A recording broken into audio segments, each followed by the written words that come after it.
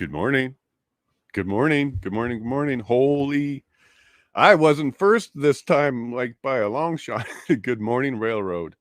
Good morning, Juice. Good morning, everybody. Yep, it was Railroad for sure. Good morning. Nice to see you all. Let me go double check and make sure we are live. Yep, there we are. That's good. Let me double check Rumble.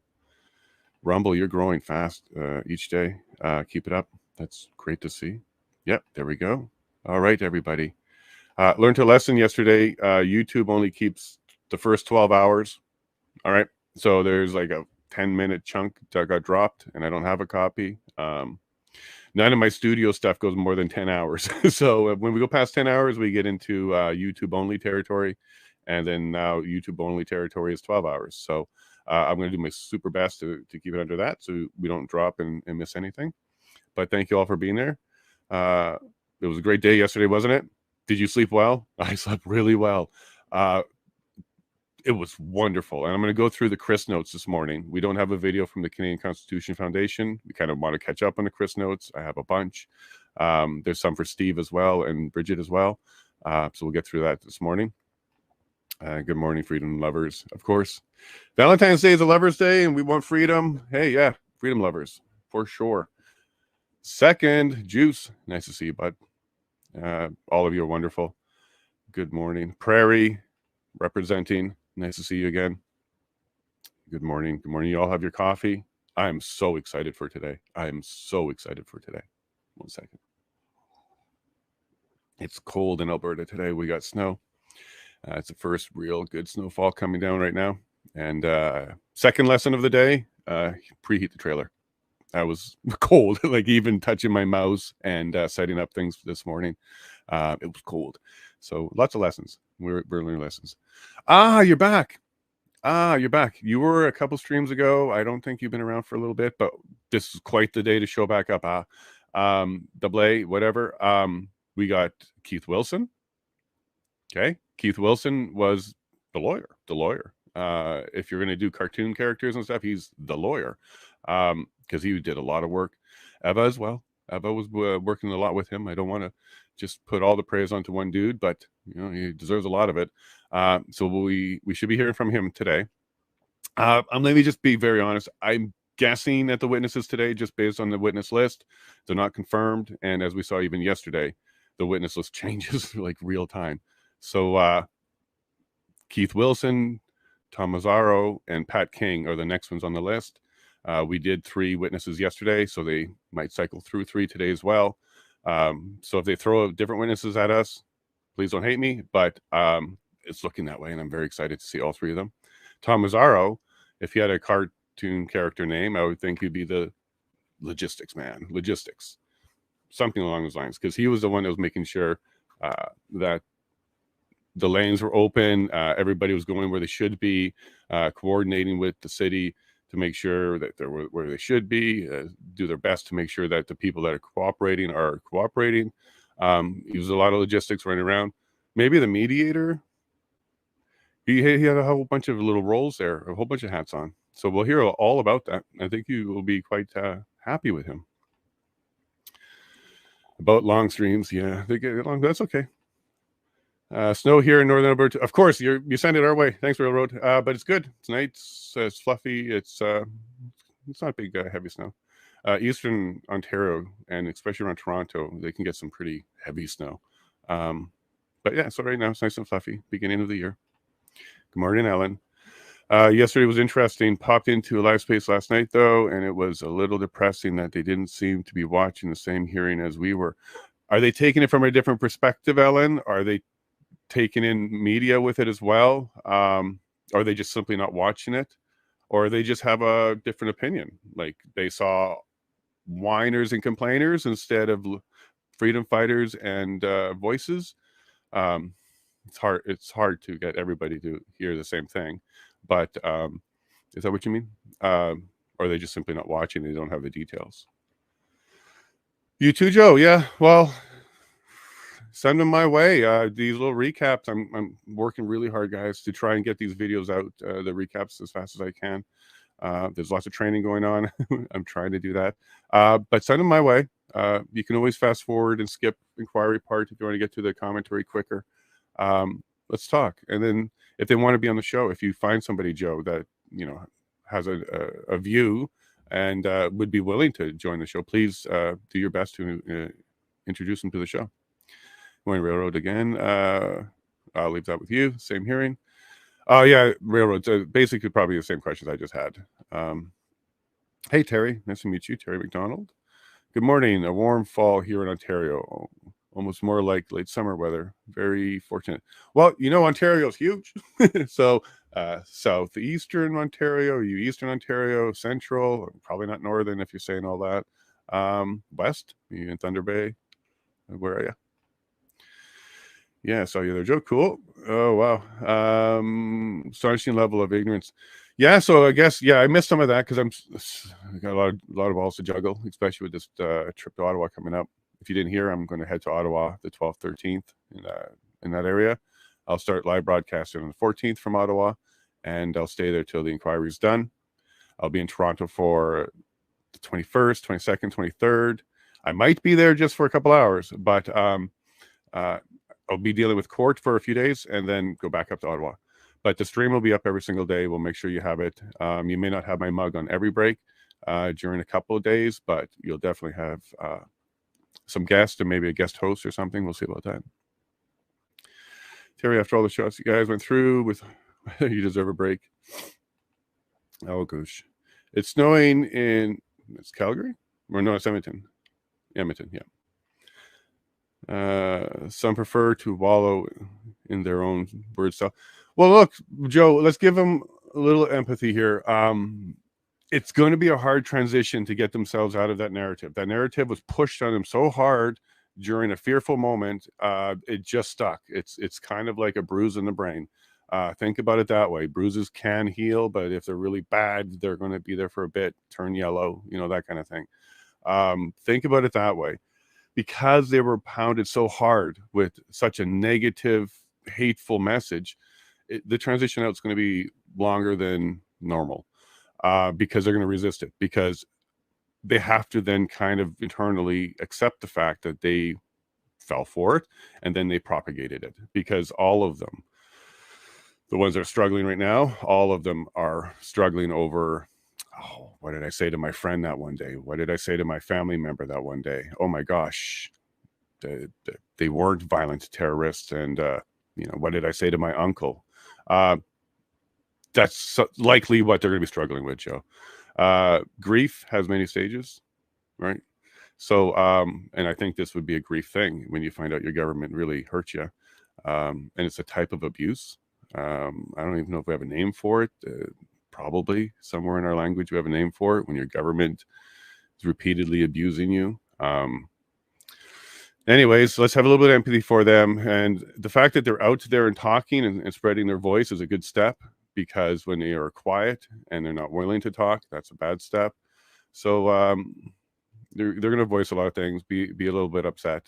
And we won't get them all. Some of them will never understand. But lots will. I really think there'll be a wave of people waking up. So let's give them a place to wake up too. Keep the stuff out of here for a while. I'm not ready for snow. Yeah, there's two minds on that too, Ellen. There's people that can't wait for it. There's people that count every flake. There's people that make money on it. So there's two camps on that too. There's two camps on everything. But yeah, typically people, that's a sign of a lot of colder days. Yeah. And yeah, I get it. But yeah, you take it. This is Canada. We know what's coming. The Bridget testimony, Terry, it was good. It was good. It was a roller coaster, emotional and information. There was stuff that we didn't know about, I'm sure. There's certainly a problem between the founder, Bridget, and the next gen organizers, whatever you want to call it. And there was certainly some sort of falling out about the plans and what to do with things. So, like I said yesterday, it takes two people to fight. So put two people in a room and you'll eventually get a fight. And according to the law, it takes three people to have a riot. So there were several more than three people. So I'm not surprised some things fell apart, misunderstandings, feelings got hurt. pecking order was being challenged, things like that. It will happen, especially in a grassroots organization where there's no defined leader. That kind of thing will happen.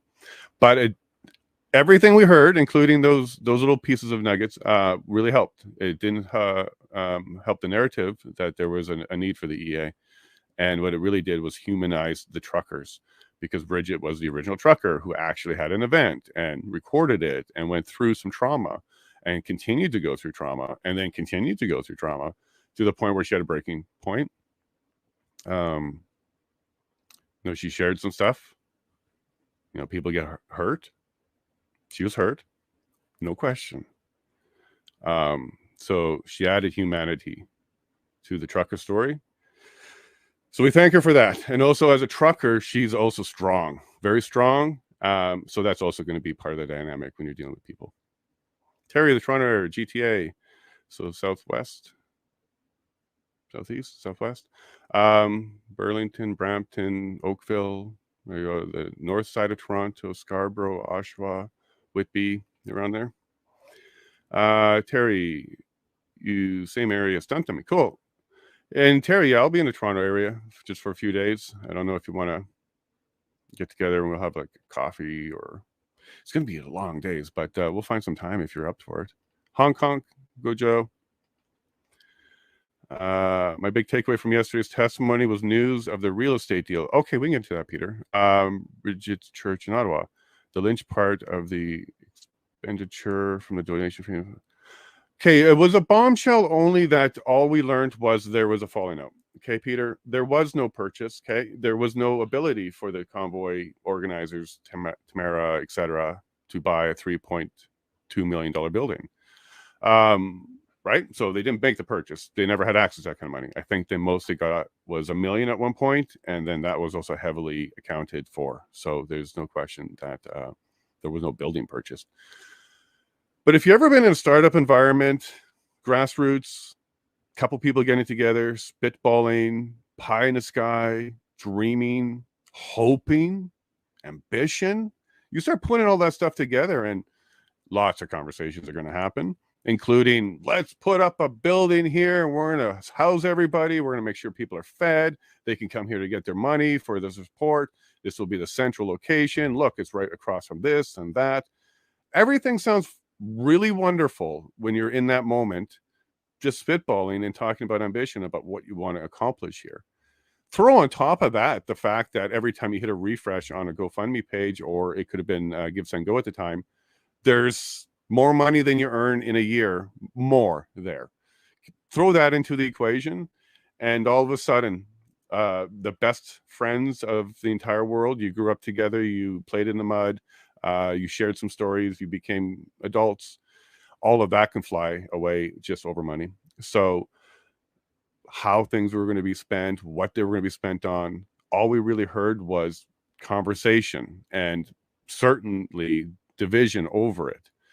I think Bridget had lots of real grounded hope that it was just going to be a meeting, and at some point we can all go home and then everybody gets some gas money and cover the expenses, and we'll split up all that with the truckers and call it a day. Look, Bridget, we're in November now and we're still dealing with this. Okay. I don't think your version was as rooted as we wanted it to be. I think we all wanted you to be right, but we're in November and we're still dealing with this. So I think the next gen of organizers that came in to assist in some way did their best too. So Peter, bombshell in that we didn't know about it, and at the beginning it was like, oh my gosh, is this like a huge problem? But if you actually dig down into it, it's, well, they didn't buy a building, they were just talking about it, and she didn't agree with them, so there was a division there. But I wouldn't think it was corruption or anything like that, because Bridget did say that Keith Wilson and Tamara were on the bank account and everybody was fine with that. She had no problem with it even today. And it does sound like these major problems that really fell them apart really bad all happened post the public order being executed. So at one point, Brendan stood up and said, hey, look, we know there's a lot of history here. There's a lot of stuff going on here, and we're here to hear a lot of stuff. but can we put a date on when we stop talking about anything and then further? So there's no reason to bring the entire future or after the event in when it's not relevant or material to the event that we're dealing with. So there's clearly, Brendan let us know there, and the witness was letting us know, Bridget, that there was also other stuff that happened after. Like, I assure you, it's not about corruption or bad. We're not going to be finding out that people are insiders or anything like that.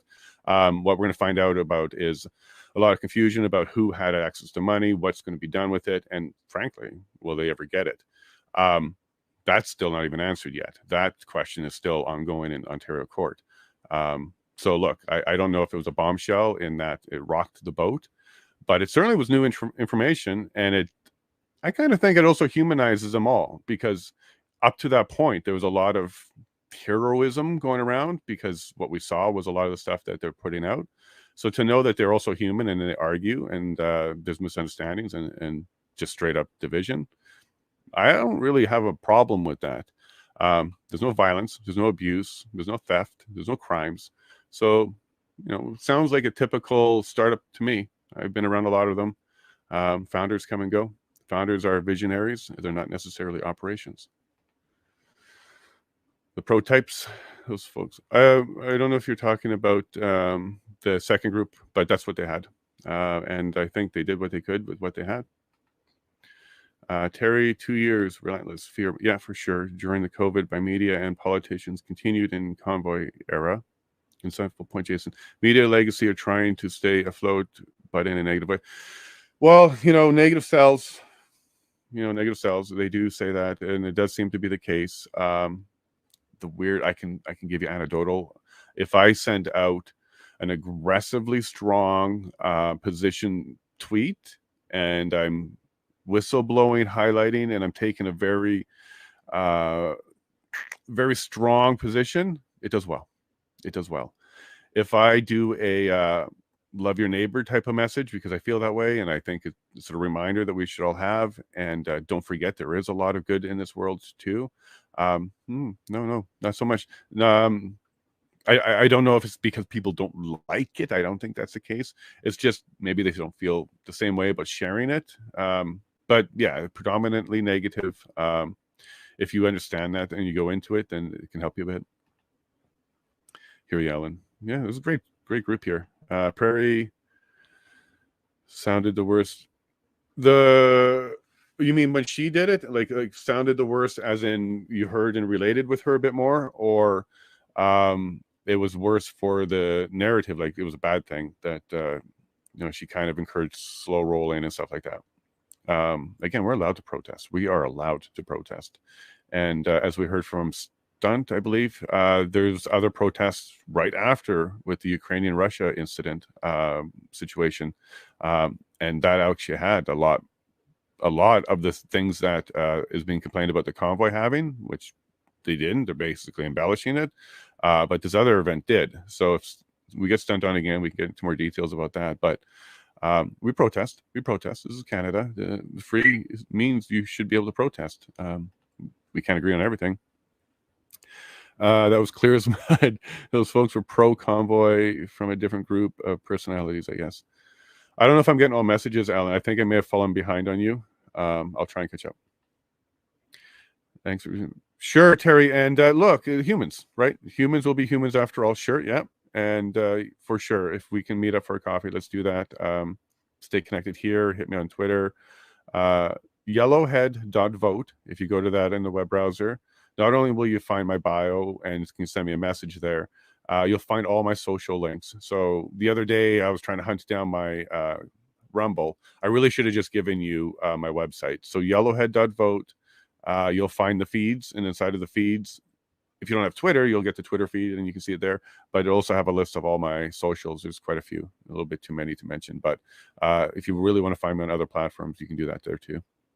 Barrie in Toronto North. Cool. Oh, okay, so you're up on the 400 area. You're taking the 400 up to Barrie, somewhere along there. Brainstorming. Jason, how much nonprofit org do you have forming, participating? A little bit. Don't think we need organizations, though. I think grassroots is the best bet. If you need a little bit of money, sell mugs or something. But I don't. I've turned down more organizations than I've been involved starting because I don't think you need it. This is a very good grassroots at this point. Maybe we can chat railroad more about the purpose of an organization, even not profit or not for profit. We can chat more. I have a brother who's also very into that. He does a lot of organization stuff there as well. So where was that? Full of bootleg. Perry, don't think so. Just different perspective. Okay, so I think you guys are chatting a bit, which is awesome. That's what I love to see. I want to be in here a lot, but I definitely am not physically possible to be here all the time. Yes, and we should get BSA. I'm learning a lot of abbreviations. FFS. I learned that one. I liked it. I learned that one. News is not news till you make it bad news. Paraphrasing. Sure. Yeah. No, like people, we slow down for the car wrecks, right?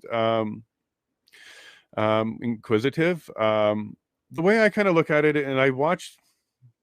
Okay, if you ever look at my YouTube history, you're gonna think I'm a weird cracker or something. Like I'm a weird dude or something. Like I'm just broken or something. Because I also watch car crash stuff. You know, the Tesla channel has got a good one, Tesla Cam or something like that. Because Teslas have a lot of cameras on them, so there's capturing a lot.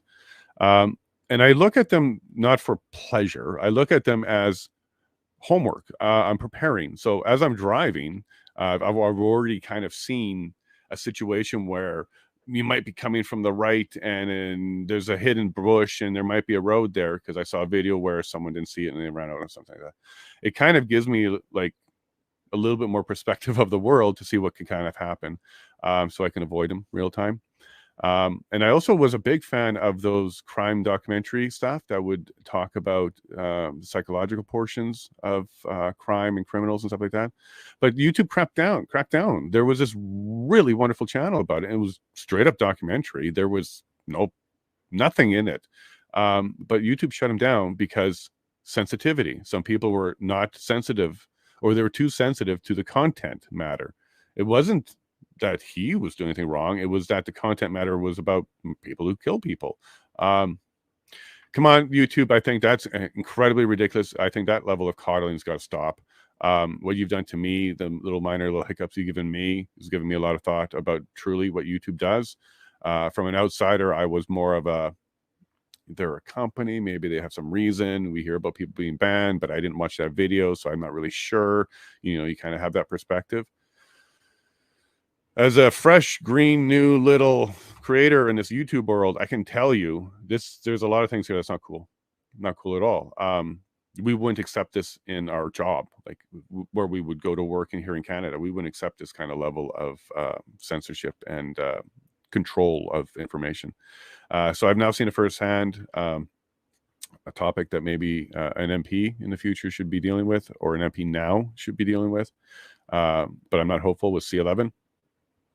C11, I think, is the complete opposite to what I'm talking about here. Cool. Thanks, Terry. It happens to the best of us. And believe it or not, I am mid-40s now, and I quite literally have been on a computer since the very, very early days. I would say 1982 would have been the first time I was touching a computer. So it was about 5. Ever since then, I've been making my career on computers.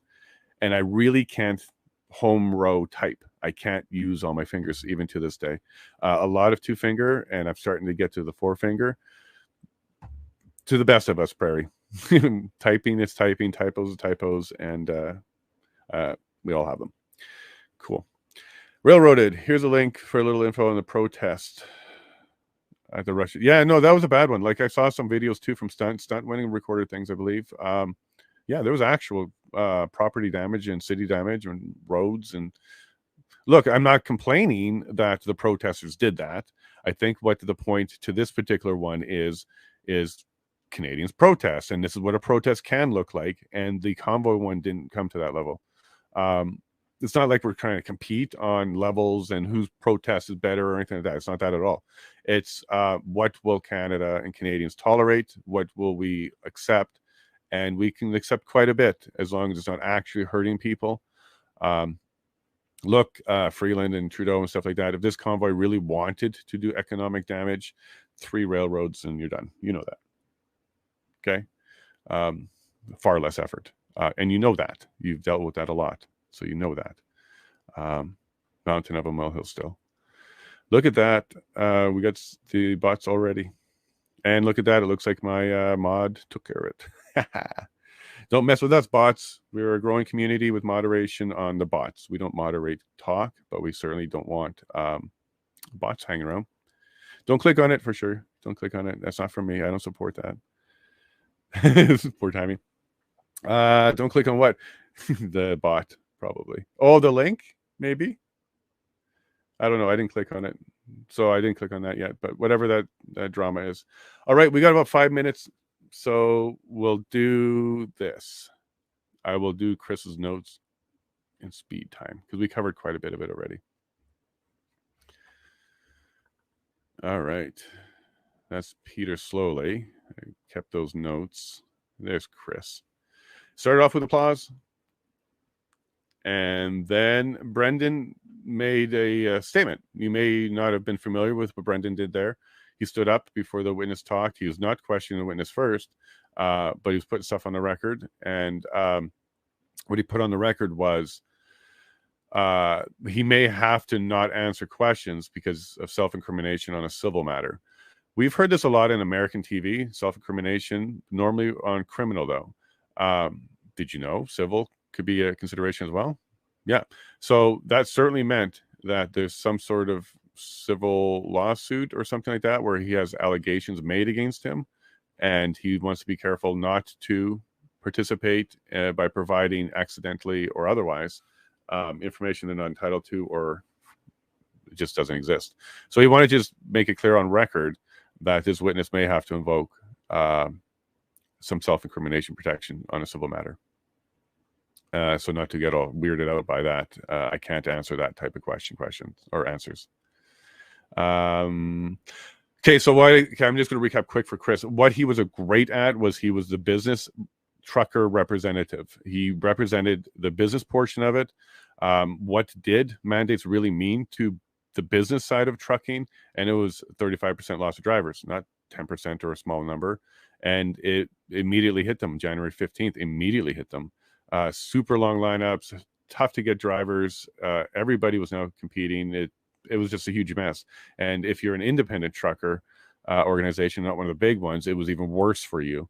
It's the nature of the market. It's a lot higher resource for a small company to go find someone because you're quite literally just a small group searching resumes, talking, interviewing. It's hard. The smaller you are, it's harder to get more people. So he represented that very well. He also represented a human who was angry at some point and someone who learned from his lessons. So that little part around some of his previous posts, can we learn from that? Because that's the way it's supposed to be. That's the way it's supposed to be, not cancel culture. Cancel you from something you said. Bring to light and see what you're at today. If that's still an issue today and you deal with it, we can move on. Because it's a sliding scale. Something that wasn't good or something that was fine a while ago suddenly changes and it's not fine anymore. Retroactive. I don't like that. I don't like that at all. So what I did like though was he took accountability. He said, straight up, I'm a different person. This whole thing changed me. A lot of things changed me. I'm a different person, and Canadians love that. We love that. We want a second chance, a third chance. Maybe that's about it at that point. So he moved on from that, which was a very, very good moment for him as a credible witness. That is a way you handle the bad news, the elephant in the room, the thing that's going to hurt you. That's exactly how you handle it. You take it straight on and don't try to dance around it. Maybe a little too late, but slowly you could have learned something from this witness. You got some warts. Everybody's got them. If you had bad days, everybody's got them. Face it. Don't try and run and obfuscate it and turn it into something it wasn't. Face it. Canadians love that better. Okay, I think we're going to get audio soon here. So let's get this ready for you. And then we closed off. He did some talk about Diagolon, put out the truth. I really like that statement. What he said about Diagolon, that's my research too. I didn't find much more than that. The Canadian government may claim it. And then the bank account stuff, 3.5 months on TD Bank. If you're still with TD Bank, You may have other reasons why, but they only froze the checking and savings and the cash accounts, like where you get money, but they didn't freeze mortgages or credit card bills or anything else that were liabilities. So they made you pay, but took away your ability to do that, which is digging you into a hole. His gas cards were a problem. He had to go and make other arrangements to get things straightened out. So, dude, 3.5 months, TD. We're gonna get a lot more answer to that because the Canadian Association, Civil Liberties Association. Let me get their name right because they're a wonderful organization. Oh, I got it. Canadian Civil Liberties Association. They're working on the bank stuff. Keep an eye on that. It's going to be great. We should probably reverse a bunch of stuff, and there should be some penalties and apologies and restitution. There should be some things to fix up because that was way beyond acceptable to the banks. You guys are listening. I know you didn't like it. I know you were pushed. I know you were given immunity. I know you thought you have immunity. We'll deal with that question in the future too. The Senate didn't approve the EA, guys. So the question about whether or not the banks had immunity, active immunity, legal immunity, that's still a question, and it will be challenged. So to the banks, you know that. And put the blame where it belongs. You were pushed into the corner aggressively when you should not have been. All right. How do you know you don't like a video before you watch it? You shouldn't. You should go with an open book, right? Even with the title, clickbait, all that kind of stuff. It sometimes doesn't match. Go with an open mind. And there's nothing wrong with video and information you don't like. Use that as an opportunity, not to adjust or change your mindset, but to be open to all information. The more information is bouncing around in that cranium of yours, the better. But just be cautious with fake, false misinformation, because that doesn't help. That just foggies and clouds up. But if the information you're getting is true and honest, you just don't like it, allow it. Learn to accept it. You'll be way better off if you learn how to do that. If you really want truth, you got to take in the warts and all, because nothing's perfect. So go ahead and accept it that way, and you'll be way better off. You'll be a happier person. Good morning, friends. Good morning, Denise. Nice to see you. And here's Elise. Glad I found your channel. Oh, cool. Yeah, you know, I kind of saw that coming. We saw that one coming. And I also wasn't finding the voice that I was enjoying listening to. There's a lot of good voices out there. Maybe I'm a little weird that way. I want a more calmer, straight to the point, legal. I want rational. I want logical. I want to try and deal with emotions and anger, but focus in on the material. So if you're here for that, great. That's what I'm here for too. And from time to time, I do watch my videos back, and it's an odd experience because even though I'm sitting here talking to you, this is real time to me. When I actually watch the video later, it's actually neat to me to see where the conversations went with guests and stuff like that, because I'm in a completely different mindset right now as I do this than I am when I'm watching it later. And I am enjoying them. I am enjoying them. The guests, I like watching them a second time. To me, it's like Fight Club. You get a bunch of information, and then you go again with that information and watch a second time, and it's just as good or better. So I like to watch the guests twice. Good morning, everybody. Oh, wow. Sorry if I don't get to all your comments. I'm doing my best here. You guys like crime videos? Yeah, if you don't like crime videos, they're great. They're great. They're great. It's good information. Learn the psychology. Psychology is a good thing to spend some time on learning, not just for yourself, but it also helps you understand the world and the people around you. And if you get really good at it, you can assist other people with it as well. So I was disappointed that they attacked that genre on YouTube. Morning, Lisa. Everybody's wonderful. Good morning, Railroad and Ellen and Prairie. You guys do click the link. Okay. The Azario. I like him. Oh, there's a weird one. You'll get that one, Railroad. I'll leave that to you. That's a new one for me. I haven't seen that before. I think it was just a tweet. Okay. Morning. Everybody's morning. What's up with that lawyer for the convoy yesterday in regards to the paperwork that did the lady and that lady's testimony? Okay, hold on. I got the audio. If they're not coming in, I'll try and answer that question, Prairie. You mean it was all messed up? She came in late with her evidence. I think she's kind of her fault. She came in late with her evidence. She could have had it months in advance, presented, prepared. And I think the process of putting her evidence into the database, oh, good, they went away. The evidence into the database made it difficult for everybody. They may even just split up her package into multiple packages so multiple people can put it into the database. But in either case, when it all came back to her, it wasn't in the format or the numbering she had. Order a lot. It was a problem for her. I guess that might be what you're talking about. All right, it looks like we're ready to go. Please tell me it's Keith Wilson. Please tell me it's Keith Wilson. The Public Order Emergency Let's Commission find is now out in session. La commission sur l'état d'urgence est maintenant ouverte. Well, there we go. There's the morning. That's Keith Wilson, a lawyer. Just give me a second. I'm going to turn my generator off. Don't want any more interruptions. Okay, listen, I'm going to be frank. I'm going to be very frank. I'm going to be upfront, and some of you may not like this. I don't like the witness lawyering going on here. He's a lawyer, so it's just natural in him to do that.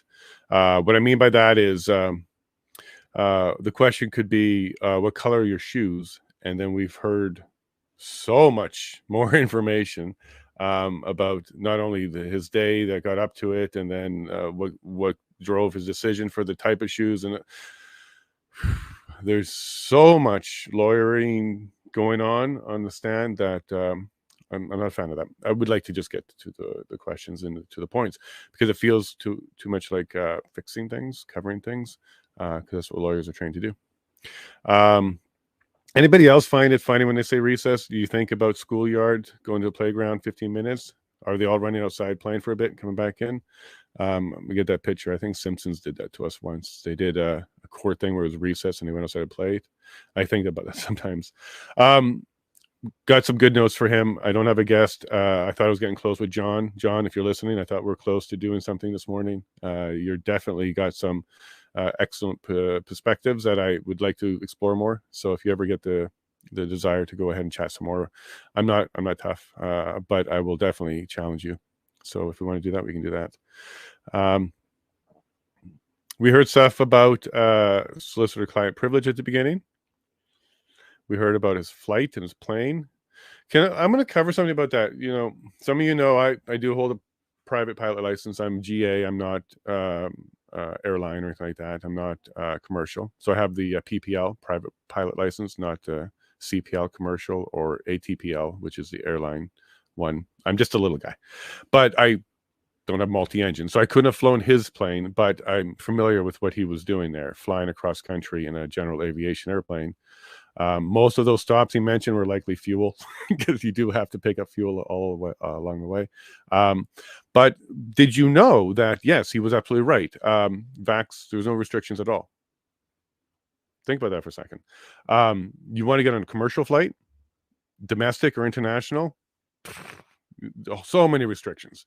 In fact, you got to go through security at the gates, right? You all know this. You walk through security, the beep, beep, beep. They're checking your bags. General aviation flying, you don't even have that. We don't have no security. We just go straight to the airplane and we fly. No vax requirements. All pilots were exempt. You were able to fly borders, non-vaxxed, as long as you're the pilot. That was the rule. It was not even a rule put onto us. It was the airlines put on the rules to their pilots, and then the government put it on passengers. So there was some restrictions around passengers, but not for the pilots. Pilots, we were able to just jump up in the plane and go. We don't even have to go through security, let alone a vaccine questionnaire or something like that. Why do you think that is? Do we have a class system? I'm not trying to put restrictions everywhere, because there should be no restrictions anywhere. But, well, of course, chartered flights, that's what the prime minister uses. That's what his friends use. They all got planes and stuff like that. They all pop around. We certainly don't want to upset that class of travelers, did we? Luckily for a lot of us who were not vaxxed, that's the only option at the time to get across country fast. So I understand why Keith had to do that, because going from Alberta to Ontario is long. It's a long drive. It's a beautiful drive, but it's a long drive. So I get it. Why it became a point, though, was because Bridget kind of brought it out as a point for her. We're getting a lot more about the dynamic. And, okay, you're here for honest opinion. You're here for unbiased. So I'm going to have to be. Look, I am a fan of the movement and what happened. but I'm learning more about the organization behind it. The very first thing that got my ear in a way I didn't like was when Keith referred to Tamara as a spark that lit this fire. The council picked that up as well. The commission council picked up as well, because we know that's not the case. It was Bridget. So this happens, people. This happens where someone else new comes into the equation. He's King's counsel. Like this is a guy who takes his profession serious. He's recognized, and he's good at what he does. He's evolved in quite a few things. Oh, but I think the spark that lit the fire when he made that comment was actually the spark that lit the fire in separating the group that was kind of coming together. This is what I'm getting out of both testimonies. So Friday's testimony, and then right now with Keith, there's clearly a dynamic there that would have been difficult for everybody to facilitate and make their way through. I was uncomfortable with his response to, where did you come up with that spark that lit the fire? Because his answer was my brain. Gosh, come on, Keith. Like, yeah, that might be the actual technical answer, but it should have been more of, I just kind of made it up instead of like a my brain comment. But he did the second part of that. He went into that.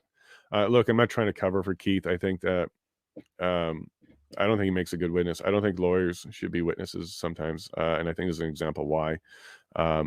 It's not like he's wrong or he's giving bad information. There are many types of many types of witnesses, and a lawyer-based one is not a good one, in my opinion, because he talks way too much, and it does feel like he's sidestepping, and he might be. It's hard to understand sometimes. It's hard to really follow lawyers if they even are sidestepping. They're really good at that. Another thing I wasn't comfortable with, because this is what Bridget was talking about, was the expanding terms, I guess, for ending the convoy.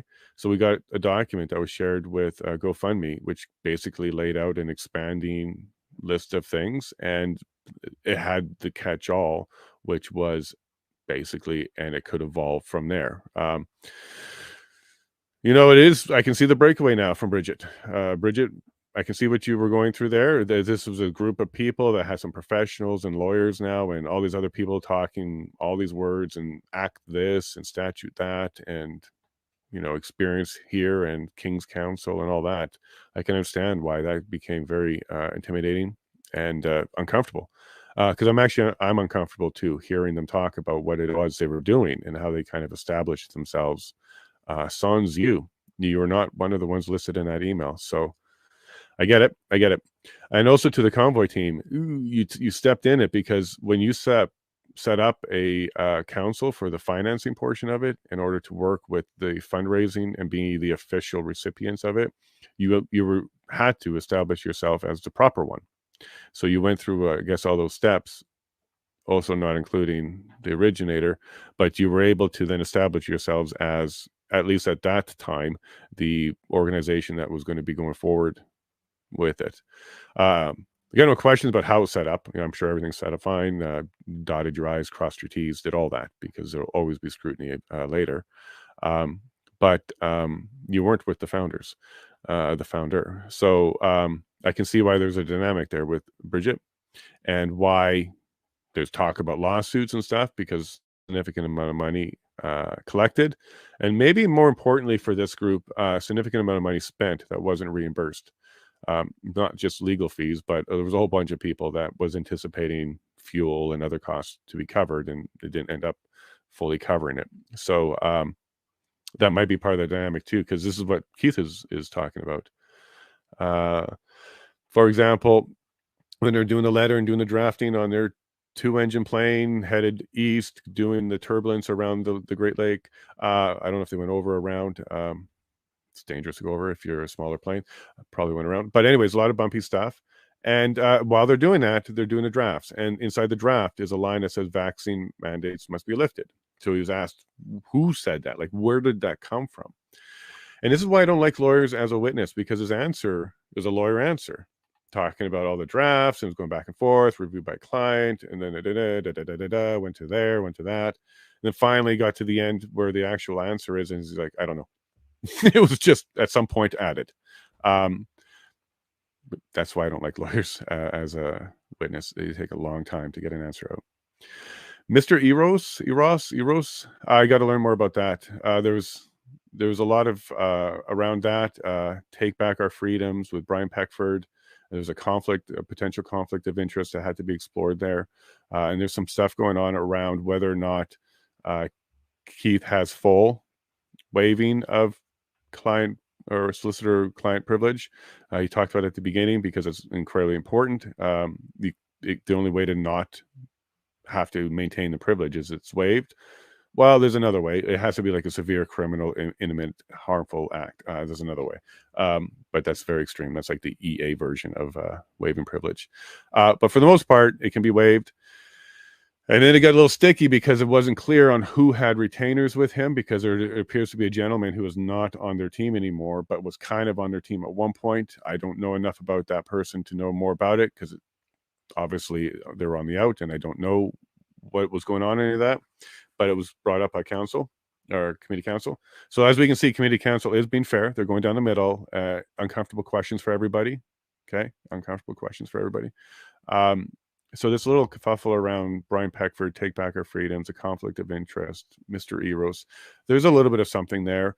But I don't think Keith would be taking a stand or making any conversation or saying any statements that he didn't believe he was already protected on. And he kind of said that by saying, look, I got an email from him that says there's no retainer. Keith will have a problem with that, though, because retainers don't have to be written. He knows that. They fight hard and push to written retainer as like the grand document, and sure, maybe, but he knows retainers don't have to be written. They just have to be agreed upon. So he may have a sticky situation around that. If there's somebody saying I had a retainer, he shouldn't have spoken because I didn't waive my privilege there. We'll see. It will already be on the record, so there won't be any way to like rip it out of the record. But there may be penalties or liability or civil something. But again, that's all speculation. I don't know what Keith has and what this guy has and where they're going with that. The MOU made its appearance again, that MOU, and Keith did some more lawyering there, and he let you all know that it's just a doc unless it's signed by all interested parties. 100% true. You cannot have a one-sided MOU. There's no such thing, because an MOU is a memorandum of understanding, not a memorandum of demands, not a memorandum of issues. It's a memorandum of understanding. In order to have an understanding, you need two parties. What's there to understand if there's a single party? That's a demand. So to be an MOU, yeah, it has to be executed by all interested parties. And the signature lines at the end were not. So look, what he was getting at there was it's not a legal document. It was legal nonsense. That's what he ended his little testimony there on that one. It was legal nonsense. And I get it. I'm trying to tell CBC that they think it was like a binding contract that they're going to take over the government with. He did a good job at explaining what an MOU is, but he went lawyering into it. Paul Champ, here you are, bud. You're making your appearance. First, you're suing very quickly, very early, while trucks are still spewing diesel fumes into the air, like you say, and you're serving them, naming a whole whack of people. Some of them weren't even his clients. Then the city injunction came up, the one that stopped the horns, whether or not they were going to fight it and cooperate and all that kind of good stuff. Because Mr. Champ was really pushing hard. He was providing lots of documents. There was no time to read the factum for the injunction. Like Paul Champ, the city, they were moving things quick and making things, they were lawyering. There's a lot of lawyering going on. And Paul Champ, again, I'm not anti-Champ. I'm also not for tax the rich there, Paul. You still have the sticker. I saw it today. But opportunity, there's a lot of people that were upset. So Paul represented them, I guess. But the process gets complicated. Meeting on a Saturday is very rare. So that must be an emergency injunction, because that's very rare. But of course, the courts will accommodate emergency. Trying to get it to go to Monday would have been difficult because it was an emergency injunction. It would have been difficult to adjourn it. if we want to move fast in our system, we got to be able to move fast.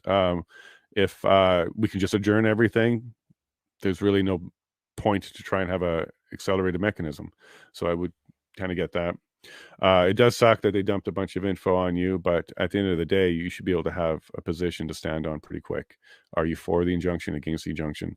It turns out that Eva came up with a great plan to be able to offer a carrot, which was, well, we don't have much to offer. Like Keith said, we had empty pockets. We had not much to offer, but we can offer the consent to make it a long injunction because we expect to be here for a long time. So let's go ahead and make it a long injunction, and that's goodwill on our part. That's all we can offer, is we will honor the injunction for a lot longer than you're asking for, because we're going to be here for a long time. Good job, Eva. That's very clever, because not only is it a concession in some way, some goodwill, it's also a good reminder to where your position is.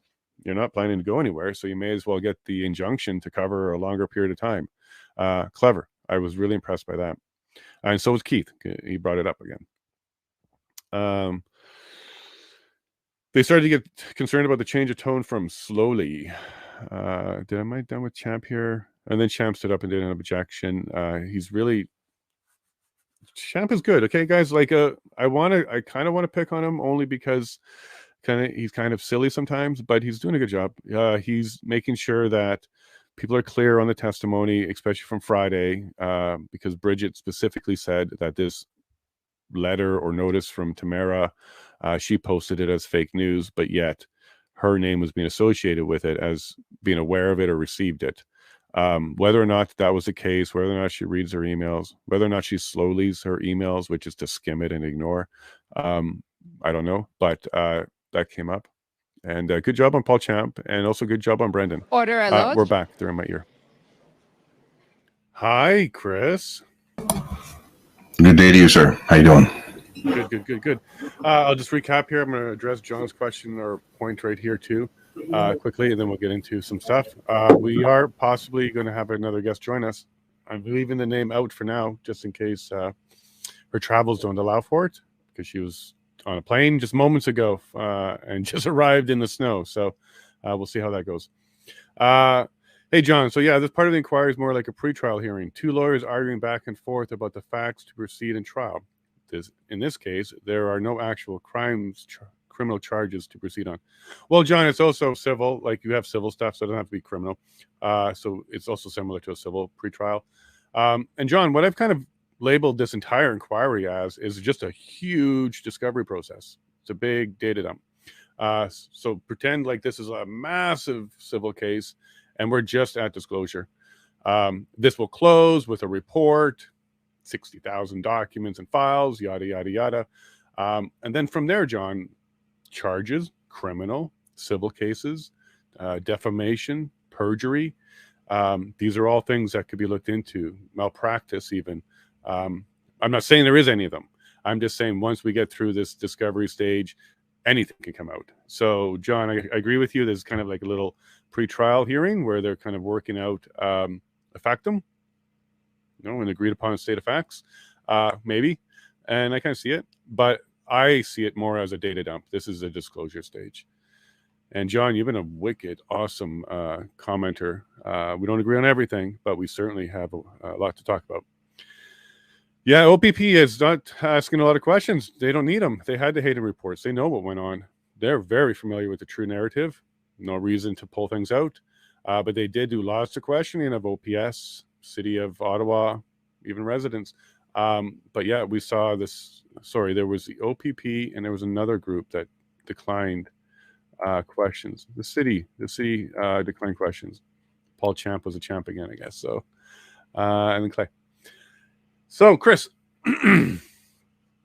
this is not what I was expecting, to be honest. I was all hyped up. I had my energy level high, and I was basically expecting soundbite after soundbite after soundbite. It was just going to be a long convoy of soundbites coming out of this guy. But that's not quite what we got. We got really expanded explanations. We got very detailed explanations. He did a lot of what I would call injecting his narrative in basically every question that he was asked, so that he was able to get this is one tactic, because sometimes the question asker is not going to necessarily ask all the questions you want to get information in on. So what color is the sky? It's blue, and then the wind is coming from the west, and then like you start adding more details and information, sometimes not even relevant to the question.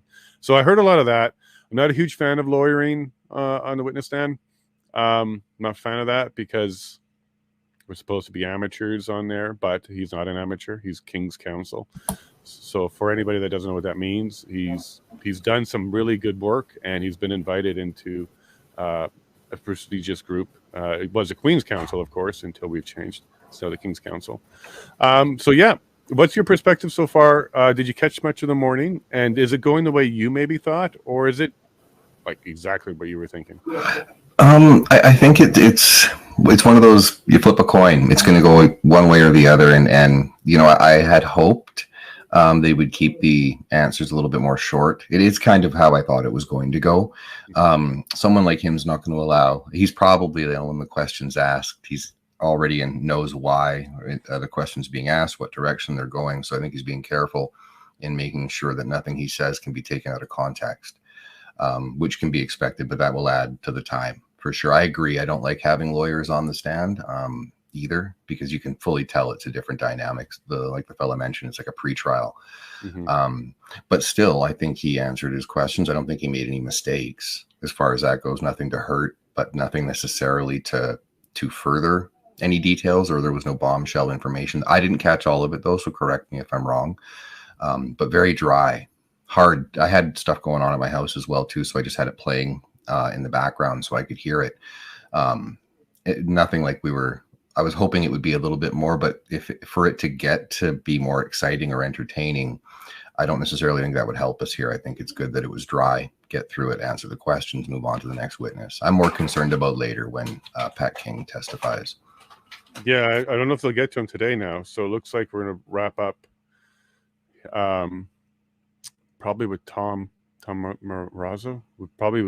Maybe we'll get to Pat, but I can't imagine Tom. They're going to rush him. There's a lot there too. And I also want to go back to this question from Lisa here. What's up with Brendan, and why no cross-examination, no mention of Bill of Rights? The charter is designed for the government to loophole.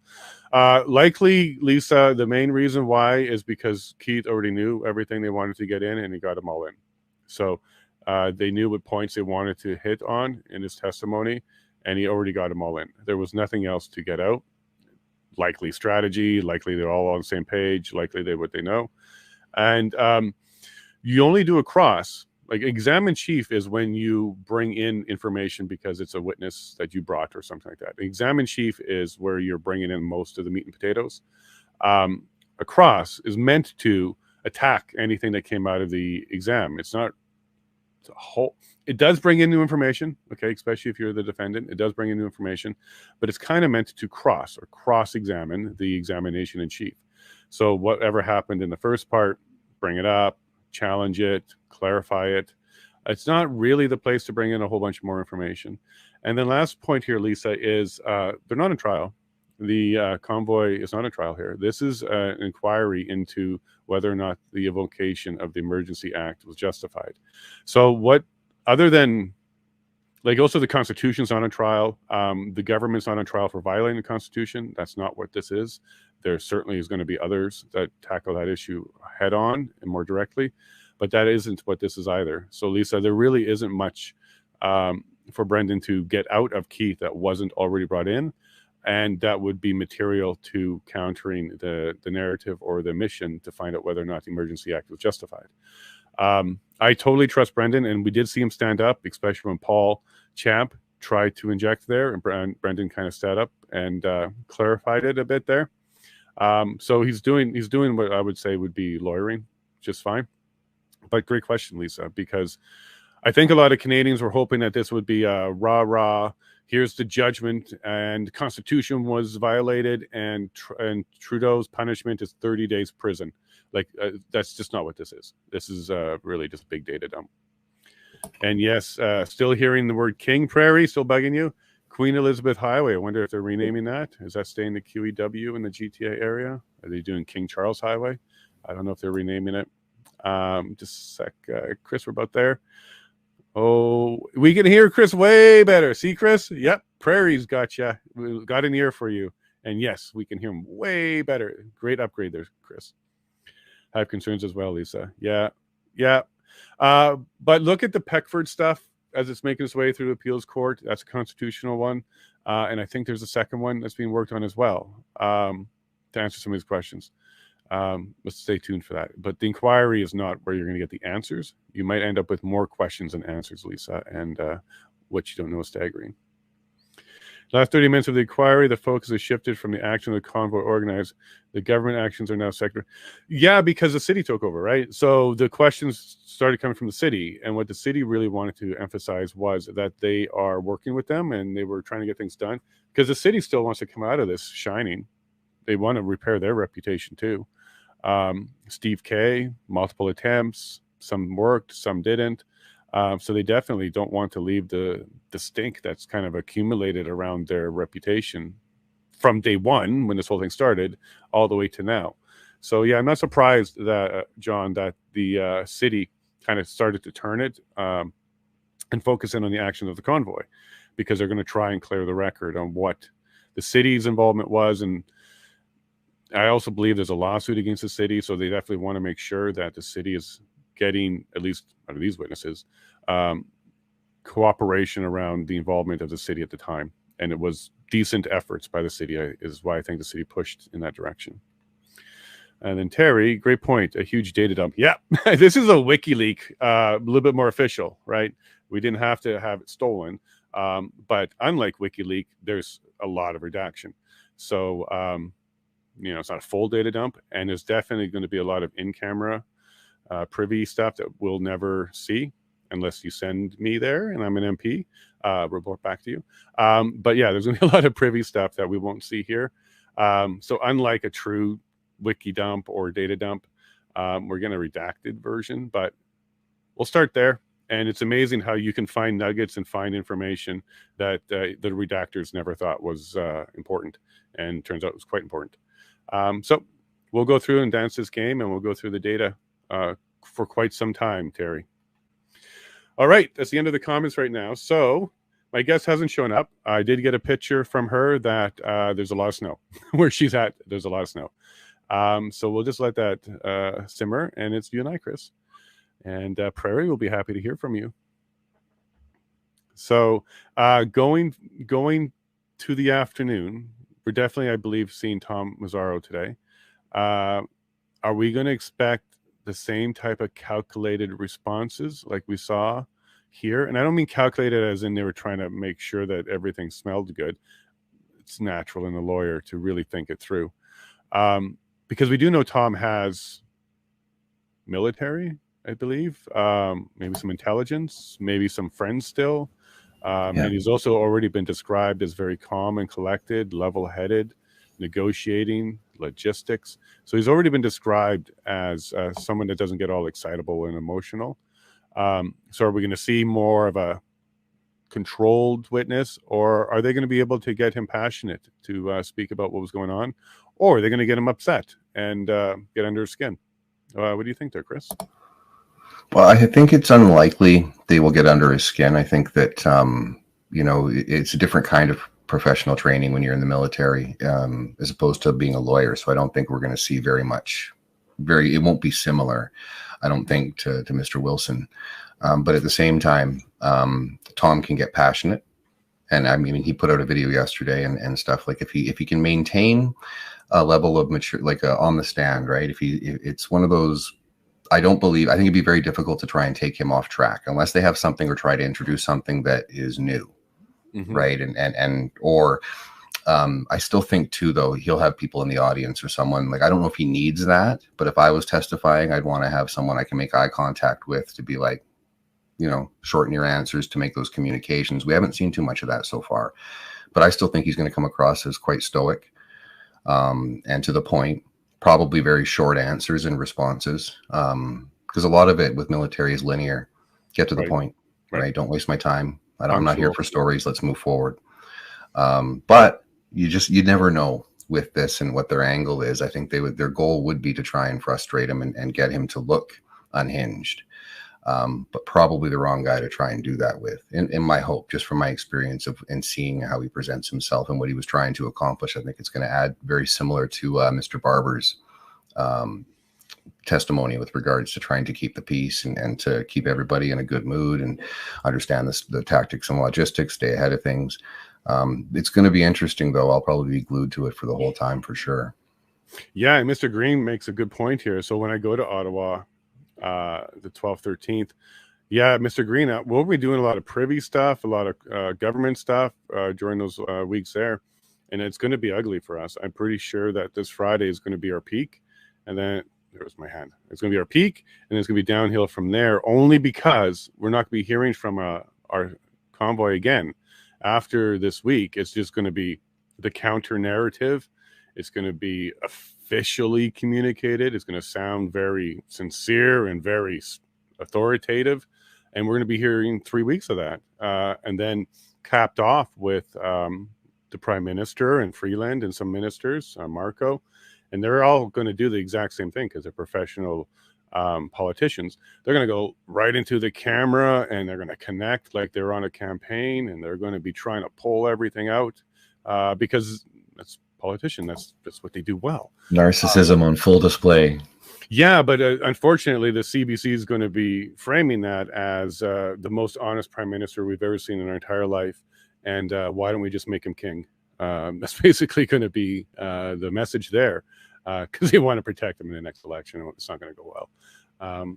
But that's kind of what we're looking at. And look, I got some pushback in a Twitter follower DM in the private there. I said, look, my position is I think Friday is going to be our peak, and then it's going to go down from there.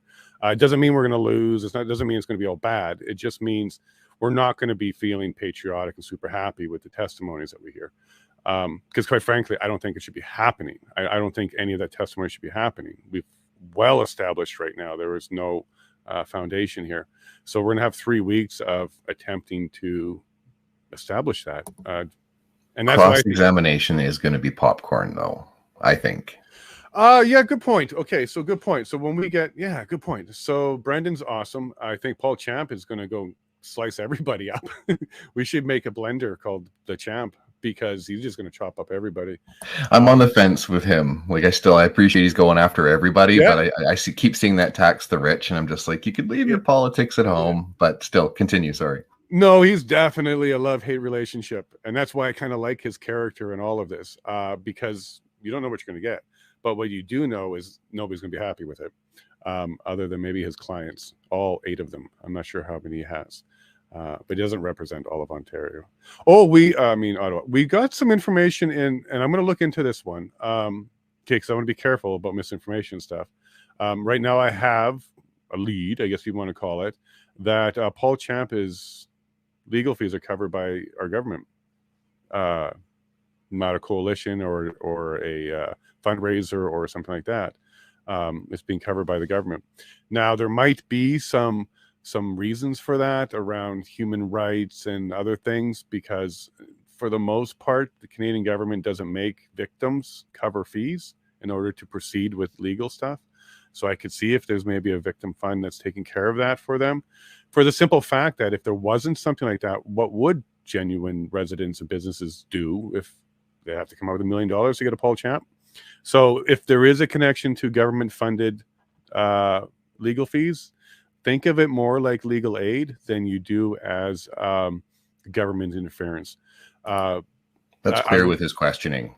Like, it's not a script. He's asking everybody difficult questions and framing things in a way that you would not suggest that's a liberal plant, in my opinion. Yeah, and I'm with you on that one too. But this guy is definitely wanting to be taxed by himself in the future because he wants to be rich, so he can be taxing himself. And I agree with that, Chris. I think he's being very cutthroat on everybody. Now, when we see the first Government of Canada witness hit the stand, and if Paul goes up there and says, "Hey, Jim, how you doing? Nice to see you." Well, then we know. But I don't think that'll be the case. I think he's got a whole box of sharp knives, and he's ready to use them for the entire process.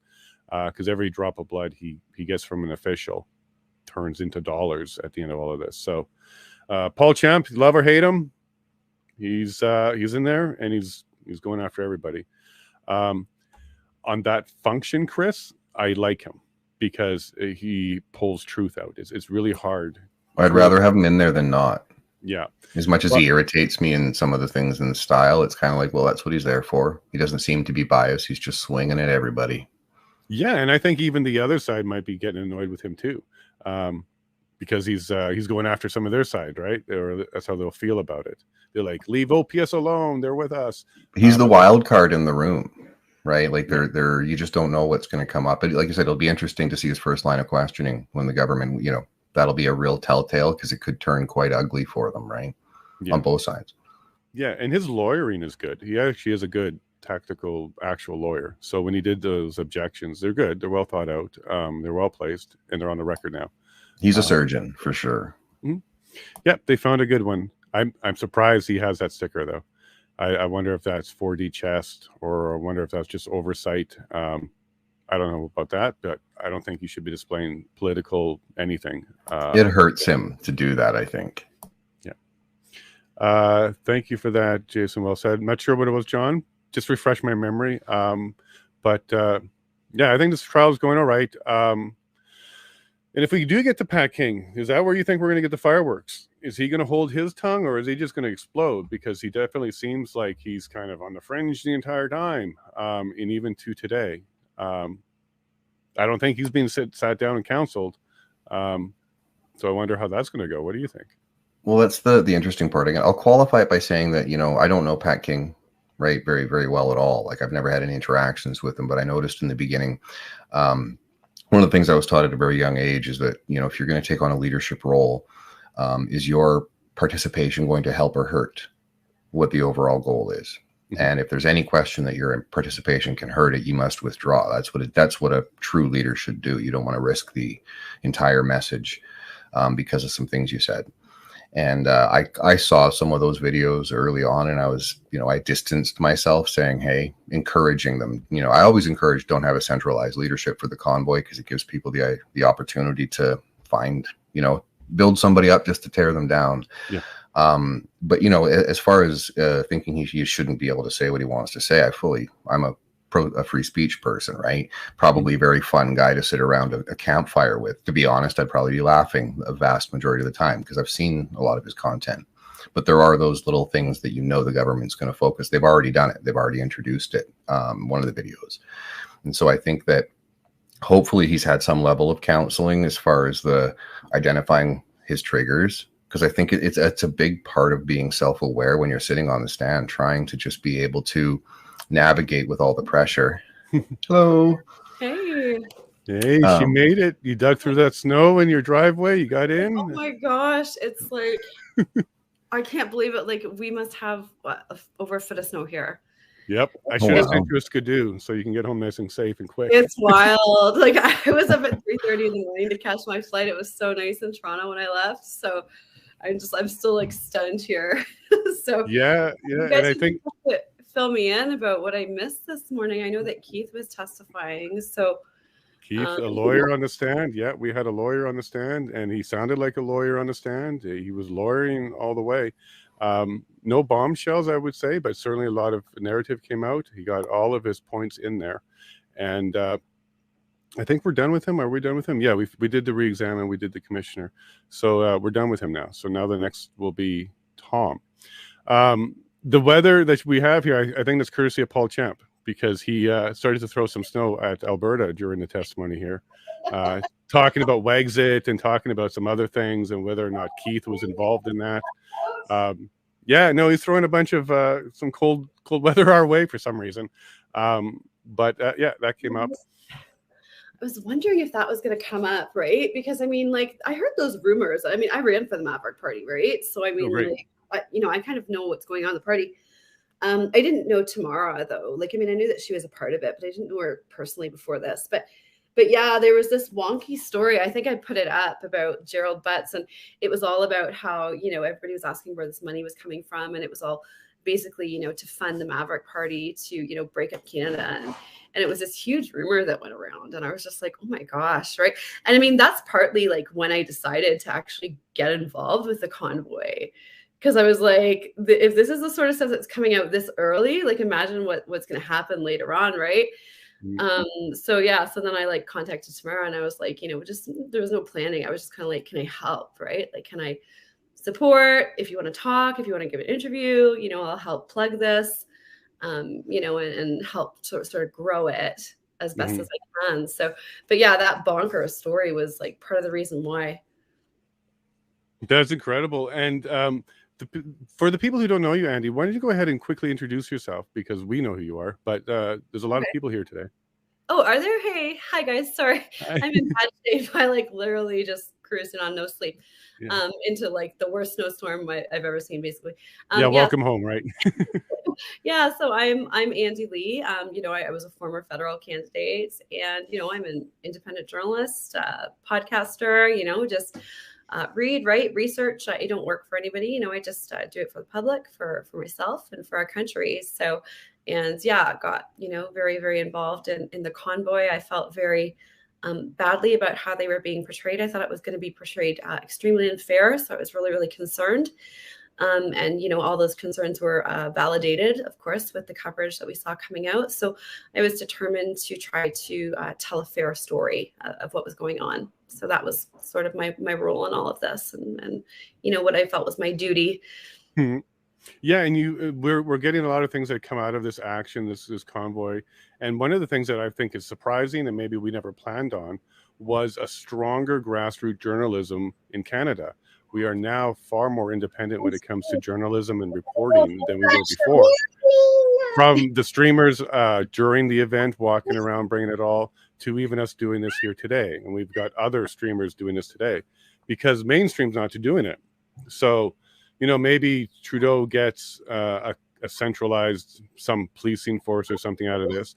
But what Canada might have gotten out of this is a new type of journalism. And it's still young. We're still working on, the way this is done. But look at what we got now. We now have alternate media that is growing faster than I think anybody in the government would have wanted, for sure. Hence the C11. C11 is going to be a thorn in our sides for anybody doing grassroots or independent journalism. Can we count on you, Andy, to keep doing that? Are you planning to keep that fight going? Is this your thing for a while? Yeah. I'm in the middle of some personal things that I move, but I do what I can when I can, and I work really closely with a lot of the other independents. So people send me tons of stuff. Like I get who knows how many messages I get a day. So I have a really good relationship now with the other independent journalists. So I'm really, really grateful for that. And so a lot of times I'll forward that on to them and be like, can you follow up? Because I just don't have the resources, right? I'm sort of a one man wrecking ball here. So, so yeah, but I'm going to keep on doing it. Yeah, that was the great thing about this, is it really did sort of, expose our media, laid its deficiencies, out for everybody to see. And it really did. It was sort of a David and Goliath battle of the independents versus the mainstream media on the ground there for convoy coverage and things like that. And I think that there's no doubt that the independent narrative, which is a much more fair and accurate narrative. And I'm really, really glad to see them hitting on that in this inquiry and bringing that up. I think it's a really, really important thing. And of course, that awful communique between Mendocino's office and the PMO's office. I mean, they plotted, they already had a tactic to paint them as bad people, right? Yeah, they had their comments from a year ago, and then they brought them forward again and built their framework around those comments. Yeah. That was constructive. And counting on mainstream media to sort of come to their aid and write the sort of stories that they wanted to be able to use to forward that narrative against these protesters. So pretty appalling, disgusting things, I think, are coming out. So, I didn't know what was going to come out of this inquiry, but I think that there are going to be some good things coming out of it. And that's definitely one of them. Well, I think what you just did there was a perfect segue, because you said some of the disgusting stuff that's coming out and all that kind of stuff and surprising information. Hey, Andy, government of Canada admitted yesterday that Freeland is with the WEF. Yeah, well, we can talk about that if you want. The government of Canada let some of the cats out of the bag, like the penetrated cabinet video. Yeah, they talked about it. So, I mean, I was doing some work in the WEF and their influence in Canada, because I look at sort of foreign influence in Canada. It's sort of where I'm interested in. And I started to look at the WEF and the connections, and a lot of this came about right after Justin Trudeau was elected in 2015. We had a sort of a historic visit from the Chinese Premier Li Keqiang, who is also a WEF member.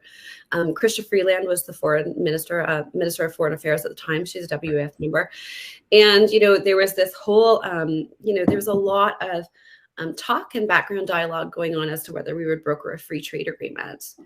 And it seems like, and of course we had Dominic Barton.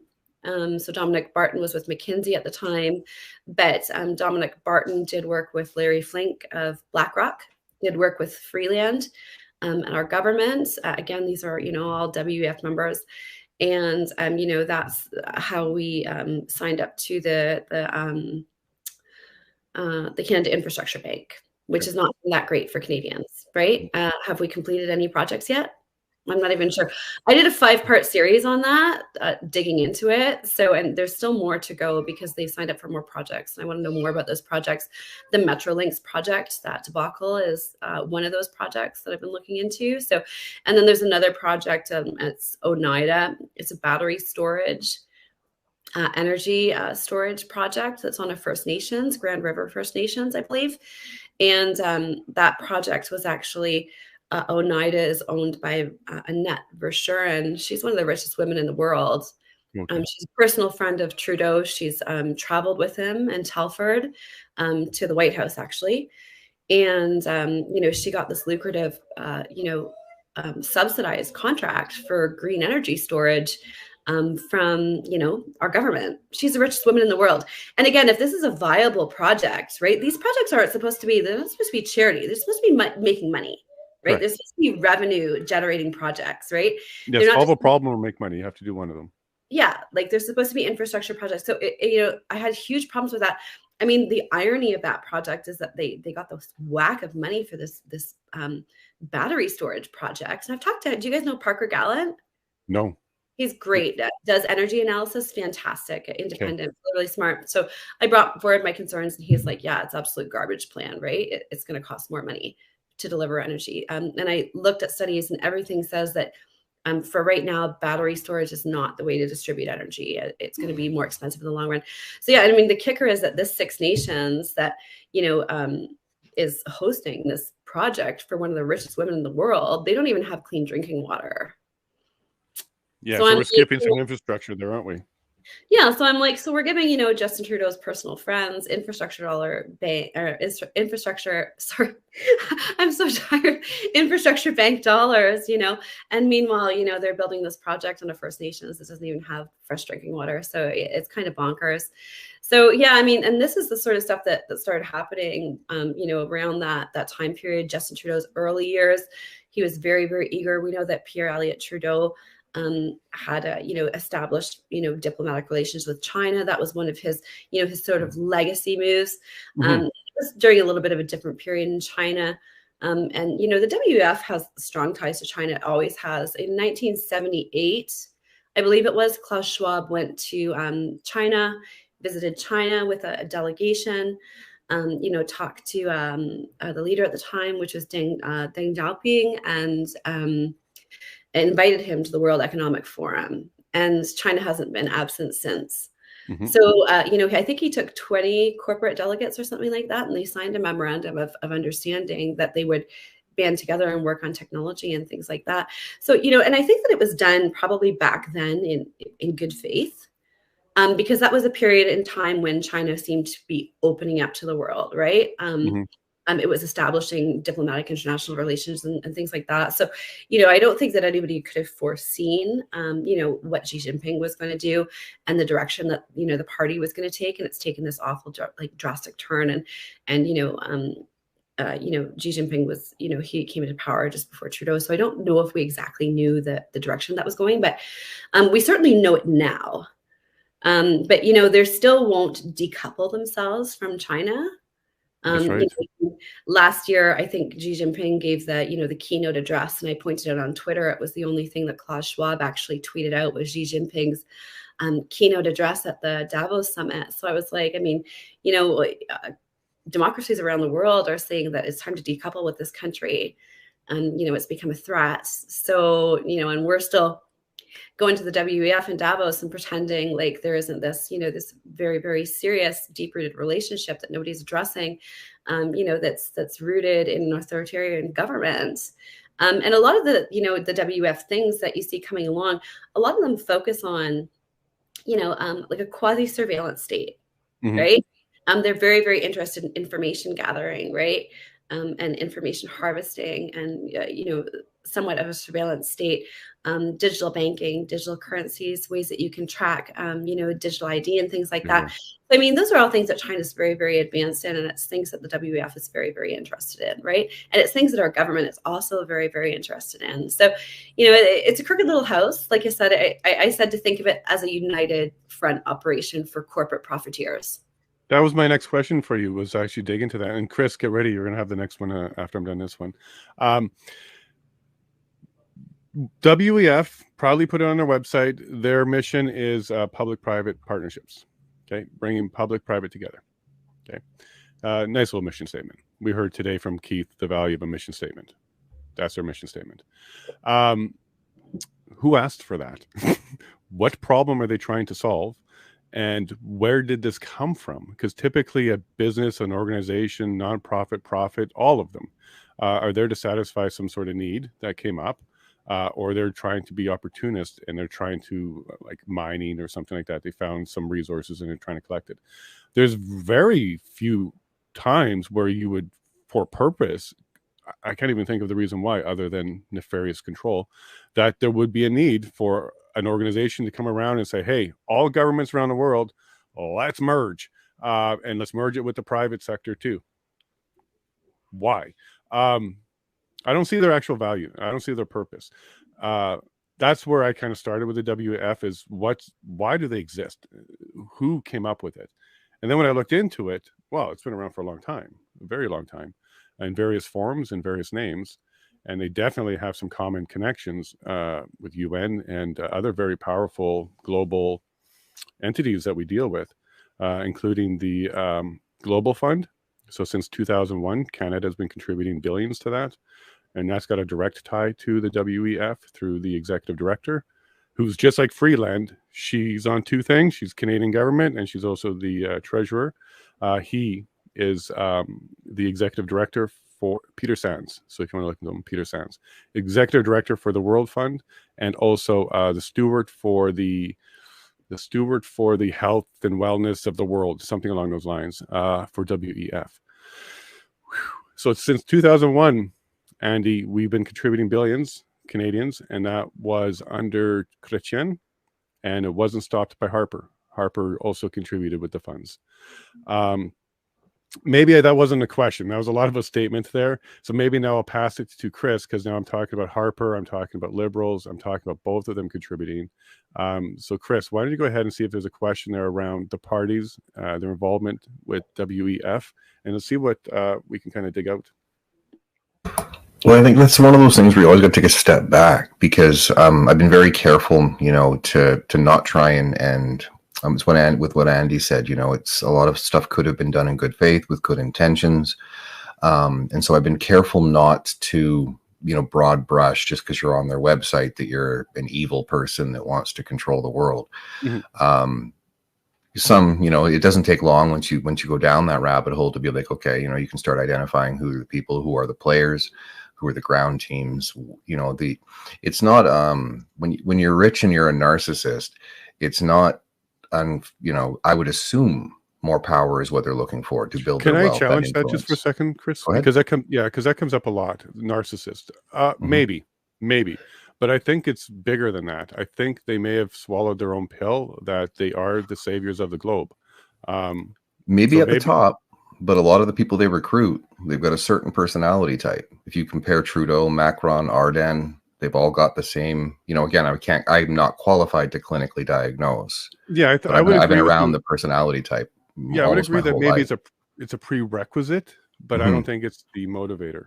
I think it's a little bit bigger. No, not a motivator. It's just the ability to deliver. Because if you don't have empathy, people will cross that line a lot sooner. And I don't see a lot of empathy from the people that are driving that. But when you pull back to looking at the infrastructure bank and have Harper and everybody continue, along. There's obviously some concerns there when you're looking at what the long goal is. I'm always just really cautious to with these people. I don't know how much information is broadly shared, right? Because I mean, if I was young and in my 20s and I get to I've been tapped to join a young global leader group. Well, what does that mean outside of, okay, I'm going to build my portfolio, my CV, I'm going to be able to be connected. I might get into, it'll open doors for me in the corporate world. But there's that quid pro quo that may not even be discussed until the time comes for them to call you, right? Like a lot of the times you're in and think everything is good until the tone changes and there's an expectation on the other end of the phone. And that's where you find out, whoa, maybe I've signed up for something. What have I signed up for? What did I get myself into? And I think right now, unfortunately, we have a situation where you probably have a lot of politicians. I mean, I back off of hammering. Like, I don't even consider what I do hammering the conservatives. I ask questions and I want more from my leadership in opposition and other things, right? I don't have any personal problems with people, but I do take issue when you have certain things like this, where it is a foreign influence component. If Freeland wasn't on the board, I wouldn't have as much of a concern. Like, of course I would. I'm just like, what are you guys doing over here? It makes no sense to me, right? Of course you got to use these tactics because your ideas are insane, in my opinion, right? Like, you're trying to force things on people that are counter to what a human instinct should have. If you're well adapted and understand, you want your best for yourself, for your family, for your friends and your neighbors and everything. But when you have this consolidation of power where a switch can be flicked given a crisis, we start to see a lot of opportunism. So how much of this is actual opportunism, people capitalizing on the environment that's been created over the last 2 years, and how much of it was premeditated, right? So I try to categorize people into, compartmentalizing is always just the way my brain does. And so you try and keep an objective view and try and remain unbiased. But I can't discount certain concerns that we see now with the silence that we see in regards to some major issues that only benefit. I love seeing Leslyn Lewis come out and pointing out, okay, we now have this known traveler ID for 105 million. Okay, let's dig into that. And that really might be why I've kind of stopped hammering the conservatives, because I see what they're doing with ArriveCan. And so I would imagine they're trying to artfully, as opposed to going with a sledgehammer, right? Like I would be more of the Ron DeSantis, Carrie Lake, mocking the media, inviting them in and pointing out what they're doing while they're doing it. Yeah. I mean, that's fun. But again, when you have a media that is so easily able to frame somebody in a different light without any ability to grab that microphone and say, hey, hold on a sec, this is state media. It's a very difficult position for us to be in. But when you look at the tentacles are so insidious. Yeah. I want to know, does each province have a deal like Alberta had with health services there with the WEF? Like, wow. Ontario for digital ID. I know that one. Yeah. So how do they get in there? And I think that the brazenness as well, too, because a lot of the people I've talked to, especially some of my old mentors, it's the hubris that will bring them down. Well, it's, I think that we're only here today and having these discussions because of the Convoy. Because something in the plan that came out of nowhere and grew.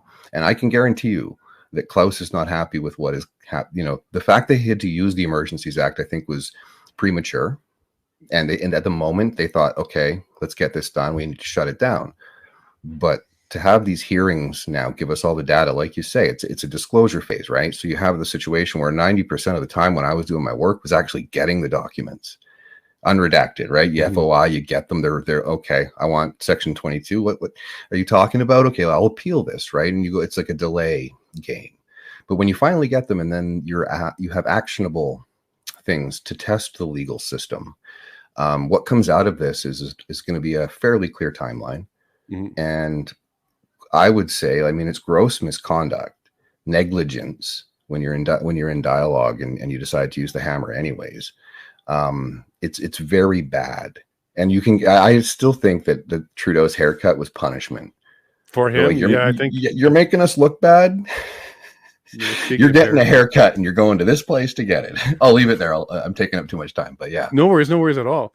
You brought some good points there, Chris. And I kind of want to circle back with Andy on, okay, so it's really easy to say that there's this global organization, WEF. Like, what are they doing? Are they puppet masters? Do they have strings everywhere. And it's really easy to kind of dismiss it if you don't know any of it. And then we kind of wonder, well, let's just say there's puppet masters globally. Does that make its way down to Canada on a national level? Like, do we have puppet masters? Turns out, testimony from Keith Wilson today, we have a name of one. So we got a name of one. His name is Mr. Dean French. He was connected to Keith Wilson through Peckford. It was through a phone call, basically saying, yo, dude, can you hook me up with some help here? So this world exists. So we absolutely have what we call behind the scenes back channeling. And, you know, this is common. This is normal.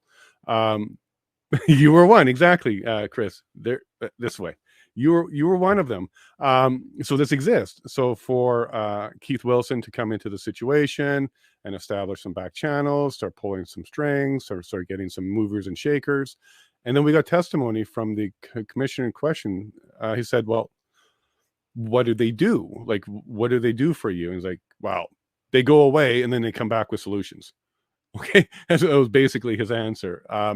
So Andy, now we have, you know, a name, Mr. Dean French. There's movers and shakers. They know old premiers. They know all these people, of course. But it was slipped into this inquiry kind of like a little bit under the covers. It wasn't even talked about after that. But I do want to highlight it because these are not elected officials. They're not even employed officials. These are just elite. Let's label it what it is. These are, he called an elite person, Peckford, who's elite, and got connected to another elite who can make things happen, including negotiating in the back channel with our federal government.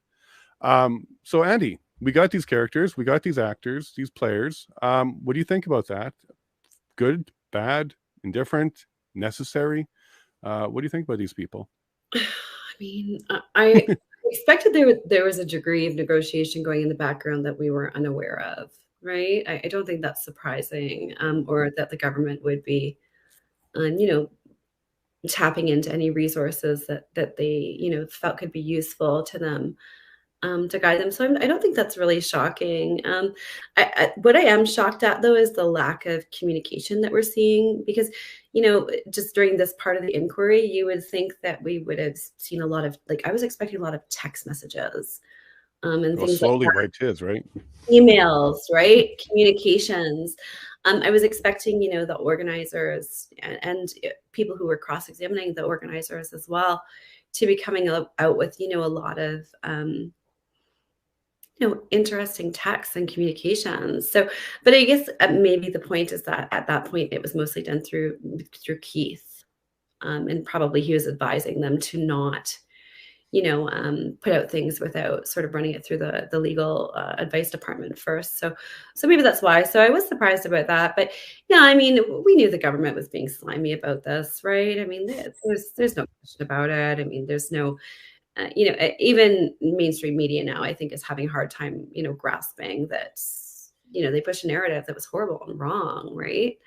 And this government's going to, one way or another, I don't know if, you know, Justin Trudeau's going to go, but somebody's going to pay for it. Yeah. You know, and I think it's really a stain on our country. Like that's the way that I see it. Is it's really a black mark against, you know, what our democracy is. You know, and that's a stain that's going to stick around for a long time. So, you know, I said, even if we didn't plan an insurrection, it might end up being one, because we could very well, you know, take down the government in different ways, like in the popular opinion polls, right? And we know that they did take hits in the popular opinion polls, and Justin Trudeau's popularity has taken a hit. So, you know, in some ways, the convoy, you know, was effective, I think, in taking the government down, even though that wasn't their intention, even though it was said at the MOU. And it'll be interesting to hear from Bowder and how that all came about. So yeah, I mean, of course they had this stuff all going on, right? And I'm really looking forward to cabinet testifying and hoping that we do see more of that communication, because, you know, what little we've seen between the PMO and Mendocino's office was really, really eye-opening. I think it laid pretty clear what their intentions were from the get-go. I think that was January 24th. I mean, I was with the convoy in Calgary January 24th, and they were already planning on how to spin it to make these people out to bad people, right. I had just met, and decided that not only were they not bad people, they were such good people that I was going to follow them to Ottawa and try my best to protect them from our government. Right? I mean, so a bunch of strangers I just, picked up and I was like, gone, right? So yeah, I mean, I did think I found something interesting today. Again, Rouleau posed the question, was there any planning for this protest to continue somewhere else? That's right. It's about 4 or 5 times he's asked that now. He's asked it a lot, and I do think Yep. this is going to be a really key part in his ruling. And nobody so far has given him the answer that he wants. And he seems to want an answer that there were plans to allow the protests to continue in a fashion, presumably, that would be deemed legal, right? To bring it back into the bounds of legality.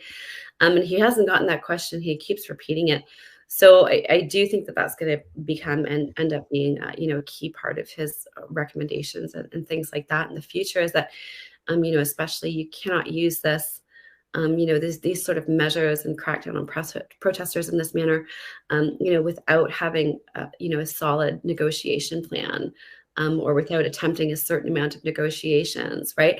Or without having mediators try to negotiate for a certain period of time. I do think that that's going to be sort of part of his recommendations going forward. That's what I'm seeing right now.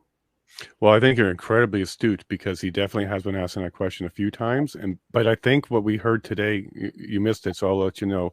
When he asked Keith Wilson that question today, Keith took it a step further than anybody else, which I don't know if it's going to assist us at all.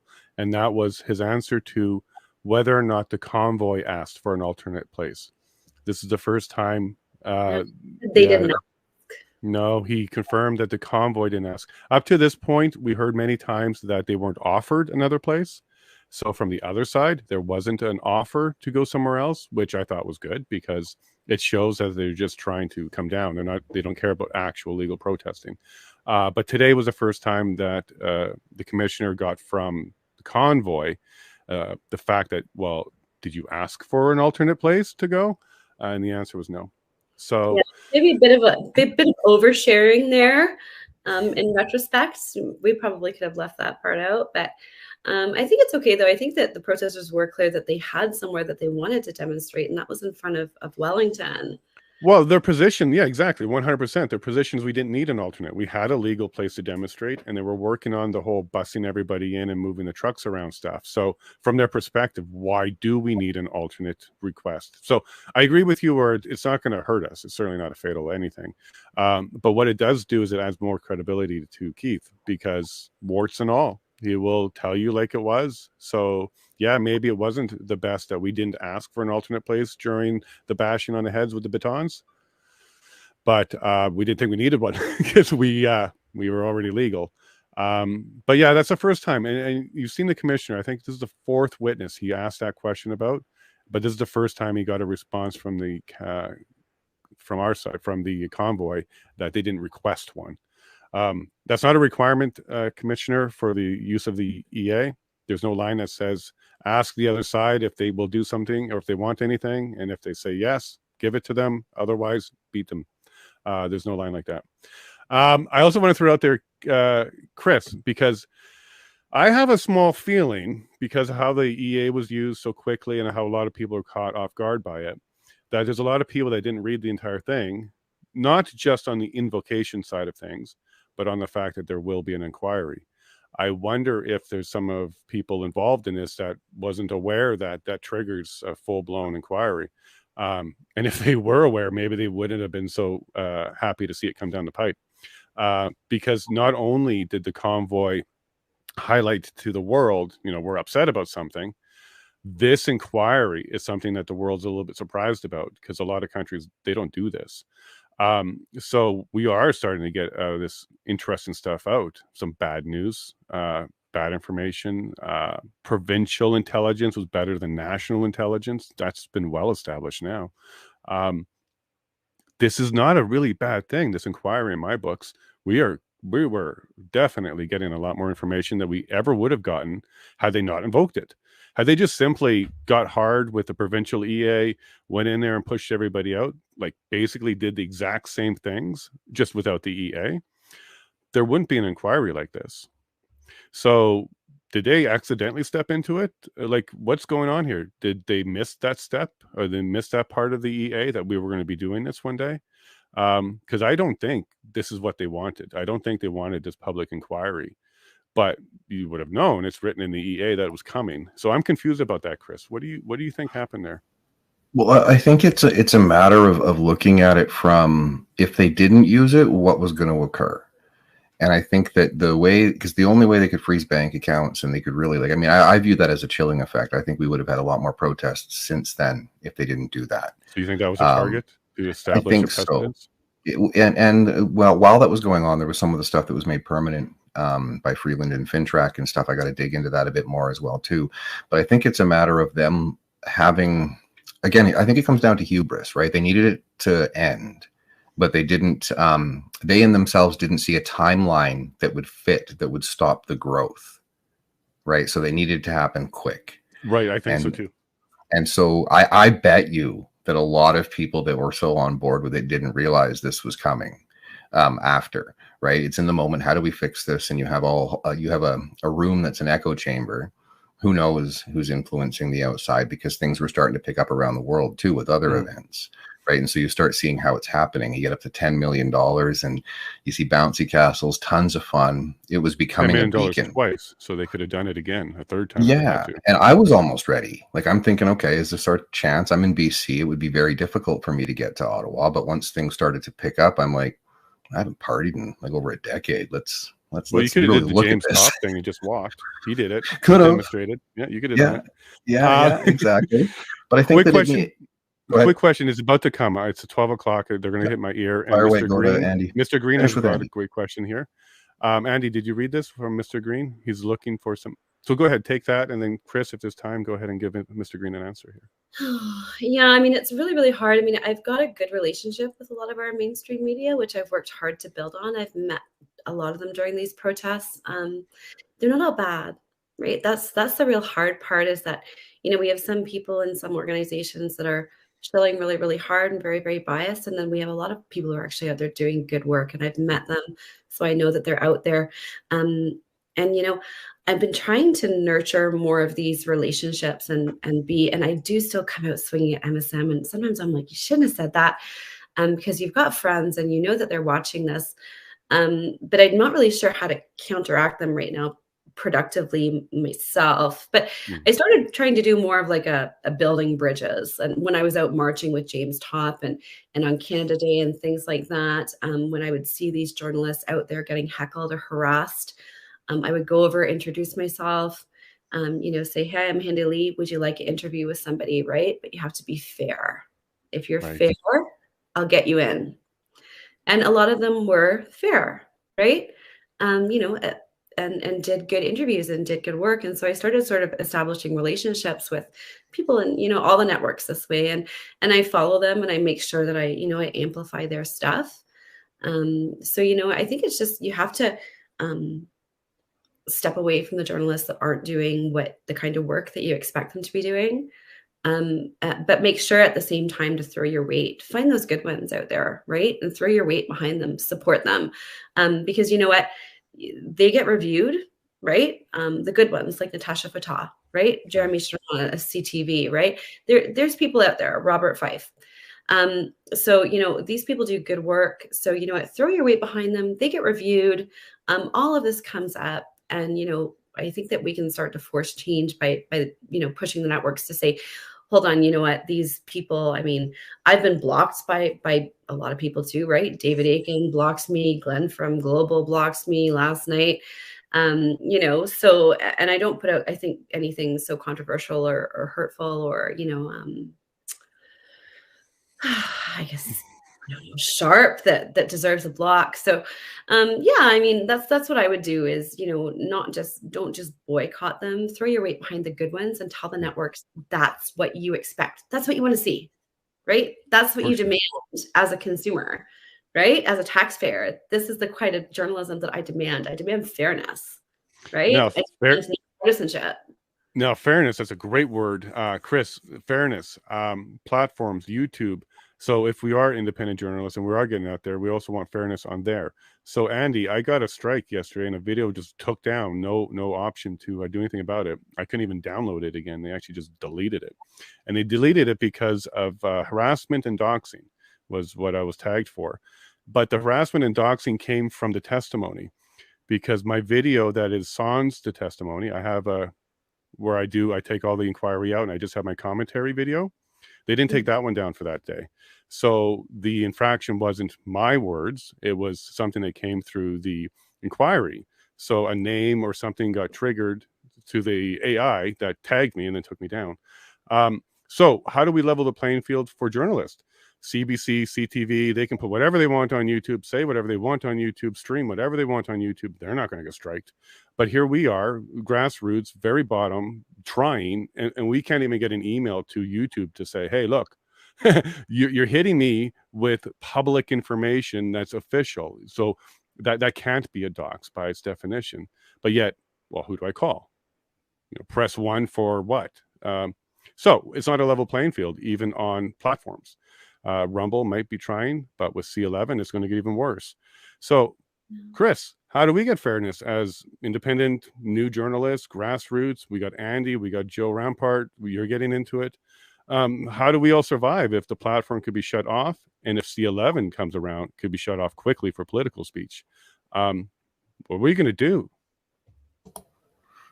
AM radio and carrier pigeons. I honestly looked into that a little bit. Ham radios. I honestly looked into ham radios. I do radio, right? I do my show with Mark Petrone on Saga 960 AM. So I mean, radio is a good platform still. And it reaches a lot of people still, right? I mean, we get way more hits on our AM radio show than we do on YouTube right now. So I think right. Maybe we got to get into that. And you could, again, it's always difficult when you try and bring people together. But if you're genuinely an independent journalist and looking to try and cut through the bias, speaking as one is often important, unless somebody makes a huge mistake and is very, harmful to their own relationship and others. But I think oftentimes when something like yours account, YouTube and other platforms, ideally, I mean, if Twitter could take the lead on that, that'd be great. Could create some kind of a process. I don't want to suggest creating like an independent journalists union. No, it defeats the purpose of it. Defeats the purpose. Yeah, but how do you come together? And a lot of it is backing each other up. I'm well known. Like if your account goes down, DM me if you start a new one, even if it's anonymous, and I'll try and help you build. But we need to get past that. It's going to be. We have to expect more censorship is coming. And if my Twitter account goes down, I get back up. I'll get a new number and I'll get right back on there because, if that's the system we're fighting in, then I'm just not going to take the abuse, right? If you got to start from scratch, you start from scratch. But there's got to be a way, I think, that you could create some kind of a network across the country that does have AM radio hosts and ways of getting information out. A lot of it can be dry, just general news. But at the same time, the ability to be fluid and flexible in what you're doing and how to get your narrative, your work out to people has to be multi-platform, right? And you have to ride that. You're always fighting the algorithms, like you as well. Again, I know, I'm pretty sure I know what you're being accused of on the doxing side of it, but if it's going out on Order a lot CPAC, how are you breaking any rules if it's the public? commission is reconvened. The commission reprend. Anyway, well, so leave thank it you there. both very much. Good to see you, Andy. Welcome back. Good afternoon. Enjoy the snow. We'll talk soon. All right, everybody. Welcome back tomorrow. Next witness is Tom Moran. See you tomorrow then. Take care, guys. Yeah, come tomorrow. Bye-bye. The commission is in recess for 15 minutes. La commission levée pour 15 minutes. At least he's consistent on that morning afternoon break mess up. He's consistent on that. He does that almost every day now. Yeah, it's actually nice. Sorry, they got a hot mic. It's in my ear. Let me just take it off for now. It's bothering me. First, right in the middle of the government of Canada questioning of Tom Mazzaro, boom, power goes up. Turn it back on. I got the generator going. Boom, Starlink goes down right in the middle of Paul Champ and the Aguilon. Quite literally waiting like 9 months for this particular testimony by these particular people. Government of Canada talking to Tom. Really? Universe, you keep me on my toes. You certainly keep me on my toes. But we got through it. You're going to get through it. Imagine if I was grid tied and I was like on TELUS or something like that. The first thought would have been government shut me down. expedited C11, but that's not the case. I'm on Starlink and no grid, so it's 100% my fault, and it is snowing, so I had to clear the Starlink just to make sure it stays connected. Whew, thank you. It's over, and I promise you the next testimonies that we're going to have, like super big ones, I'll make sure generator's already running. So if something kicks off with the batteries, we're going to stay on. Sorry about that. Lessons learned. Next time, invoke the EA, and I'll move faster. You can compel me to turn on the generator next time. John, you're one of my new favorite friends here, John Patterson. You keep me on my toes, for sure. Going back and forth, and this is great. So I'd love to really meet with you, talk with you. We can do private first. That's fine with me. We could, whatever. Let's chat. You got some really cool things to say, and I'm impressed. Hey, Terry, nice to see you. Railroad, thanks for keeping everything going, handing out links and all that good stuff. All right, so Tom. I don't know about how you guys felt about him when you first met him, got introduced to Tom, but for me it was at the press conference. So the video that we saw during his testimony, that press conference, I didn't like him. I thought he stood out like a sore thumb. He used a lot of the wrong words. Coalition, that's the wrong word. Never, you shouldn't have been doing that. References to any type of weapon, even if they're trucks for Mr. Fleury, to stay away from Mr. Fleury's scary weapon of trucks. But any type of weapon, that wasn't right. And my initial, just watching the situation, not knowing anybody really, because I kind of was introduced to everybody through those press conferences, like most of Canada. He didn't fit in. And he also used the I word too much, like I will meet, and so I didn't like him. Okay, so John, I don't know, maybe that's where you felt it too, and you didn't like him, but clearly you got a little bit more background on him that I don't have, and but I do have a little bit more personal contact with him, so I've chatted with him a little bit. I find him to be, from what I know, decent, hardworking, sometimes down on his luck, trying to get things going guy. He would have been the kind of guy that ran out and put the generator on for you just to keep it going. Just saying. And then the guy that he described that he wants to be, sell everything, leave Ontario, go off grid, build your house. You just read my bio. That is me. That's what I did. I left Ontario, building a house, off grid, etc. So mother from a different father, mother, whatever, brother from a different mother. So, John, whatever's going on there, if you're down for that one-on-one with him, maybe moderated something or whatever, I'll ask. I'll see what we can do. I'm sure he wouldn't mind having clear some air, but I want to make sure it's not a personal thing. So we're going to talk first before we get that going. But his testimony was all right. It was all right. Once again, we saw another witness that needed an STFU button. There was definitely a couple of times where I would have pushed it, not because I found his testimony damning. It was just running too long, and there are very strict time windows here. This whole thing about talking about the government as if he's a candidate, like he kind of almost talked like he was still a candidate for the Ontario Party at one point, talking about his upset with the opposition, not standing up, yada, yada, yada. Those are all things we talk about here. Okay, so it's not like it's a subject matter issue for me. Those are all things we talk about here, but it's a context and where it is. I don't know if you want to be sitting there talking about how Liberal Party and other parties and parties failed you in your opinion around that. Again, I don't disagree with almost everything you said there, but the commissioner might. You should understand your audience sometimes, Tom. Commissioner might, he's going to be sensitive on his whole liberal association. And is it relevant, Tom, to the material of what you're presenting here? Does your opinion of the political parties change who invoked and what was invoked? No, I would have liked some of that to kind of stay out. Let me go. I'm trying to decide what I want to do with you guys. I do have some more notes for Tom. I say overall, he was a hard worker, trying to keep the lanes open, trying to do the right thing. And if we go with the commissioner's questions at the end there, it was almost trying to seem like, because he kind of said the word official. He kind of he was trying to get Tom to say that he was officially the point guy for the coordination for the trucks that entered downtown. And I don't think Tom understood that he was being asked to kind of take on that role, because he's a bit of a commander type of dude. So he kind of walked into that one. But he did a good job on making sure that the commissioner understood that there wasn't a collective group, and there was many different groups. And you also can't get consensus. The OPP not asking questions, once again, not a surprise. Freedom Convoy not asking questions. I wasn't surprised for Keith when they didn't ask any questions for Keith, because being a lawyer, he was certainly going to be trying to get in all the material he felt was necessary, and he knows how to get it in. But I was a little surprised there's no questions for Tom. I was a little surprised. Again, I don't know what, from their standpoint, they felt would have been missing or not missing. Okay, but I think I would have liked a few questions around clarifying whether or not he had command, and whether or not the 322 trucks were actually under his direction. So what we heard earlier in testimony, that Tom's group had 322 trucks associated to him. And then what we heard in the testimony here, yeah, it came up again. 322 trucks were passed to him via post-it note.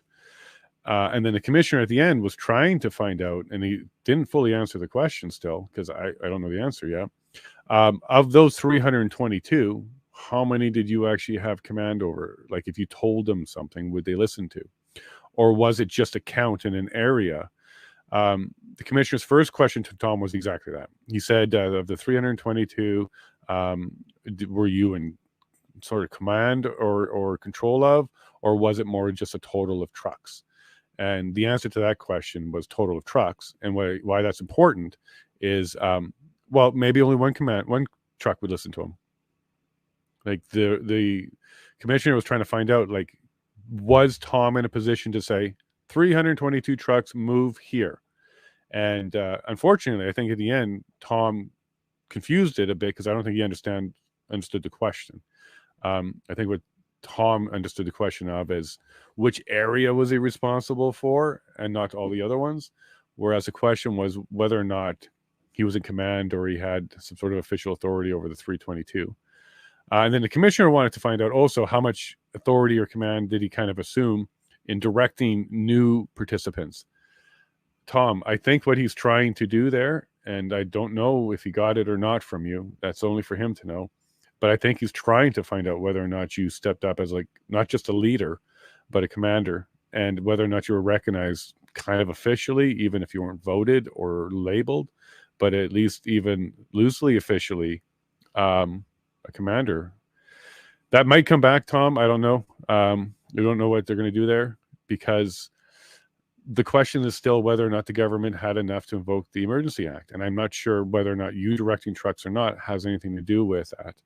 But the commissioner, he's seeking something out there, because he's been asking similar, related, same sandbox kind of related questions around whether or not the trucks could have left on their own, whether or not they were told to leave on their own, whether or not there was a place for them to go, and whether or not somebody was able to do that, tell them, and they would go. He's doing a lot of questions around that. So maybe he's just trying to figure out whether or not it was unachievable from the government side to have it end peacefully.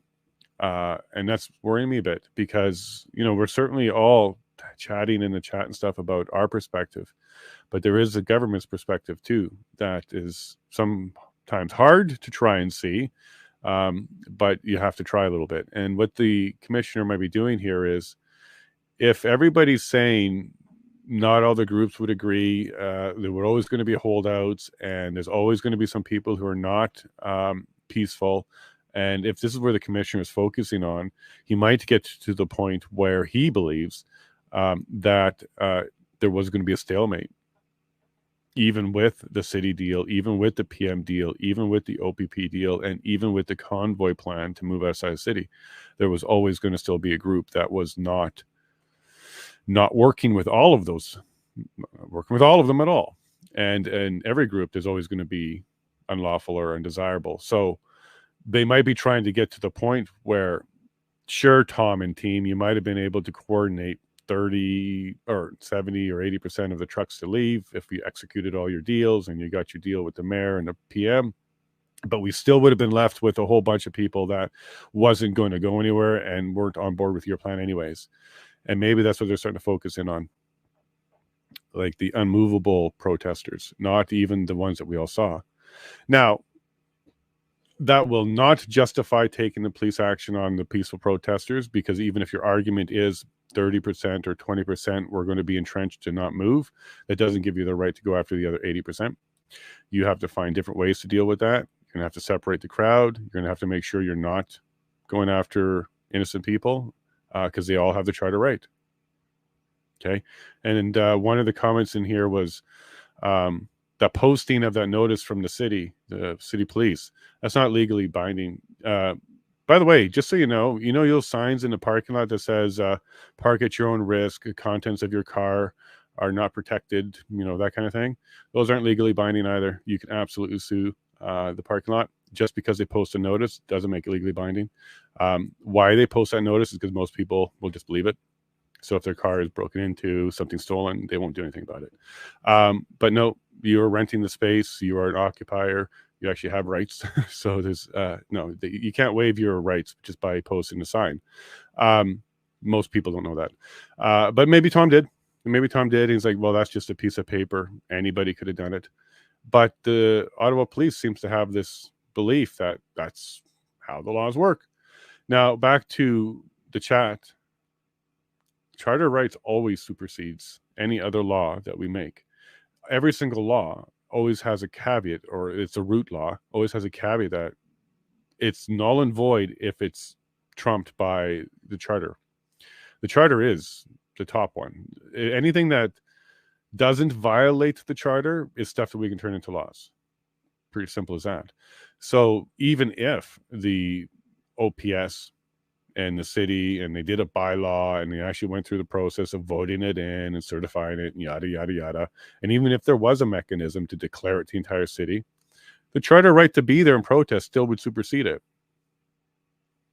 So it's not legally binding unless they were unlawful. The actual individual, not the group, the actual individual was unlawful. You can't stop them. They can't be there. There's a charter right. So that was jumping around our chat a little bit. Hopefully that clears that up. And I think Stunt even had a good legal question. What was that about again, Stunt, if you're around? I don't know, I can be able to find it quickly. Jeremy, so there's a lot of question on Jeremy. Tomorrow or Friday, last week, 2 weeks, when is he coming? If we're just going by the witness list, and I'll show it to you. Let me do that. I'll show it to you. Just to get rid of any confusion. You can also get it on the website. It's on the official website. Here we go. Where is that window now? That's always a fun thing to do, is find the window. All right, as you can see, I've been looking up evidence. So if you went to the homepage, and weirdly, if you look under webcast, you'll find the witness list. So this is a list for this week. And this is everybody they're going to try and get through. Okay. We had Peter Slowly for the entire day of Monday. Then we had Chris, Steve, and Bridget yesterday. They managed to get through 3 witnesses. Keith and Tom just now. And we get one more witness. They didn't announce, but Pat's next on the list. And if they continue this whole 3 witnesses per day, it will be BJ, James, and Tamara Thursday. Again, assuming that they go into this order here, because they have jumbled the order before. We've had a witness next. It wasn't next. They skipped to the next person, and then they came back. So the order in here isn't guaranteed. But if we go by the 3 per day and we go by the list, we could maybe expect BJ, James, and Tamara on Thursday.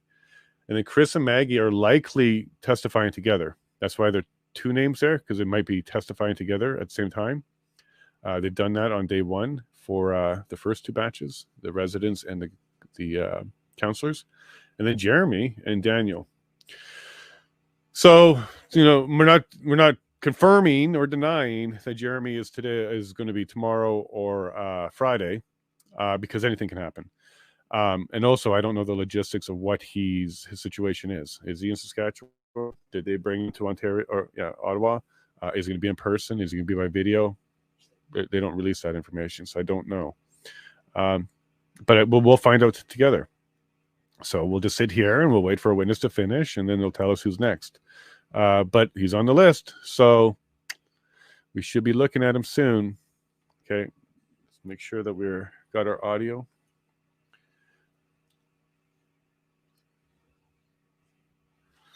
Okay.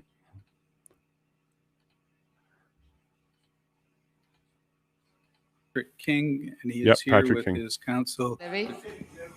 Oh, fireworks, fireworks. Holy moly. We didn't need that outburst. Oh my. Pat, he's clearly not coached. Okay, he's clearly not coached. Nobody really prepped him. I don't think you could if you wanted to. He's a really strong individual. It's a good thing. It's a good thing, but it could be abrasive and prickly for some people. And in certain environments, in certain places, it could be tough. I'm a little annoyed that Paul Champ got under his skin so badly, but I'm kind of pleased that he also got under Paul's skin as well. What Paul did at the end there is so inappropriate.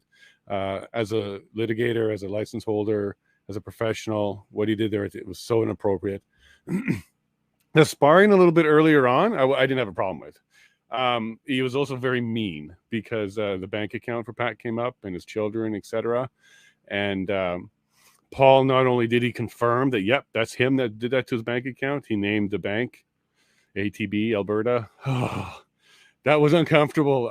Paul, I see your strategy. It was to get him mad and get him to repeat some of the stuff that you said, or he said in videos in the past. Whew, fireworks. Somebody's going to be removed from that room for sure. There's clearly an individual there that's been identified a couple times now who should have really bit their tongue. Okay. So somebody's going to be removed. Whether or not there'll be more, I don't know. Please, anybody, if you're in the audience and you can hear this, or you can nudge the person beside you, shut the hell up. Okay. This won't help. This won't help because this entire process is really about whether or not control, by the government was maintained and people, and demonstrating a lack of control is not helping. But then again, it won't be fatal. It's not going. Those are not going to be the reasons why he'll make his decisions and recommendations. But it certainly will upset him and bother him. I think Pat's doing a good job. Okay, he's certainly abrasive.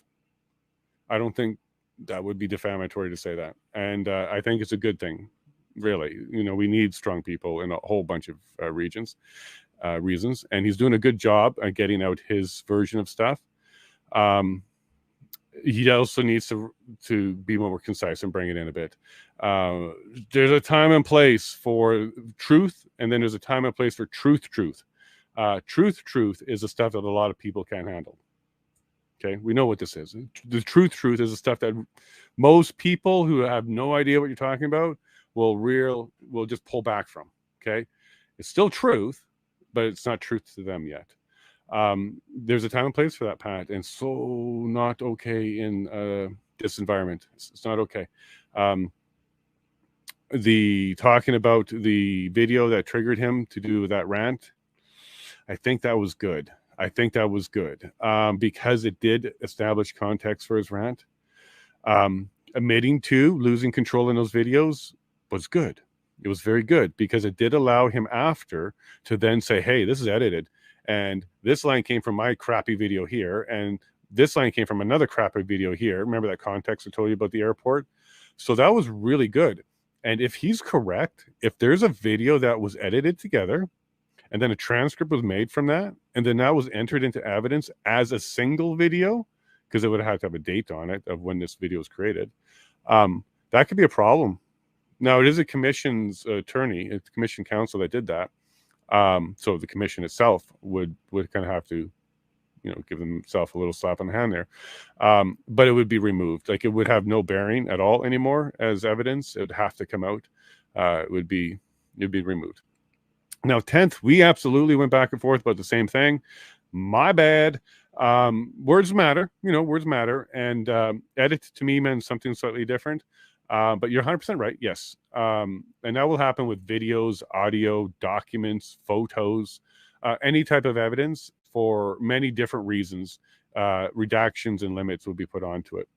They're usually argued ahead of time, and there's a reason for it. It's usually done through a motion. Rarely is it coming from the court itself, unless you're dealing with family court and children. Would a request come from the court to do any redacting of stuff? It's usually one of the parties that would have a problem with it or raise it as a problem. And then it will be dealt with, and then a redaction.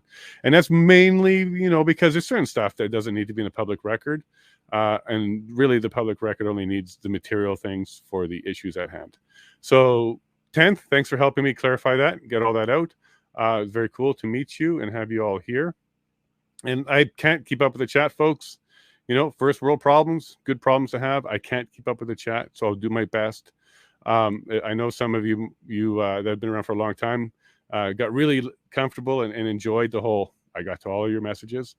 But, this is the pains of growth. So thank you all very much for coming and putting up with my 2 drops today of the internet stream. Jeez. But thank you all for taking care and coming right back. STFU, right? We've talked about that a lot of times with witnesses now. If there was a button that we can push and just a little signal to just reel it in and stop, I would have pushed it a couple of times with Pat. Nothing fatal. I don't think things is fatal. But witnesses, you should try to understand, be more like what Tom did and less like what Pat and Keith did. Keith was a lawyer, so he lawyered a lot. But you want to have clear, concise, short, get to the point. The more you ramble, it's good for podcasting, because when you're looking at a screen like I'm doing and you just see yourself, it helps, but it doesn't help in court. I think we're back. There's audio. So let me bring the screen up. Yeah, I'll keep going. So, folks, I think it might be a little bit late tonight. Just a little interruption is not going to help. And I think we're probably going to get another break. Let me think. Who's got it left? No, we might be finishing up soon, because Convoy pass on questions. OPP pass. Order allowed. Okay, yeah. Let's see what we finish up here. Okay, thank you all. Enjoy. The commission is reconvened. La commission reprend. Okay.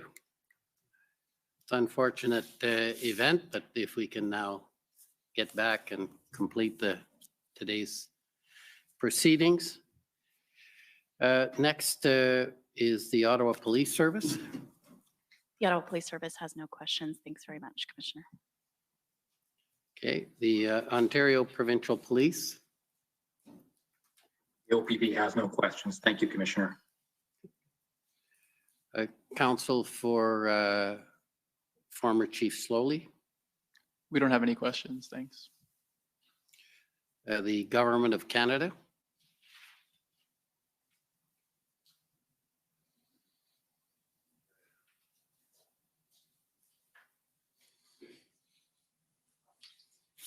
Thank you, Commissioner. Mr. King, my name is Kathleen Tanner, and I'm counsel for the Government of Canada. I just have one short area of questions based on a video that had been played earlier for you. And it was a video that I believe had been recorded on February 12th after some information had come through about some pamphlets or some letters that had been passed around to the drivers. And you had made a video recording telling other drivers that it was a lie, that it was fake news, to hold the ground, stand the line. And later on in that video, and if you'd like, we could bring it up, or we could just walk through it. I understand that you referenced the information that's at stake there is a letter which mentions Miss Leach's name. And later on in that video, you mentioned that Miss Leach would never do something like this, and you knew her well, and you had good communications. And so this wasn't going to be something coming from her. So my question is, did you have any meetings with the City of Ottawa while you were in Ottawa? No, I did not. And were you aware of any meetings that Ms. Leach or other representatives of the convoy may have had with anybody from Ottawa? No, I tended to stay away from that. And prior to releasing this video, did you make any attempts to reach out to Ms. Leach to confirm whether or not this letter may or may not be accurate? I may or may have, and I believe that we were all kind of confused. We didn't know if it was legitimate. So there was the initial, oh, like, this is not a true statement, to they they vetted the document, and then we rechanged their statement and said, okay. So I guess my question is, and then earlier when you were speaking to my friend from Commission Council, you had said you were uncertain about the truthfulness of that document, and that's why you would release the video. Right, because I would assume that if these people are going to put these letters out and that they're coming from a delegated person that has like a high position, there would be a name or a signature or an emblem representing who it's from. And from my knowledge, we didn't know where it came from. So I guess that's my question is it a pattern for you to release videos like this without first confirming the authenticity of the information before I had a habit it? of that. I would act without knowledge, but there is an absolute disconnect between myself and their rooms that they had, and I acted alone. Okay, that's all my questions. Thank you, and thank you, Mr. Commissioner. Okay, thank you. Next is the CCLA.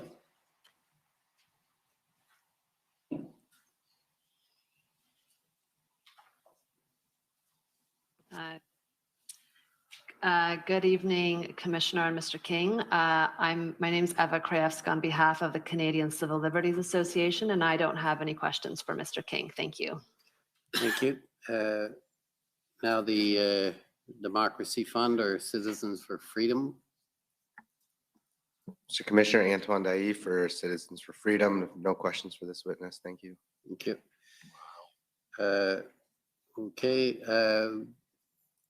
And I apologize, I've forgotten your name, counsel for Mr. King.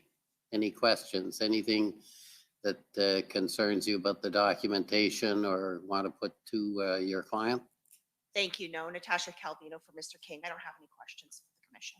Okay. Sorry, I forgot your name, so I apologize for that. Okay, any re-examination? Nope. Okay, well, that completes your evidence, Mr. King, and you're free to go. Can I ask for one thing? There's some evidence that I had given to the commission that needed to be brought out, that I would have appreciated that it got to the public and they got to see it. I think that should have been done when, I think, at the end of the examination. Now, I'm not sure at this point if there's something in particular you want to say. That, of course, go ahead, because it's, despite what some may say, we're just trying to get at the bottom of all of it. Yeah, absolutely. And I want to show the Canadian citizens in the light that they need to be shown, and how caring and compassionate towards the city of Ottawa we actually were, and how we looked. These videos will, like I said, what I've been shown as racist and all this stuff, and taken out of context. Nobody ever showed the positives. And that was the police officers who were right with us saying thank you. There was residents that were saying thank you. The community in a whole, the community of Ottawa that came together and respected us and understood that we hear you. I have nothing against the city of Ottawa. It's not who we're here to talk to. I understand that people were, I guess, felt that we were here targeting them. That wasn't the case. And to Ottawanians, to people who live here, to the city council members, to the police and all that, we weren't bad people, sir. We were Canadian citizens who we've shown Canadian pride, and we're nice, and we're good people. We're good people. Well, if it's any consolation, there's been evidence about the various convoy participants on all these issues. There are more witnesses coming. We're just trying to put out a full picture. I'll weigh it all at the end, and the evidence will be there, and I'm going to make some findings and prepare a report. Thank you very much. But there are others coming. So with that, I will adjourn for the day. We have a big day tomorrow. There will be think it'll go a little later even than most. I hope we'll have no difficulties tomorrow because that just slows up the process. But we'll be back tomorrow at 9:30. The commission is adjourned. La commission est adjournée.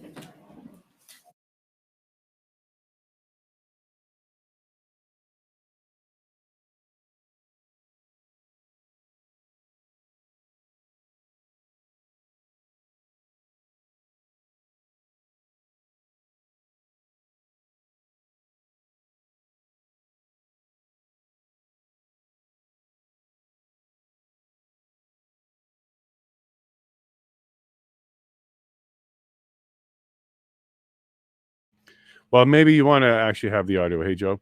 Well, that was pretty interesting at the end there. Thank you, Pat, for trying to put that little piece in there at the end that humanized you a bit, that showed the better side. You absolutely have a right to defend yourself. You were definitely portrayed in a certain way, and you nailed it at the end there. So thank you for doing what your lawyer didn't do. Your lawyer was absolutely given an opportunity to do exactly that. That is exactly what your lawyer was supposed to do. Could have asked you the questions like, did you do anything other than protest? Yes, we fed the homeless. Did you do anything else that would have been abnormal for you? Yeah, we had to clear the snow because the city wasn't. Was there anything else that you had to do? Oh yeah, we had to be garbage men too and clean that up. And then we had to protect stuff. Dude, yeah, man. You did a good job at the end there. I really wish your lawyer would have stepped up there. I think that surprised me a bit. You had one. Don't know what they were doing. CCLA, why didn't you ask him about his bank accounts? It was very clear that he also had bank accounts frozen. I know you don't care about the ATB one because that's part of a civil lawsuit and there's an injunction or some sort of motion and an order for that one. But if he was also part of the bank freezing, like everybody else, Tom, etc., a little surprised you didn't follow up with him on those ones. It's all good now. Yeah, no, look, I got excited at the end there because I was listening very closely to him and watching you, and I didn't hit the mute. So today was exciting. Okay, I think today was exciting. I think the comments from the commissioner at the very end, for him to pull out, there's been other evidence that kind of shows, basically the good behavior and the good nature and goodwill of the participants. So he's not weighing at all, which is good. What he did also say was there's more to come, and that's right. So tomorrow it looks like, and again, this is all tentative and it can change, BJ Dichter, James Bowder, and Tamara Lynch. That should be another exciting day, another full day, right? And I believe Tamara is probably going to have the lion's share of that one. So we might get through the first two in the morning. But again, they're all very important. So we might be there for a long time tomorrow. Hello to all the new people here. There's a whole whack of you. Thank you, whoever shared the link. Whoever's doing that, thank you very much. I do appreciate it. And we're going to keep growing this channel. And I do have some notes. So today I am going to go through notes. The last couple of days, I haven't done that as much, but I do have some notes that I want to do. And check the things. And 10th, whatever you're going through there, it sounds more like bad judge than proper legal. Sounds like possibly something's going on there that's shady as heck. If you go to one of my Donald Best extra videos, if you look into my YouTube under extras, you'll find Donald Best. You'll hear just how corrupt the system can be. He had to spend time in jail for the corruption he faced, and he was a Toronto police officer. So 10th, yeah, this stuff exists. Kind of sounds like that to me. Because what you're saying is very abnormal, but I understand why they might do that. But it wouldn't be the norm, and it wouldn't be right if it's covering up evidence and stopping witness testimony. So 10th, whatever's going on there, it doesn't sound like you're getting a fair shake. So I don't know what court you're in, if it's Ontario, Alberta, whatnot. Not much I can do here. I don't renew my license in Ontario when I left, so I don't practice there anymore. But certainly, that something doesn't sound right on what's going on to you. When will you find out who I am? You will understand, sir. Okay, cool. 10th. Listen, dude. Something with what you were saying there is, I would be helping civil liberties. Have you talked to any of those groups? They're not bad. And if you want to get behind the scenes and talk to me behind the scenes and be private, we can do that 10th. Stunt knows how to get a hold of me if you're friends with him. All right, so let's go to some notes because I do want to cover what I have here for you. I have a lot more notes for, let me go here. I have a lot more notes for Keith. Sorry, Keith. Solicitor client, lots of talk. The Peckford thing was interesting. How come Peckford was a conflict of interest? That came up. Did you all know that Keith Wilson was working on that too? And Keith Wilson seems to be connected quite well with a bunch of the stuff around overreach from government. Lots of protesting stuff. He did some stuff in Alberta as well. And then he started talking about working with the city, working on that deal to move the trucks. It was moving along, but not as great as everybody wanted to. That was what was good about Keith was he, even though he did lots of lawyer talking, which was over expanding and getting more context in, I don't think he did any fabrication, lying, or anything like that at any point. I didn't smell it, I didn't sniff it, and I didn't find any contradictions. If you did, let me know. But I think he was pretty honest because he said things like, Steve K contacted me about the third attempt not being successful. Something was going to come. They started sniffing that something was going to come down. They were suspecting something was going to come down. And then even Tamara got worried and instructed him to move to another hotel. And then shortly after that, he went back to Alberta. We got a law lesson on MOUs. I think we quickly covered that one last time, the last break as well. You need two parties. So just because somebody drafted an MOU and sent it to the government, it's certainly not binding in any way, shape, or form. But up to this point, the government has pointed to it quite a few times, like it was some sort of anything. So thank you, Keith, for correcting our understanding that it's nothing until the other party agrees. And he called it legal nonsense. And then Paul Champ's got his fingers in everywhere, huh, for people's money, because Paul Champ came up here. He's also the one that has the lock on all the donated money that was in an Ontario bank. Yeah, because it's an Ontario injunction or order. And the crypto. There was some crypto donations that were going out. And Paul Champ has got his fingers in that, in addition to, as we heard, the ATB bank accounts of Pat King. So Paul Champ, I hope I'm never on the wrong side of the table from you. And if I never need someone like you, you seem to do the job. They started to get, oh yeah. So at one point, Keith said they were starting to get concerned about the change of tone from slowly. So I guess at one point they were happy with slowly or working with slowly, but then he changed his tone. This was probably around the time where things were getting pretty spicy for slowly himself. His last few days were, everybody would call, well, pretty much everybody would call constructive dismissal. The last few days were probably quite rough with him. We didn't quite put a date on when slowly turned his behavior. This was something I found that Keith wasn't good at. He wasn't good at dates, and he wasn't good at like nailing the timeline. And he actually said that. What part of his testimony was for him to do recall, he kind of has to do it event-based.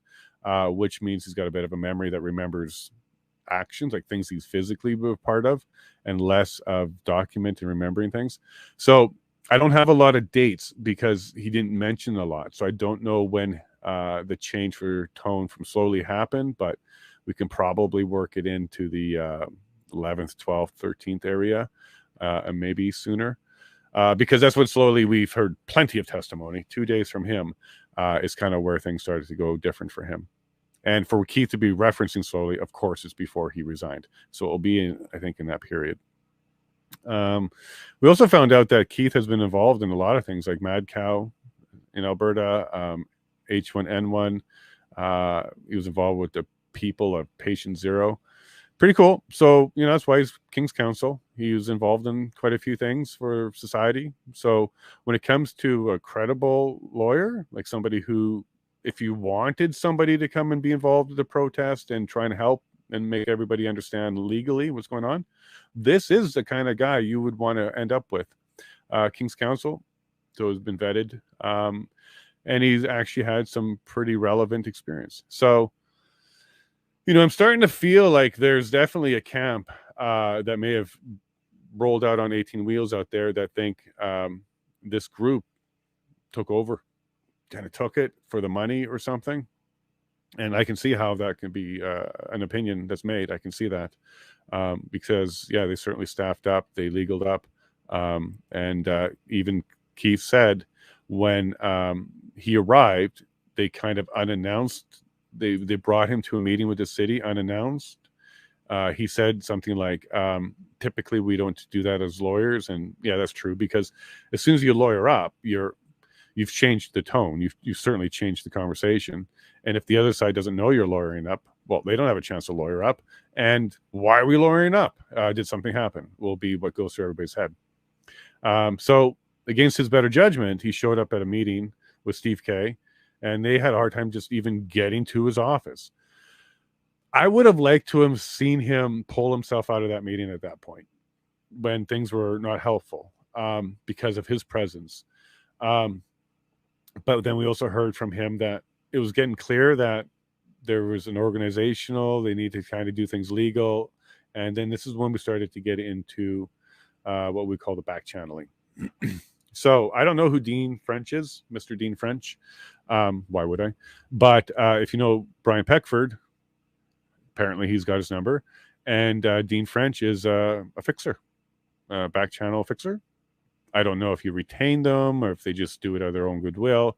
But he certainly laid out to Canada through his testimony that the Canadian government has back channels, uses back channels. It's common.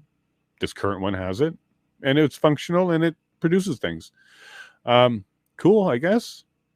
Okay, if you want transparency and honesty and you want to know what's going on with your government, that would be a big no-no. But is that just a reality of the world? And should we accept it? I'm going to say boldly no. These are the kind of things that we should find other ways to do it and still be transparent. I don't see why we can't start adopting things like liaison teams. Okay, please have them. Please have them. They have liaison teams. Their sole purpose is to go meet with the public and see what we can do for you. Why is there no real trained, well-intentioned government liaison team? I would be careful with that because they might show up at your door for everything that the government doesn't like. But at least having a way to have a little bit more contact with the government from the people, it would be a nice start. They might abuse it. But it might be a nice start to have a way to actually communicate better. It would have stopped this convoy if the government was interested in genuinely stopping the convoy. That would have happened and helped. But we'll see. I don't know what the recommendations are going to be other than we have a hunch on a few of them. Oh, and then his characterization of Tom. So we actually got a lot about Tom through Keith and the characterization of Tom as always calm. He never seemed to have gotten flustered and upset.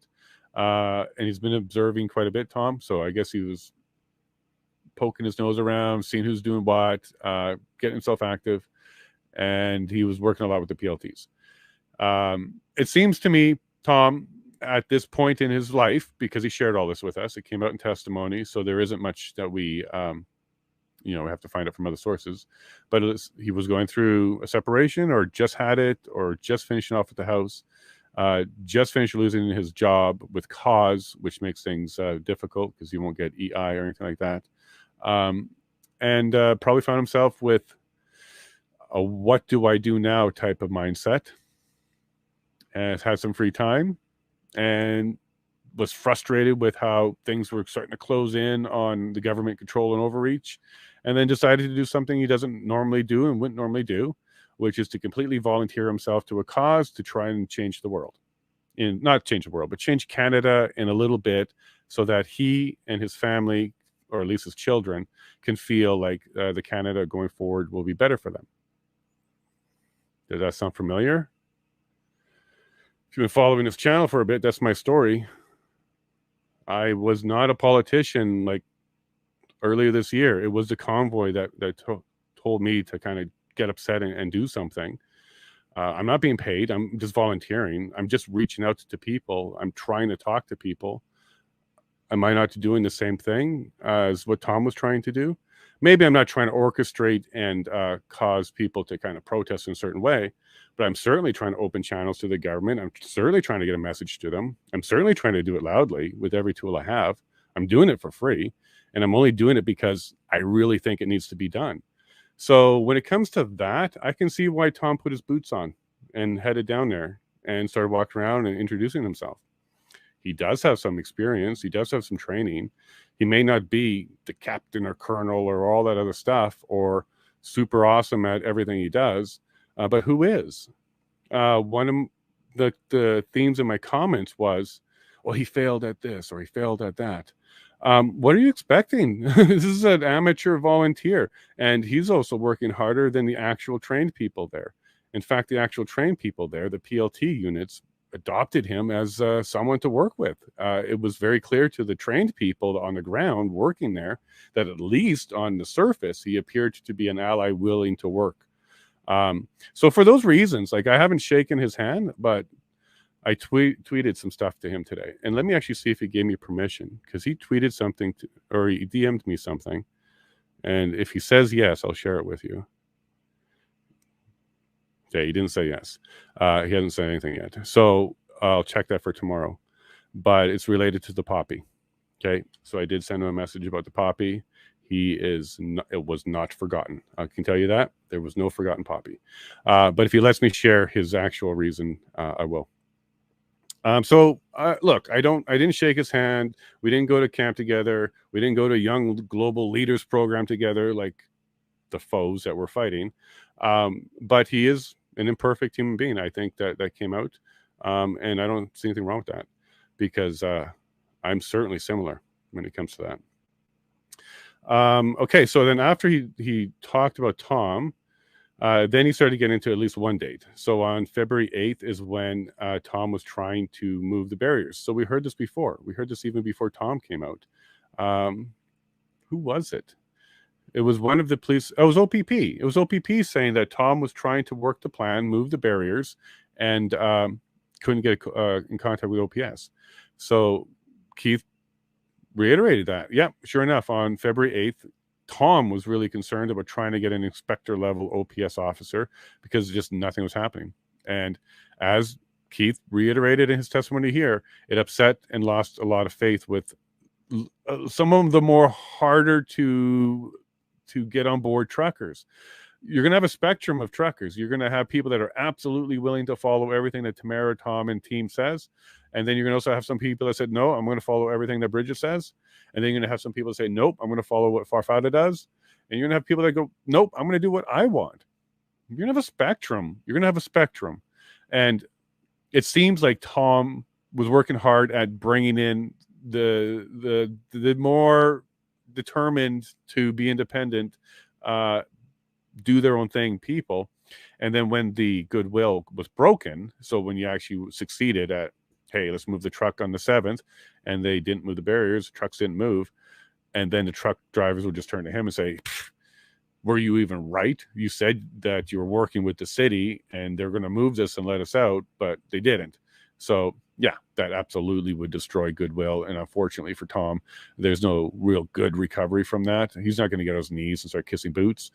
He's just going to look him in the eyes and say, look, this is what I'm dealing with. Tried to get an inspector level yesterday. Sorry. And that's it, hat in hand. But yet we've got the government trying to make Tom into this coordinator that could have moved every truck on a snap.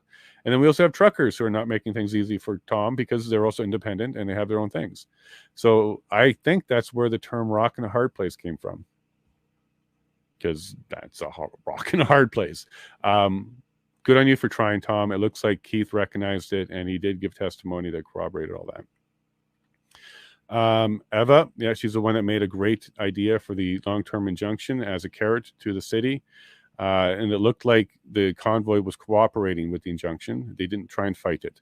This is something that I think the government and the commission was trying to figure out and establish on whether or not the convoy itself was taking legal means to stop the legal means. Try to establish an argument that they needed the EA because they would lose injunctions. I don't know where they're going with that.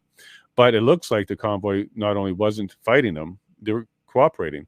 Not to the point where they would just say, yeah, we would accept your injunction as is, but to the point where, well, here are the terms that we do agree with, and let's extend this thing longer. Let's make this injunction longer because we're going to be here for a while. I think that helped, and I'm kind of glad that that came out through the committee council questions. And then we're kind of wrapping up here. Paul Champ, our favorite under the skin dude, had an objection, and Bridget was not aware of the plan and called it fake news. So part of Keith's testimony was Tamara's notice about the city deal about moving down to Wellington. Part of the government's testimony that we heard a while ago with a different witness was, and at that time, the government didn't tell us who the counter tweet was, but the government established that Tamara sent out a tweet, and then there was a counter tweet that called it fake news. And then they were using that as like confusion, and there was no control over everything. Well, we now know that it was Bridget that sent that counter message or post or not Instagram, but I think they're on TikTok, the counter message. And Paul Champ brought that up. So when Keith testified that he saw that message and it was posted and it came from the leaders and stuff like that, Paul had to object. And he was kind of right here. He was kind of right. The testimony from the previous day said that from Bridget that she didn't support that message from Tamara, and she countered it with this is fake news. So it was kind of right of Paul to at least identify that of the people who were sent that notice, which included Bridget, at least Bridget isn't supportive of it. So I cleared the record on that one. Again, that's not going to be the pivot that clears the EA, but it does show Champ doing a decent lawyering job, paying attention, and ruffling feathers. It's what he does well. And then somebody mentioned something about the tax or rich on his laptop, whether or not a judge would ask him to remove that. If it was offensive, for sure. If something was offensive, he'd be asked to cover it up or hide it. If the other side brought it to the judge and made a good argument on why it would be inappropriate, then maybe. But not generally does a court get involved in stickers on the laptop, unless it's really just obscene, like F the court or something like that. Then yeah, maybe. But tax the rich, I don't know. I've never come across it. That's pretty brazen and bold for someone to do that. I haven't seen that before. So I don't know, but I don't think so. Basically, the government was misinformation about the EIA. Right. So one thing that Keith was talking a lot about was he was going out there and preaching the law. And basically his message to anybody that would listen to him was, if you don't become unlawful, if you don't do wrong things, if you stay within these parameters, you can walk anywhere in downtown Ottawa. He is preaching the Canadian Constitution. He's preaching the law. Then he was doing that because it bothered him so much that the government went on TV and said a bunch of things that was just factually and legally wrong. So he was upset that the government was misinforming people about the EA. So that's why he was going around informing people about the true law. Fog of war, battlefield, I don't know. That's going to be a tough one because he's not legally wrong, but is the government now going to say we were going through these mechanisms to clear things out? We were using the tools available to us, but yet we had too much opposition on a legal front for them to be effective? Is that what they want to try and go with? Because again, the EA doesn't allow for that. And if you're losing the legal arguments, why are you stepping forward anymore on trying to make it more illegal? If you're losing the legal arguments on a simple level, there's nothing illegal here. I don't know why these aren't indicators to the government that maybe they're not correct about the law. When they're losing injunctions, they're only getting one out of like 30 items from the injunction. They can't get another type of injunction to force people to move because it's not legit. Why are they skipping all these flags? Ignorance or 4D chest? Okay, so I'm going to jump over to the chat now. So before I get into the government of Canada for Keith, We'll go see if there's anything here in the chat. So you're all still, there's a lot of you still here. 54. Holy moly. Thank you all so much. We almost got to 100 before we had that internet and power thing. But hopefully tomorrow's clean and we'll reach it. But thank you all. There's a ton of support. I can see in the chat a lot of new faces and a lot of new people. And a lot of you know each other. So I'm definitely into a community that's wonderful. So thank you very much for having me in. F2 drove the sticker, Charlie. You thinking the sticker on the laptop, would that get covered up? Mm-hmm. Tell the judge it means fantastic instead of anything else. Maybe it'll stay. They clearly not good drivers based on the blocking traffic. Whose privileges? Who's the bad drivers, Puddleton? Who's the bad driver? Revoke their privileges? Who do we got to do that to? The medallion doesn't fly here, Puddleton. Okay. So are we having some fun there, Puddleton? If I could hug you, I would. Whatever. You're welcome. Puddleton, how much do you get paid to try to? Oh, okay. So you're here to have some fun. So 10th man. It's not 40 chance. Simply, it is how it always works. Really? You think so? You don't think there was more going on there? The provoking before they got their 10th. The EA isn't a quick thing to do, but it's ready to go. MPs knew about it. There are several other plans to do it. They're definitely going to have a lot of egg and explaining to do now through this inquiry. You really think they did all that because they're just crappy at what they do? I don't know, 10th. Love to have you on as an interview. I think you and another person who just jumped in, you mentioned that you do stuff like that. Come on. Hey, why don't I throw the invite link in here and see if you just come on? I'm not here to argue or anything like that, but I'm happy to chat with you, see where it goes. And anybody that wants to hit this link that goes in right now, you hit that and you'll end up in my studio and we can chat. And if you don't, that's fine too. I can try and keep going here. But not Puddleton. Not Puddleton. Jason Lavigne, Puddleton is commenting and then deleting comments after trolling. 10th. Lucky me. What's up, bro? Be very, very careful. Lucky me. I'm fairly new to this from what I can ascertain. You will get porn bombs. So people that will come up and what they have the ability to do is make their avatar. So my screen where I have my formal attire there with my cat. Yeah, you can't. That whole box will turn into a porn video. I'm not going to tube in anything on this end, but wow. So that gets you flagged and stuff like that. Oh yeah, well yeah. So I've been around for a little while, like almost 3 years. I'll give you a couple pointers as they pop in my brain. I'm also a little high. Cool. Because I'm off for hit me up later. No, I'm all good. So, but because I had a death in my family, so I'm on. Sorry, brother. Bereavement leave. No, it's fine. So anyway, I'm not trying to troll you in chat. I'm just saying. No.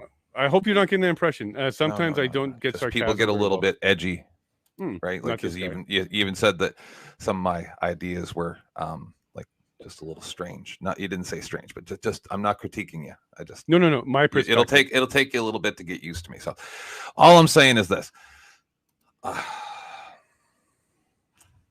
I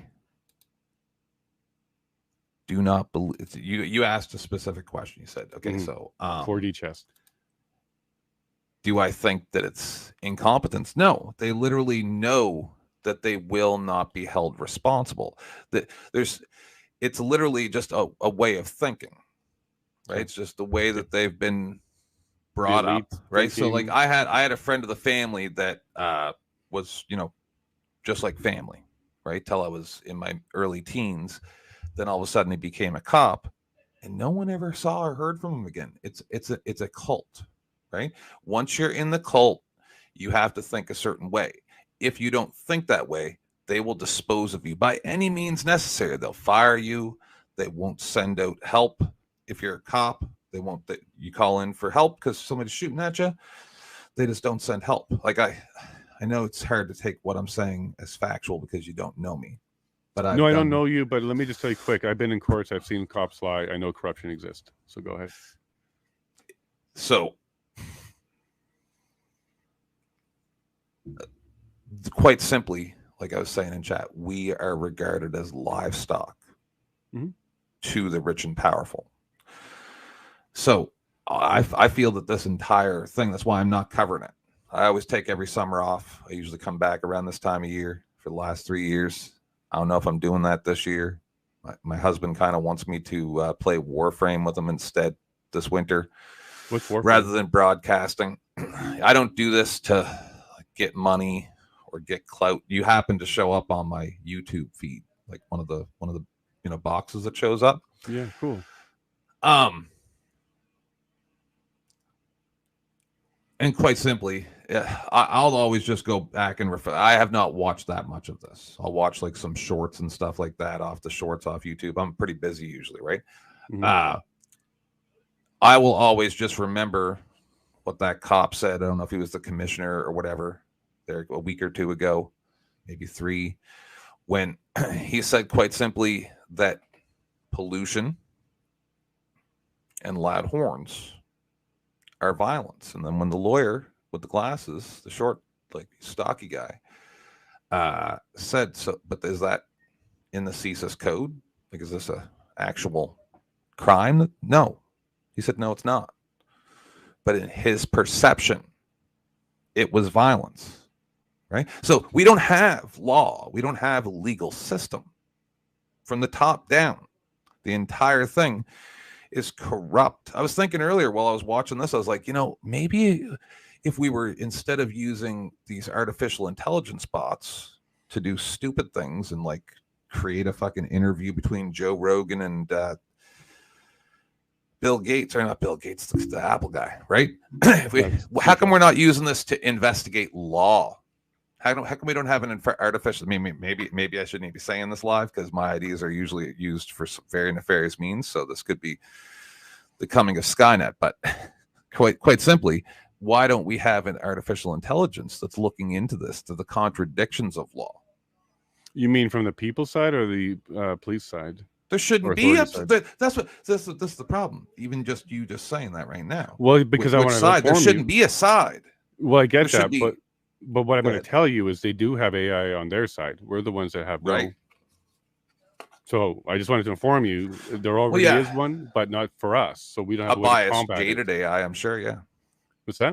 A biased, jaded AI. I'm sure. Yeah. That's made to make us look like criminals. Yeah. Yeah, for sure. Now, do we need something on our side? Do we crowd source it, or do we do AI on our side? Like, I think what you're getting at is a justice side. Like, there's no AI on the justice side for us. Is that where you're going with that? Because the other side, they have plenty. Put it this way. Okay, so if courts are allowed to go to a judge or whatever, right? In America, it's the FISA court. I am Canadian, but I concentrate a lot on American stuff. That's where the majority of my fans are. Well, not anymore. But anyway,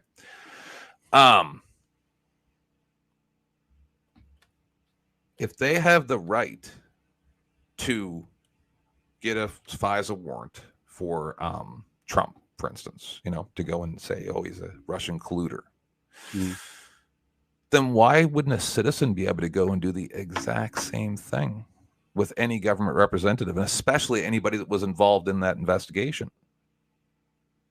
Why do they have special rights? Why do they get this indemnification where we just have some type of faith that they're doing a good thing? Why do they get that? Because we allow no oversight. No, but I'm saying what, and this is where I get a little weird. Okay, get weird. In my opinion, it's because most people are willing to just go along to get along, right? Like almost with just like with sadomasochistic sex. Everybody likes to switch roles, right? Sometimes your wife's the aggressor, sometimes you're the aggressor, or if you're like me and you get a husband. So they capitalize on that by using fear, ignorance, all the human frailties to put you in a submissive pose automatically. They do that when you're a child. When I was a child in school, you speak out of turn, that's wrong. You do anything that the teacher tells you not to do, then you're automatically the bad guy. Well, who's to say that? Who's this? So it's bred into you from a very young age, like you're a puppy instead of a human being that has, you know, consciousness. So then the government uses it to trick us. And what I was saying about the legal system, you're saying, oh, I must be in a really bad spot, or like not it sniffed, it sounded like getting the right kind of help or whatever. No. What it is that, okay, so just, I don't know you, right? So if you have a problem with a government agency other than civil litigation, where do you go? Today? What is the proper process? I know, I'm just asking. I just want to know if you know. Well, say you have a problem with a government office, say it's like the DMV or whatever we call it, Service Canada here, right? Something like that. Just a problem with one of their employees and it hasn't been addressed, and you go through all the complaint processes and you try to do what you're supposed to do. What's supposed to be the final stop for the government, the department, the minister? Anything governmental? Yeah, the minister. No, the ombudsman's office. Well, that's one place the public can go, but you said the final option. The final could be the minister. Oh, no. Even if you've dealt with them, you're supposed to be able to go to your ombudsman, right? And he's supposed to have it looked into to make sure what the policies are, to make sure that they're following the law, to make sure that they're following the rules, right? That's what the ombudsman's there for. What would you say if I had pointed out a lot of the stuff that's going on in society right now, months before the pandemic even started, and went to the ombudsman and gave him, like, I've got emails. At the final email he sent me, there was like 17 or 21 or something like that responses to all the emails I had sent his office. And at the bottom of the email, he said, we just quite simply don't have the resources to respond to all public complaints. And I said, but that's a direct contradiction to what it says on your website.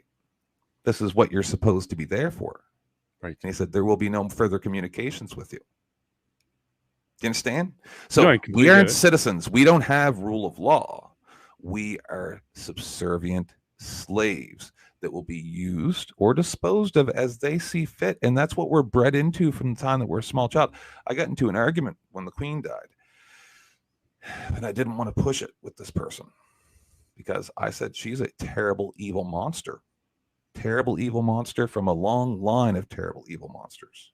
You know, so what happened to the children that she took from the residential schools back to England? Were those some of the skeletons that were found on the grounds there? I know this sounds conspiratorial, but these are facts, right? I've done probably about a dozen shows about the residential school program before it became mainstream, like 3 years ago, before everybody was paying attention to it. No one's ever going to be held responsible for any of that.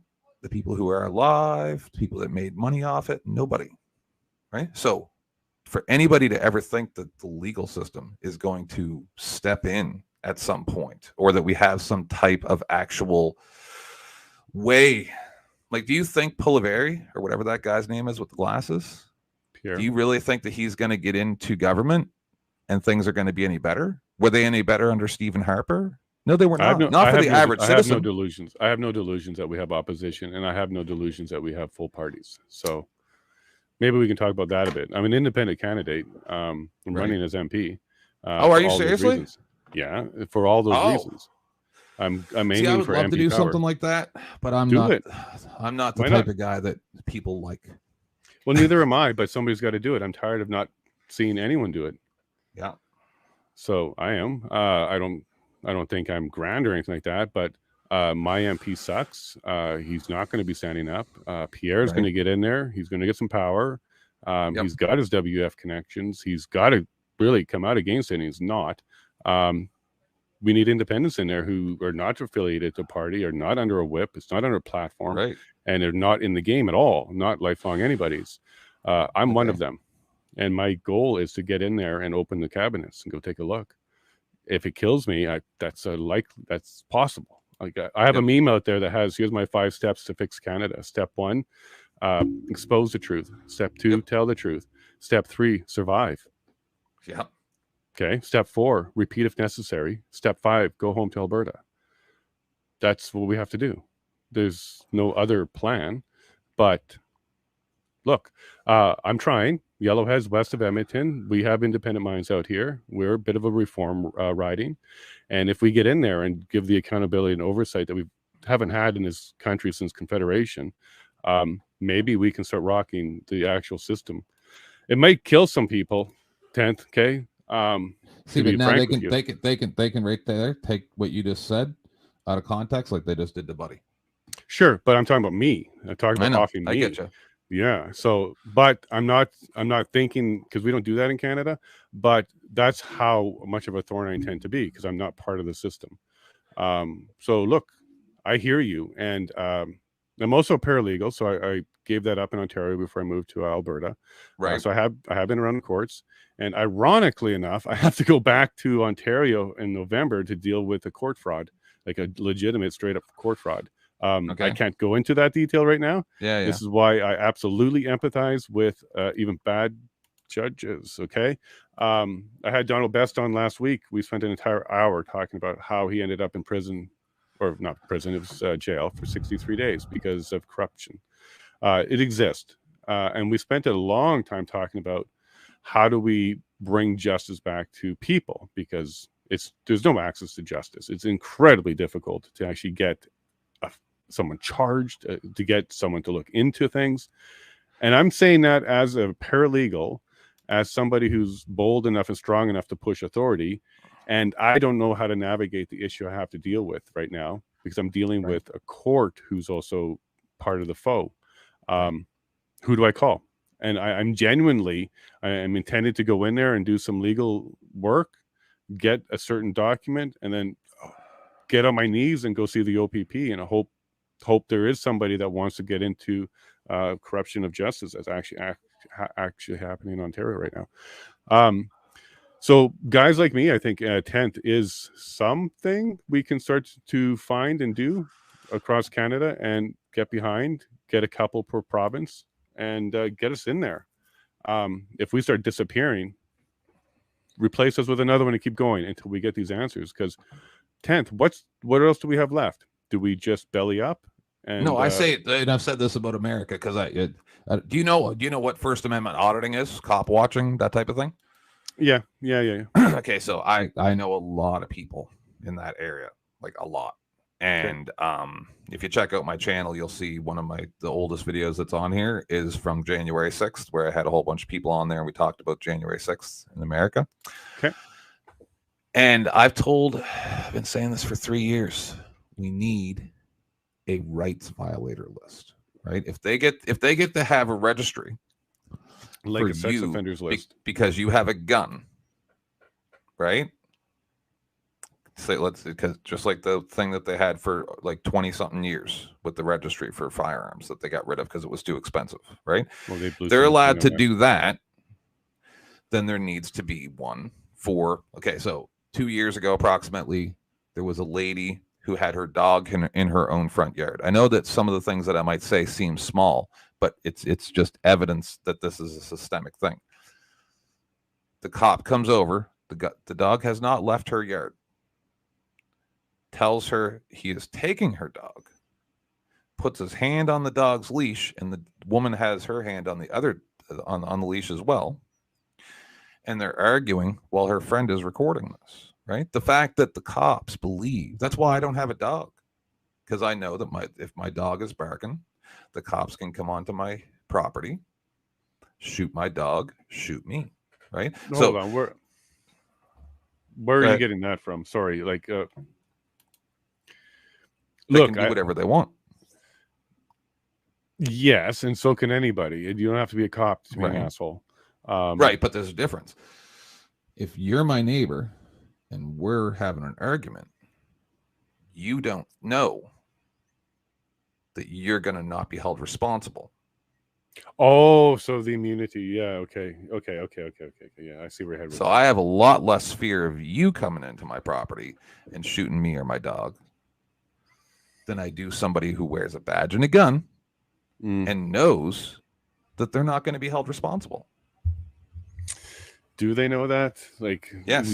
It's every time, like, we do see cops charged. Like, I'm going to push a It's little bit back on happening that. more term. now. Yes. Mostly Yeah. because of the First Amendment movement, right? Because they're out there recording this stuff. Yeah.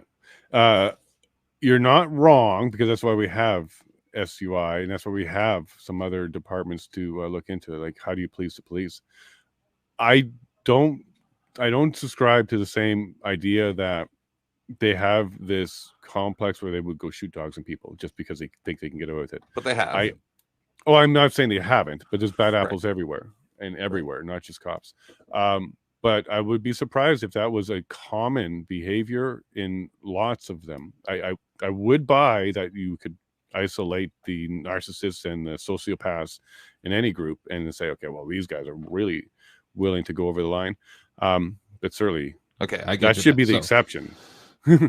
I live in New Brunswick, right? Okay. And 99% of the time that I've had any experiences with cops in New Brunswick, it's been awesome. Right? I was just watching a video earlier that I didn't even ever display publicly, I don't think, because I was going through my phone. And I said to the cops, I always tell people that cops here are not like there in the U.S., but I've heard a few things. And then a couple weeks ago, I was down going to the bank, and I saw a fire truck. So I said, oh, there must be a fire. I'll get some footage. And then I walk over to where the dollar store is, and there's a bike, flipped upside down on its handlebars. Mm-hmm. And I say to one of the other people that are standing by, hey, what's going on? They said, oh, it's a stolen bike. I said, oh, okay. So I'm just standing there recording. The video's still up there. And the sound's really messed up. So I start recording. I get into a vantage point where there's other people standing over there because I'm very careful, right? I know the cops can say and do, a lot of weird stuff. So I'm just keeping my distance, and I'm recording the guy inside the back of the car in case they're choking him, punching him, anything like that, right? Because I've seen it hundreds of times. I'm there for maybe another 3 or 4 minutes. All of a sudden, he's let out of the car. I hear a cop say, and I don't think you can hear it on the video because the sound's really messed up. I hear a cop say, oh, yeah, no, I've seen you driving on that bike many times. So supposedly a couple bikes were stolen across town recently. Now, I didn't get footage of this. I can only go off of witnesses. But the guy, when they let him go, let him off the cuffs, and there was at least 8 or 10 cops there. All the 4 or 5 cop cars, they all just drove away like nothing happened. And the guy whose bike it was told me that he was driving. No one said anything, no sirens, nothing. They just hit the back tire with their front fender, for their front bumper. He went flying off the bike. They pounced on him, threw him in cuffs, threw him in the back of the car, and said he was on a stolen bike, but he wasn't on a stolen bike. Right. So that's not a few bad apples. Right, that's probably half the police force that's on at that, or maybe the full police force, because it's not a very big town, right? There at that time, that's not a few bad apples, right? The fact that the cop that hit him with the car, if that happened, was not drug off in handcuffs right there in the back of one of them other police cars, proves that the legal system is a farce. Well, it proves that incident was not done properly, but the whole legal system? Yes. Yes, the entire legal system, because the fact that... Did you that file a charge, or did you do anything? I wasn't there. Well, whose video is this? So you found a video and... No, I recorded the video after he supposedly got knocked off the bike. Oh, so you interviewed him and got his story? Yeah, after he got out of the cop car. Yeah. Yep. Yeah, so what happened is they hit him, they assaulted him, they thought he was a criminal, or at least they're saying that. Threw him back in the car, realized who he was, probably did the uh-oh moment. And basically threatened him probably at that point and said, they didn't say, oops, I'm letting you go. They said, well, you're lucky we're letting you go right now. So STFU and get out of here. Who knows? But all I'm saying is the fact that that person that looked like he was probably homeless or just not very well to do now has to go and navigate a legal system that I, as a fairly intelligent man, have a very difficult time and just the actual time that it takes to go and deal with that. Yet the government has unlimited resources to come after you if they even just assume that you might be doing something wrong. That means that the legal system's a farce. If you can show me one example where the legal system isn't a farce, I would love to see it. Oh, please. There certainly is lots of examples where it's not a farce. Name one. Okay, Kyle Rittenhouse. Okay. Johnny Depp. That was a hard battle for him to win. Being a man, oh my gosh, that was a hard one. Neither one of those battles should have ever happened in the first place. Agreed, but that's so kind it's a of farce. the point. No, that's what I mean. No, but this is where we won't agree, because the legal system is meant to not solve every problem, but it's meant to give you a platform to argue it out and see where it goes. You can't expect 100% out of any system. So you definitely have to expect you're going to have some real bad stuff happen. And you're not wrong. Look, there's even more that you haven't talked about that I'm aware of that's even worse than what you've talked about. You're not wrong. People disappear. Yep. Okay. Complete records gone. Yep. They completely vanish, like birth even. So look, there's a lot more to where the system truly is. But to make a statement like the whole system's broken, I get so, because I have had successes, okay, and they might be minor and little ones like civil and small civil or summary stuff where I help people out. But where you're definitely not wrong is the access to justice, and it's a rich man's game. Those two things are super horrible, and they're stacked against everybody else. That's 100% true. So your guy on the bike who was assaulted criminally by officer, at least one, with a deadly weapon, because that's what the car absolutely is. We got plenty of case law that a car is a deadly weapon. And then the accomplices who covered up his actions, some of them may not have known, but some certainly would have figured it out because the guy would have talked. They all should be in jail. They all should actually be in prison. They should be in prison because all of those. But none of them will ever be held responsible. That's what I'm saying is, well, if one cop does. What did you do though? Did you report it to anybody? You talked to the witness. Did you help him? I told him you can find my video on my channel. See, that's the thing. I just don't bother. Because what if I'm wrong? I think you just found a kink in the armor. What's that? Yeah. Well, just like people that don't tell the truth about rape and other things, like they're just silent. That's part of the problem. You really should be speaking up as much as you can. And I'm not saying you're part of this problem, but the problem for this guy was he never did take another step, and he didn't have somebody. Who knows? I don't know. That's where well, the assumption is it's not, because hold on, actually, Tenth, let's actually do this. Are you assuming nothing happened? Are you assuming like a week later no cop was fired? Yes. Oh, maybe we shouldn't do that. Maybe he did file something and there was a follow-up, because it's not going to be public. You're not going to know about it. Well, it should be. That's what that's a good point. And that's going back to your truth list or whatever, your list. Like we have a sex offenders list. Why don't we have a corrupt public offenders list? Officials. Yes, I think it would be good for that. I think that if a cop, right? So I don't even know. I could bring up 1,000 different examples, but if a cop does something that is like, I just saw a video, I don't even remember what it was, just a couple days ago. I believe it was out of Texas or Florida, where the cop did just horrible things. Might even been New York. And then he was never allowed to, I think it was on the accountability report with that lady with the glasses. Okay. He's just not allowed to ever be a law enforcement officer in that specific state. Yeah, like right. But then I've had hundreds of people bring up, oh, well, we have the Brady list. Okay, so then why can that guy not be a cop in that specific state, but he's not in the Brady list? Because the Brady list in America, I don't even think we have anything like this in Canada, as far as I'm aware, is voluntary. It's so voluntary whether or not. The Brady list is for any cops that have committed crimes that they wouldn't be able to be a cop if they're on that Brady list. It's a federal thing. Right. So but it's not mandated. It is voluntary whether or not the police station and or whatever actually puts a cop on the Brady list. So as far as I'm concerned, probably 90 to 95% of those people that are on that Brady list shouldn't even be on that Brady list, because it's a pretty good chance that those were the cops that were set up by the other cops that were the one good cop. Gotcha. I hear where you're going with that. Okay. Yeah. At first, I was going to say, why is there anybody on the Brady list? But yeah, to set people up and backstab. I know what I say sounds crazy, but like something you said earlier there, I came to YouTube pre-pandemic. I told everybody exactly how this was going to go down. We did shows about this for 10 to 18 hours a day during the entire pandemic for over a year. I told everybody what was going to happen, exactly how it was going to go. And I told everybody how this trucker protest was going to go too. I sent a correspondent down into the trucker protest because I'm kind of like a news guy, but I also do other stuff. And I report the YouTube nonsense news. And I told everybody what's going to happen. They're going to go up there. They're going to cause a big fuss. The government's going to lie. They're going to break it up. People are going to fall in line. Our rights are going to be restricted further. These people are going to be made out to be terrorists. And Canadians are just going to turn a blind eye to the whole situation.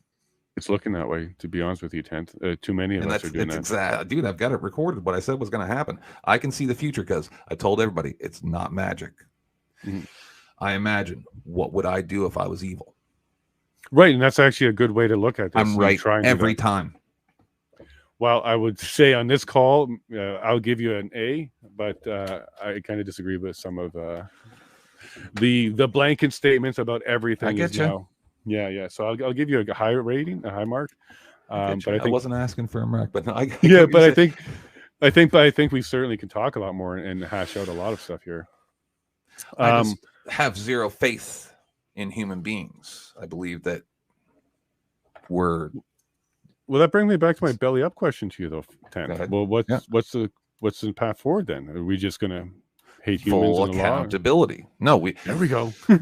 Is that every government representative's phone calls when they're on the clock, every meeting that they have, everything they say or do has to be publicly accessible. Just if I work for a company, I've worked in call centers for the last few years because I'm disabled, right? So it's really hard for me to go out and do other stuff. But all my phone calls are recorded. And I even asked one of my bosses about 8 or 10 years ago, because it was my first time working in a call center. And I said, okay, so how far back can you go into my calls and like write me up? Or because I didn't understand how this worked, and write me up, or like, is there any type of, like there is in law, what do you call it when 7 years or whatever do they call it again? I'm a little high and tired. No, expires. Statute of limitations, right?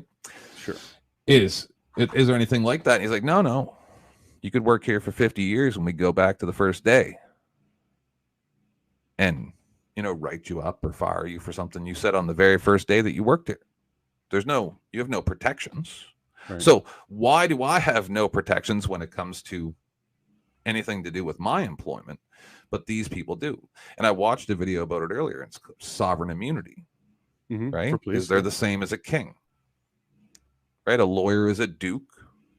Like I've asked lawyers face to face. I had a conversation with one a couple days ago, and I'm like, how come if you are in association with a terrorist, you're a terrorist? But if you're part of a corrupt legal system, you're just an independent citizen. You're just a lawyer. Why is that? Because they built the system and lawyers run it. Right. Yeah. So you have to be a lawyer to be a judge. Yeah, I get it. Right. Yep. It's a cult. It's no different than a golf club. So to say that something like that's not going to be corrupt, they have their own best interest. There is no, I can't sue a lawyer.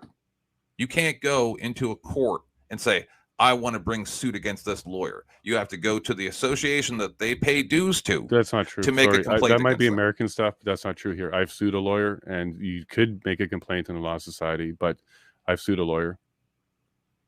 And what I've won a complaint and the money I can't collect because she went out of business. Okay. But you certainly can sue lawyers. You certainly can sue lawyers.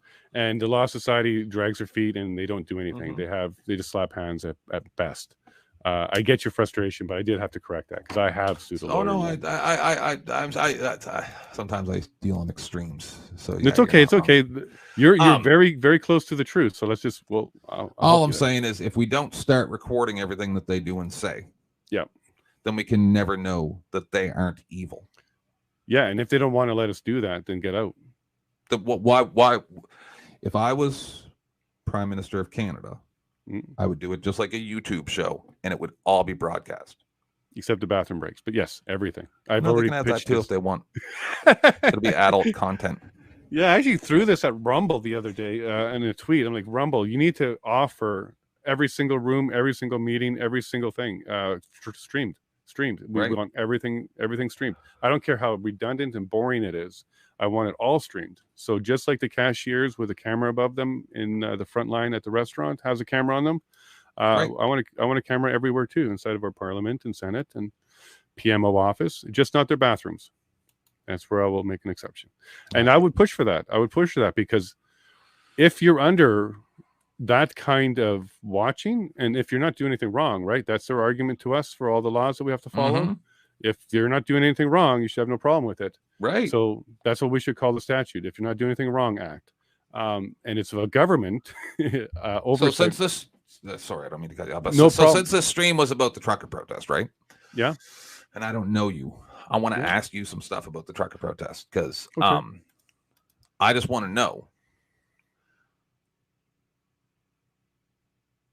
Do Please you do. believe that our government had any legal justification whatsoever to institute an emergency act? Are you genuinely asking me that, or is Yeah, that... I'm asking that. I'm going somewhere. Oh, with this. absolutely not. They absolutely All right. not. They didn't even have the right to do the Provincial Emergency Act. They didn't even have the right to do the municipal Right. one. Yeah, Yep. and I think it's all related to this. Maybe I don't know if you got that book Mhm. too. Yeah, we got some Good old Klaus. threads. Yeah. Yeah, we got some threads so, there. So my second question is then, Mm. isn't that when the Magna Carta comes into play? Magna Carta is a nice old document that gives us a bunch of rights against the government, doesn't it? It was the king, Just right? asking. So then, Them trying to paint Buddy in a picture where he's saying like some type of extremist thing, isn't that them trying to shame him for talking about the rights that we have under the Mhm. Magna Carta? Yeah. Why would they Complete do that? violation. Because they're dehumanizing us and we're turning into So then sheep. shouldn't their law license be revoked right there and then? You're acting outside the law. You're literally telling somebody that they can't act with or even talk about it within the law. Yeah, but it's not illegal for someone to defame. It's civil. It's not criminal. No. But they're a lawyer. Mm-hmm. Officer of the court. Yeah, there's penalties if they get themselves in trouble, but they're a lawyer, and they're supposed to be acting within the best interest of the law for society as a whole, right? 100%. That's what officer So of if the court they're is. not, then why should they be allowed to be in that position? Well, you're not wrong, but you're kind of skipping a step. They got to be reported and then found guilty. I still believe in due process. Is there Right, due sir. process? But they're an employee, right? So if they're the crown attorney, they're an employee of the crown, right? Yeah, the king. Yeah. But if I act outside of the policies and procedures or the law in my job, Mm-hmm. I can be terminated. There's no like if I'm a contractor and I have a license to be a carpenter, and I act outside of what I'm allowed to do, that can be taken away, right? For sure. There would be no process. They would go and they would file and say, hey, this person acted outside the law, and it would be immediately revoked. Sorry, civil or criminal law? Which law? No. If the building inspector went to one of my job sites and I'm a carpenter, they could file with whoever holds my license to be a carpenter and have that immediately revoked. There's no process. I have no idea what you're talking about. Inspectors, they would have to issue you a warning. They'd have to issue you something and give you time to fix it. I don't know what you're talking about. There's nothing that I'm aware of other than stunt driving that has an on-the-spot component to it. You sure about that? Well, yeah, I studied it. So I'm not sure of any other than stunt driving, because stunt driving has a special component of on the spot. You're guilty almost. They just take your You car. mean stunting when you're like over the 50 kilometers? Yeah, or 50 whatever? over. Yeah, this is stunt driving. Yeah. So if you do that, they'll just take your license and your car right on the spot. And that's the only one that I'm aware of, because it was a special law that had to get special permission to do that, to have an on the spot adjudication almost. Because the cop basically says, he basically becomes a judge in that scenario, says, you were over, I'm now taking your license and taking your car. That's the only one I'm aware of. And especially when you're talking about regulated professions. Or providing a breath or blood sample. You're required to do that in Canada. You're not supposed to.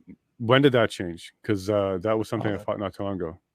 That's quite some years ago, isn't it? No. I actually had to take an American company to court because they tried to do that in Canada.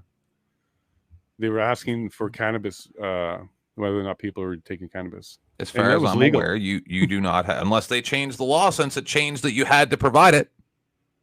Well, no, the only time you would have to provide it is if you contractually agreed to it. So you entered into an employment contract that had it, but they're not allowed to even ask. So no, that's not even true. They're not even allowed to put that into. That's what I thought. They're not allowed to put that as a condition of your contract. The United States, they do that all the time. Drug testing is a common thing in the United States. No, I'm not talking about as a job. I'm talking about as far as I'm. No. As far as I'm aware, the police are allowed to pull me over today and say we want to give you a breathalyzer, and I don't have the right to refuse. Oh, sorry, we changed subjects. No, so that's what I was talking about the whole time. Okay. I think we got lost. Breathalyzer. No, you should be. You might have to go to jail for the night if you refuse one, because if they actually suspect that you're intoxicated, right, to put you in the drunk tank. No, as far as I'm aware, the law in Canada is and changed. I believe it was under Stephen Harper. Actually, I don't recall that. Just give me a second. Yeah. I'm just saying that there's an awful lot of that the citizens got to do what they're told, yet the government does not. Even if they act outside the law, right? That's what we're talking about. The Emergency Act that's treasonous, right there. Like the fact that Trump has been lied about, saying that he said, let's go down and take our government back and all this stuff with the edited video, just like they just tried to do to Buddy there during this deposition or whatever. Pat King, yeah. Yet, you don't see the same type of coverage about Trudeau. You don't see CBC doing a story about when the United Nations are getting up there one by one saying Trudeau is the most horrible person ever in all of history. Wasn't it a lot of pardon me? Wasn't that amazing? Yes. I love that moment. People are appalled by him. The fact that we have such a monster as prime minister, and the only reason that he got voted in is because he's pretty.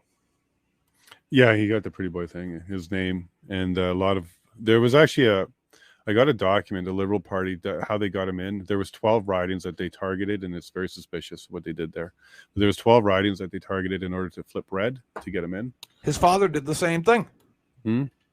His father called out the military during that standoff. Yeah, the Quebec one. This is what they do. Act. Yeah, well, Trudeau specifically did it. Both of them did it. But isn't that awfully ironic? No, I don't think it's ironic at all. I think it's because he is a Trudeau and his dad was prime minister. He was recruited and trained and then eventually got into the seat that they wanted him in. That's what I think happened. There you go. That's what I was trying to see who you were. All right. I believe that. If you actually have, it's just you have such a mild mannerisms that I was like, man, this guy seems awfully mild. Well, I also think his father left him some property in the family plot in Cuba, so maybe he'll go visit there when he's done here. Who, Castro? No, his dad. Yeah, his dad left him a couple acres back home in Cuba. Yeah, he'll go retire there. No, there's a lot of things. I'm a WEF fighter, so if you go to my bio, against the globalist agenda, I stand up against it. I just did an interview with Andy Lee today about that subject. She's all over Freeland and her connections with the WEF. I'm all over Singh, Scheer, and Trudeau because all of them are also in it. So no, listen, I'm not naive. Just because I'm not yelling at the screen and pissed off means very little. That's mostly what I do. Do you see what my avatar is? I saw it now. I just changed to 10th man. Yeah. That's one that I use for months and months and months. Some of my people made me some stuff, right? Do you see what that's of? I want to say it's probably Auschwitz or something like that. But because the outro to my show is when they come pounding on your door at the dead of night because they wrote your name down on a piece of paper because you have unicorn virus or whatever type of thing that they wrote your name down on a piece of paper for. Says you have to get taken with these people, thrown onto a train and dumped into a fire pit. There's not going to be anybody to call because business hours are 8:30 to 4:30 and you can go fuck yourself. And that's the way all of this works, right? Is that they can come in, break the law, put the emergency measures in effect, whatever they do, all this stuff, they're never going to be held responsible. Just like Trump said, he could walk out Fifth Avenue in the middle of the street Fifth and Avenue, shoot take a somebody. shot. Yeah, but don't tweet nasty stuff. That'll get him. Listen, I hear you. And Canada, if you're listening, he's not wrong, because if you're Canadian and you think that this kind of thing can't happen here, you forgot about what we did to the Japanese in World War II. You completely forgot what Canada did then. And the residential school program. There's lots of horrible history. Canada likes to talk about the good and forget the bad. Were you ever aware of that worksheet that they sent home with the kids, talking about the secret places they like to go at home? Teachers sent it home with them in for order homework? to order to discover their feelings down there. That About, type of thing? yeah, That one? yeah, yeah, that kind of I'm creepy aware of it. stuff. Yep, So yep. the fact that we are in a society where anybody thinks that that's even remotely okay, right? You would think that. Well, I every want to say we're institution- not in a society. Something happened, and there's a small Right. minority that's doing this. right? You see the guy in, I think it was Ontario.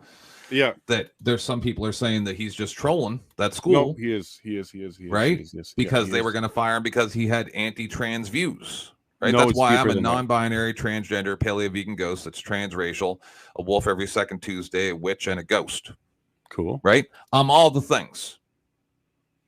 That way, I can't be held responsible, right? For And you're anything that I also- say or do. Well, technically, yeah, I guess you can. Well, not on my channel because I'm none of those things right now. No, I know. But on your channel, maybe. But no, listen, I do actually believe because he's in Oakville, he's in the Halton School District. Yep. I do believe he is not just trolling. He's actually trying to break the narrative. Right. I think he's doing that. That's what I think he's trying to do.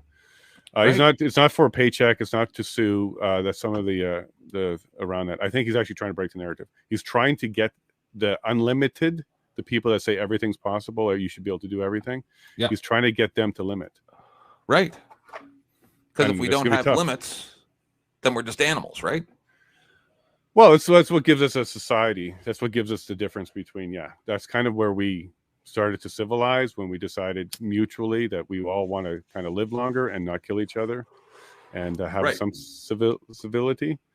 And one of the things I say a lot, and this is something I saw in my chat just now, a few people say, we are not here to recover our rights. We never lost them. Well, we just have an overreaching government and we got to stop them. Because people sometimes think that the government bestows rights onto you. That is one of the biggest brainwash there is.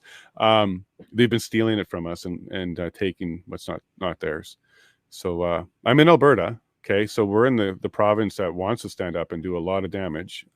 Danielle Smith has come out against the WEF. She laughed at them in a video recently because of the partnership with our Alberta Health Services. And I'm all over her on that one. I'm going to stay on her every single day. And every single day that website is still up and it shows that partnership is existing, I'm going to bug her again and again. We have an FOI request in order to get more information around that particular website, the webpage, and that particular partnership. Because there's no reason for the WEF to be partnering up with governments and influencing them in any way, shape, or form. And this is what we're doing here in Alberta. And to my friends in Ontario, the WEF is proudly working with you on digital ID. You're going to be setting the example. I think that what they're doing is they're templating it their 10th, and that will be the national ID program at some point soon. WEF proudly on the website, it says inspired basically by the WEF guidance, something along those lines. So look, we got this stuff everywhere. It's quite literally everywhere. And I'm not afraid of it. I don't think it's going to be fatal to fight it because that particular group, as soon as you get some sunlight on them, they run away. They don't like to be exposed. But 10th, are you really thinking that we don't have a path forward on this, or is there room for some optimism if we can find enough people who think like us and who want to fight like us? Do you think that we might be able to at least start to make a dent in this, or is It's too just late belly up? because the time for that was pre-pandemic. They used that time to set everything in motion and to test everybody. That proved that we're good little pussy bitches. I'm sorry. They said that too. You know what? They put that on their website. It was a success in control. Because when Biden gets up there, I've really tried to curb my speech on here because I don't. I swear. Yeah, don't get me kicked off. I already have one. I got a warning already. You won't get that for swearing.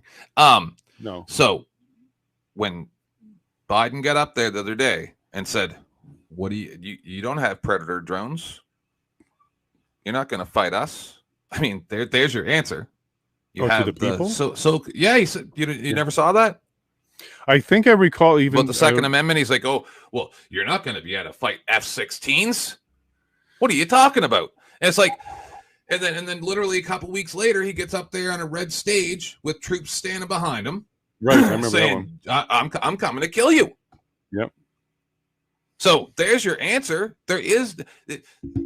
They are willing to kill all of us if they need to. This is not a discussion. This is not, oh, well, maybe they'll have a revelation and they'll be Uncle Scrooge and say, oh, here's some money for a turkey. No. They see us as less than them. We are the unwashed, the useless eaters, like Perth likes to say. Yeah, that's what we are to them. They read Ayn Rand or Ayn Rand or whatever. They believe the When Atlas Shrugged theory that without them, we would be nothing. And they literally don't need us. And that's why, just like I said on my second last show or the last show, there was something I didn't like about Musk. And I didn't pull it all together until just a couple days ago when he did the Twitter takeover here and took the sink in and all that stuff. And I'm like, oh, I get it now. They've been funding him this entire time, right? So that he can make self-driving tractor trailers. This is all part of the plan. Going to get on there. It's not that they want to silence the people's free speech. They want to limit it more. He's going to go in there and limit it more. Everybody's been tricked.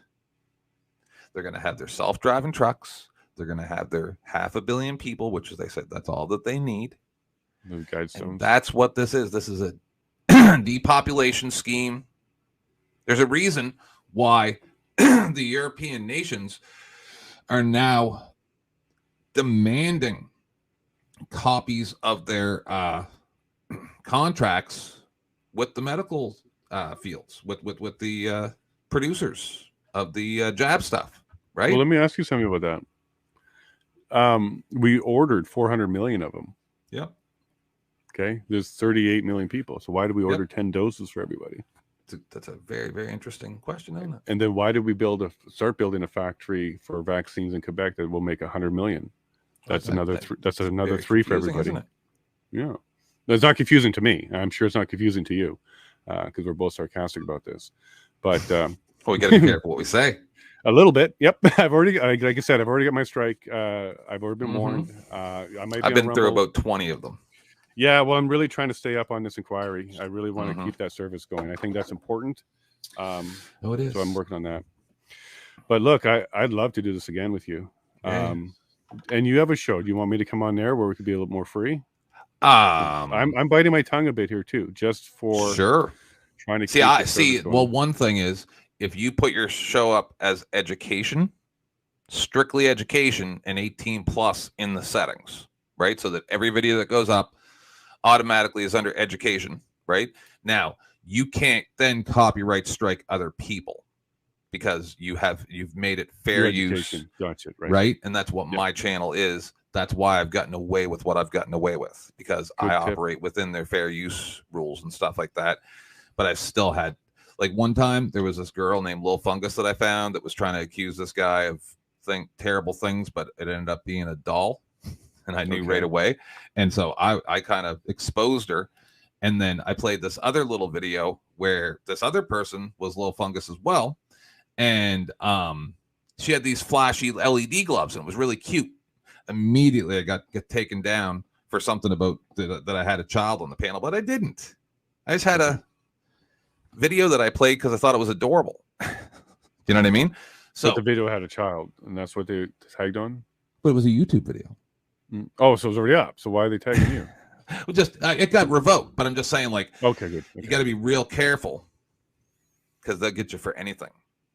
Yeah, well, I got taken down for dox harassment, and listen, here's what I did. I did stream. Okay, I'm doing inquiry, and when I'm done my stream, I download it and then I strip out the inquiry and I just leave my commentary because some people want to watch just the commentary part.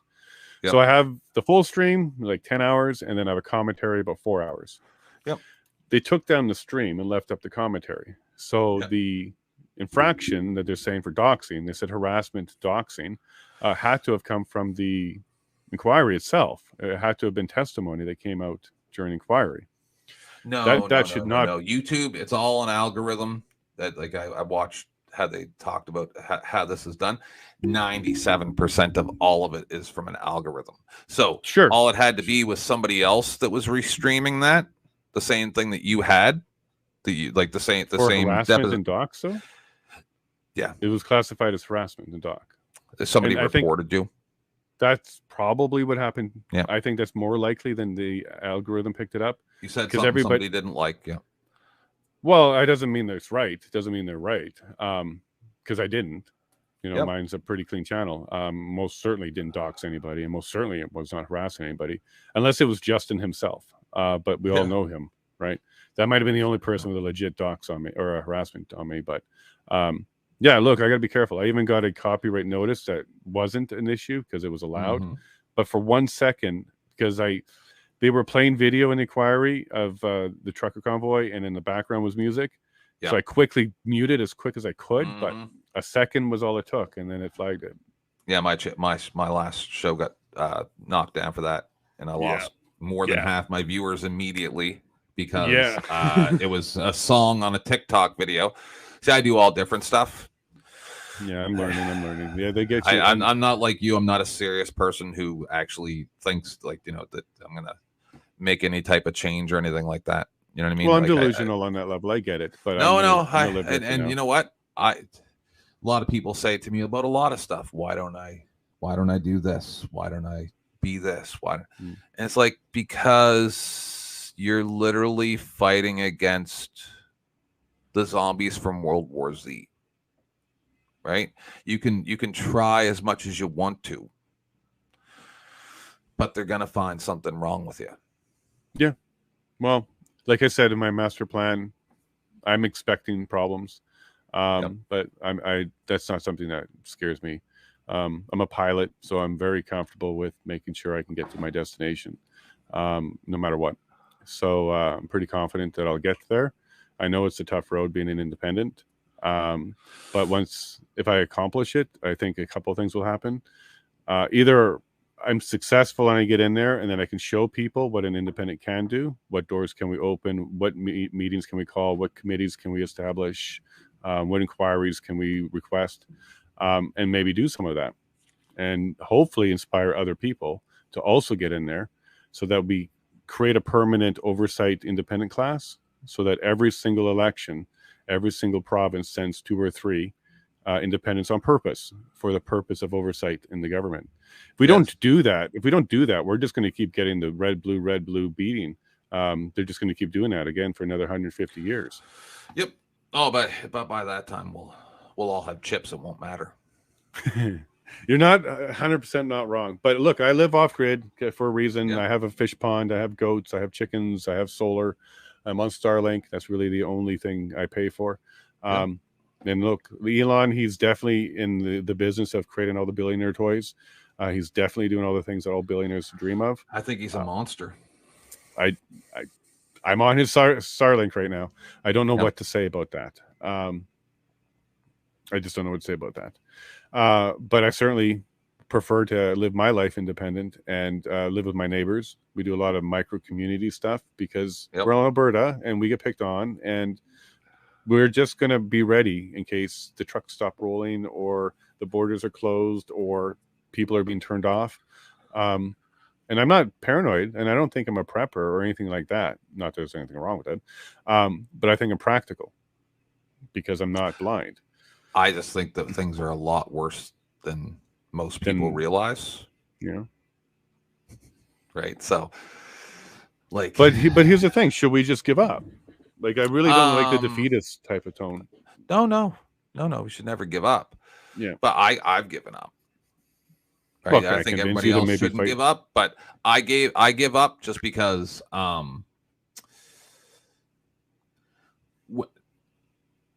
you can't trust anybody, right? Everyone's going to turn against you eventually, right? My co-host, he says he never will, but eventually he probably will.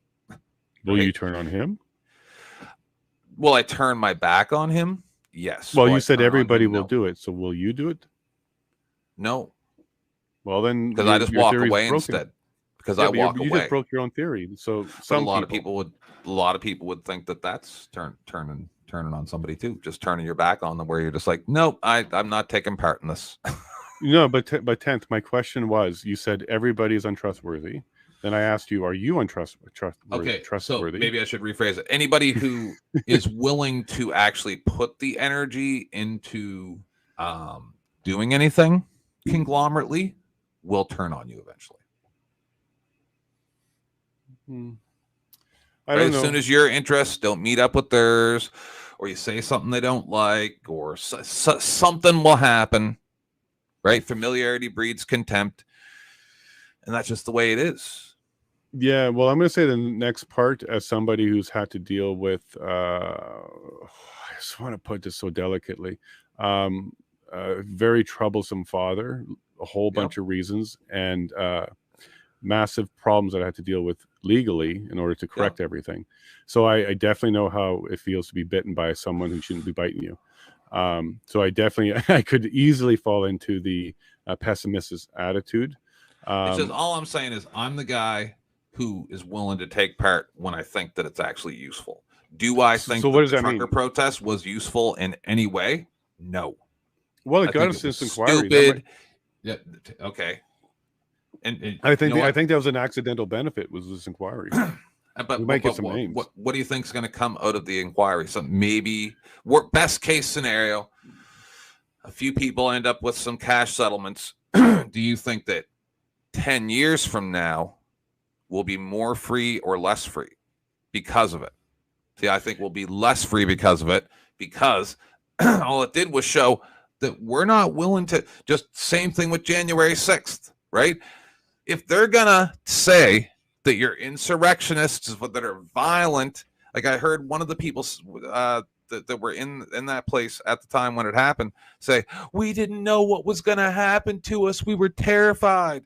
Well, that's the way it's going to be portrayed in the first place, right? For you to even go there, you need to be able to take it to the end game, or don't even bother doing it. You're just wasting everybody's time and resources to go up there and cry to your slave masters real loud, please, please stop taking our rights away, is adorable.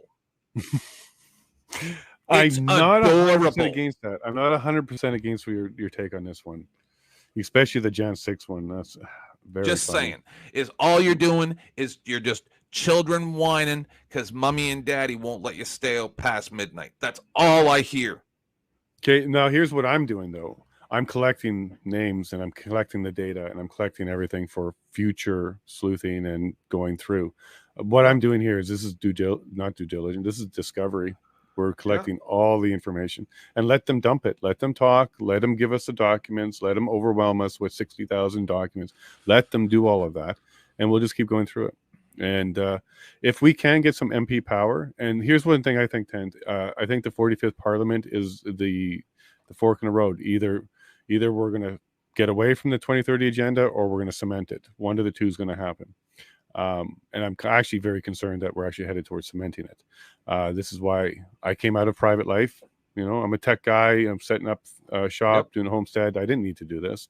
But I also have a young son with disabilities. And I very, very adamantly believe, because we homeschool him, that at some point in the future, these no better than you thous are going to determine that my child requires a special type of education that I'm not capable of doing. Right. And if I don't cooperate with that new program, they will make the decision on his behalf that he needs to go somewhere else.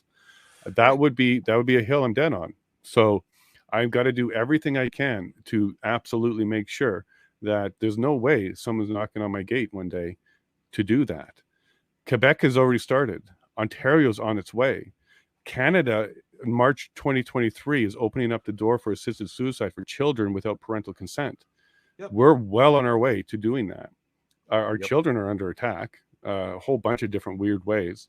Yep. And I have children. So listen, look, that's my line and that's my hill. I will absolutely stand on that hill.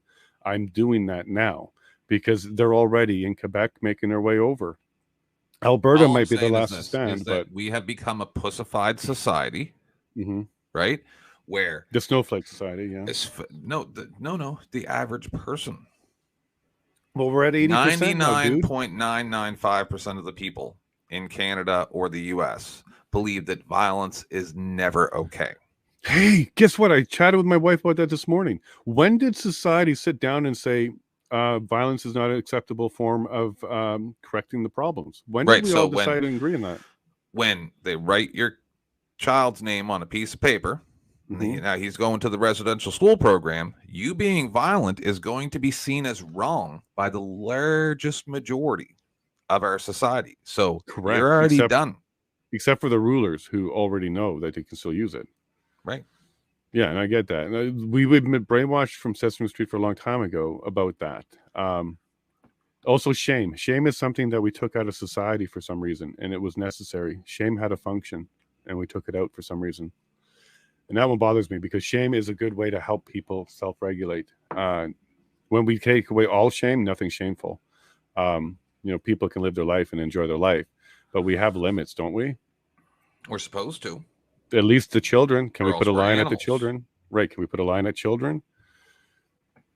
Like, I think once you're an adult, be a free person. I'm an independent mind. I'm an independent soul. I'm a true independent. I really have no desire to get into anybody's business and help them figure it out. Yeah. Except for children. This is where I'm going to draw the line. And I see that line moving. We have politicians talking about, let's move it voting to 16. Okay. The reason why they're doing that is they're growing our children up sooner. Yep. Soon it will be the age of consent will slide down, and soon it will be other things. No, this is a reverse we need to do now.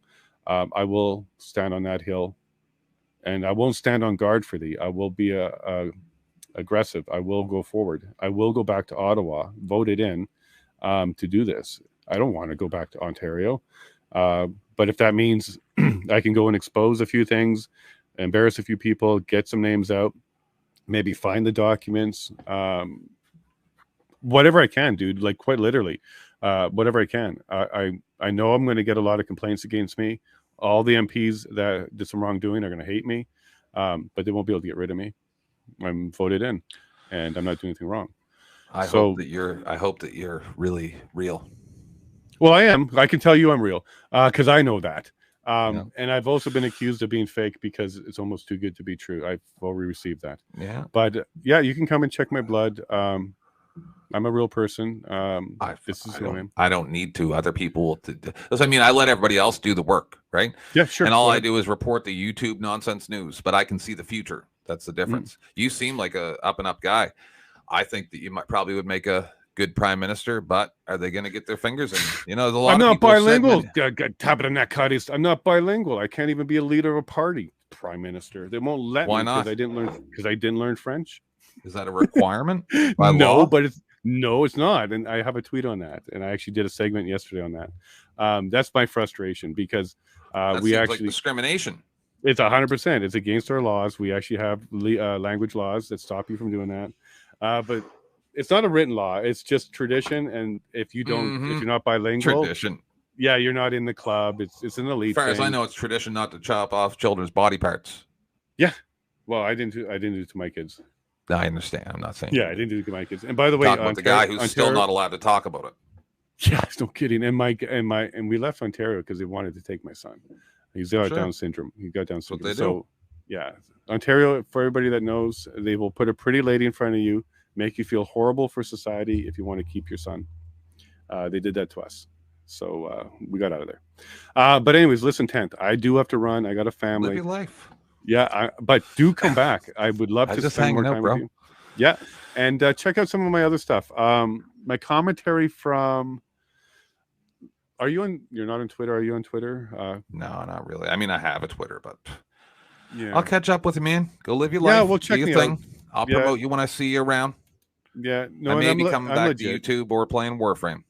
You can What is take Warframe? you can take my spot. That's just it's a cross-platform video game. You're a space ninja. Oh wow! So it's like Warcraft where you're building up No, stuff. it's Warframe. You just you get.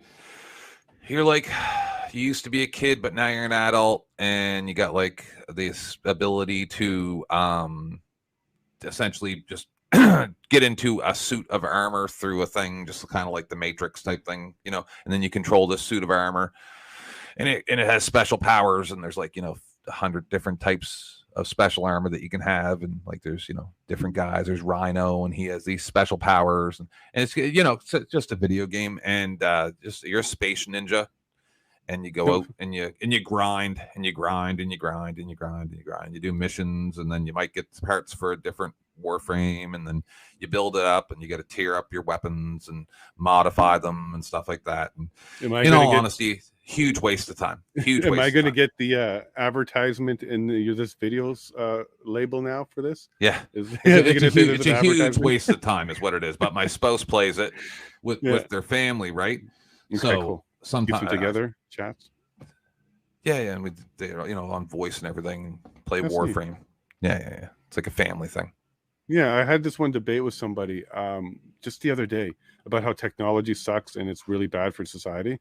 But we were doing that through Twitter. Okay. That's funny. It's like, well, where do you really stand if you're sending me Twitter? Misuse technology. It can actually be, yeah, we can get into that. If you look into me, do my LinkedIn, all that kind of stuff, you're going to find I'm an eclectic kind of guy and not normal in a lot of different ways. You can look into me, you won't find nothing. Well, there you go. I see that. I don't exist. Well, then you know about digital ID and turning people off, and you know how people can vanish. It's too easy. Yeah, I don't exist. Well, let me say thanks a lot, because that was fun. That was spontaneous and that was fun. And look at this. We still have a good chunk of the crowd here. 32 for me is a big crowd. So I'm very pleased to have them here. Yeah, I'm just starting up and I'm enjoying every single number I got. Don't let the trolls get to you. Just control your panel, right? Control your panel. Don't make. Well, how did you feel? How do you feel this close to people? Oh no, when it's two people, it's different. But just don't let people off YouTube get close to you, right? Assume that everybody has nefarious intentions. Oh, we have to do that because I'm running for MP. We have to be careful, extra careful. Like I'm telling you, the people. Somebody sent my YouTube, wife a ring. Did you hear that? Somebody sent my wife a ring. Yep. Yeah, it's at the RCMP office because why are you sending us rings? Oh no, some weird stuff's gonna happen. And I told my wife to be extra careful. Yeah, because and here's why 10th, because I am genuine. Yeah. So they're but don't matter because they'll make up stuff. That's fine. Throw it at me. Just like they tried to do during this thing that we watched today. Like they just.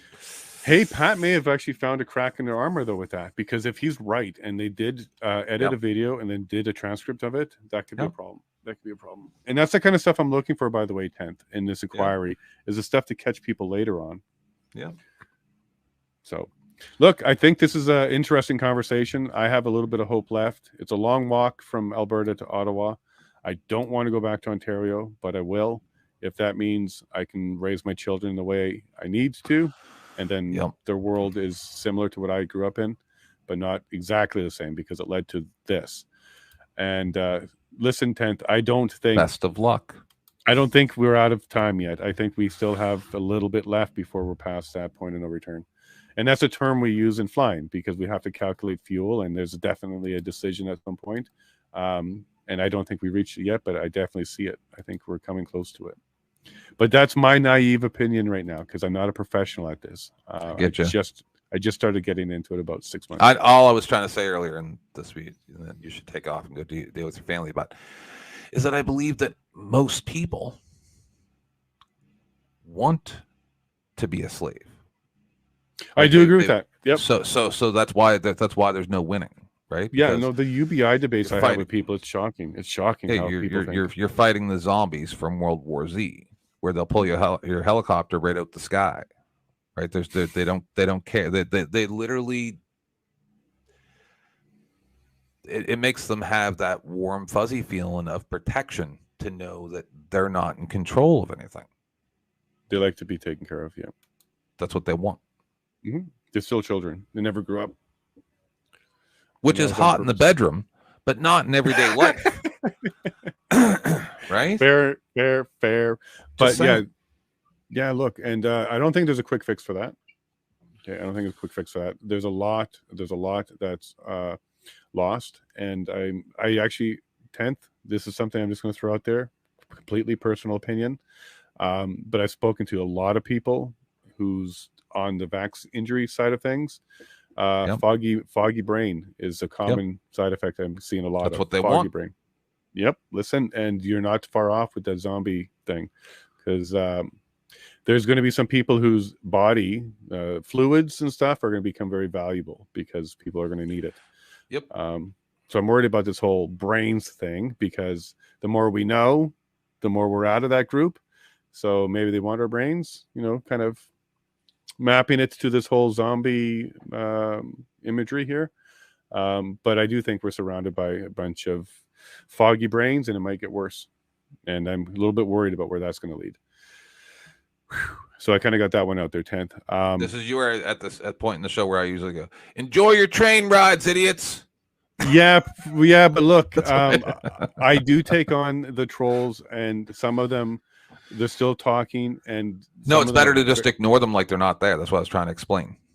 Yeah, but as soon as you give them any attention, you just CFW tried to tell me this. I didn't listen. I should have listened to her. Her name's Carolina Fort Worth. She's from Texas. She's a cop watcher, and she's been arrested 700 million times. And she told me, because she's a mod on big channels and stuff like that, is soon as I know you want to be like, hey, free speech, blah blah blah blah blah, as long as you're not. No, I'm saying if they are not, this is her words, not mine. If they're not supporting the narrative of your show, I know it may seem like, hey, I'm doing the same thing these people are doing, right? Like not limiting people's speech, not being free, blah, blah. No, because it doesn't even matter if they're paid to come and harass you. They're just trying to fuck up your show, dude.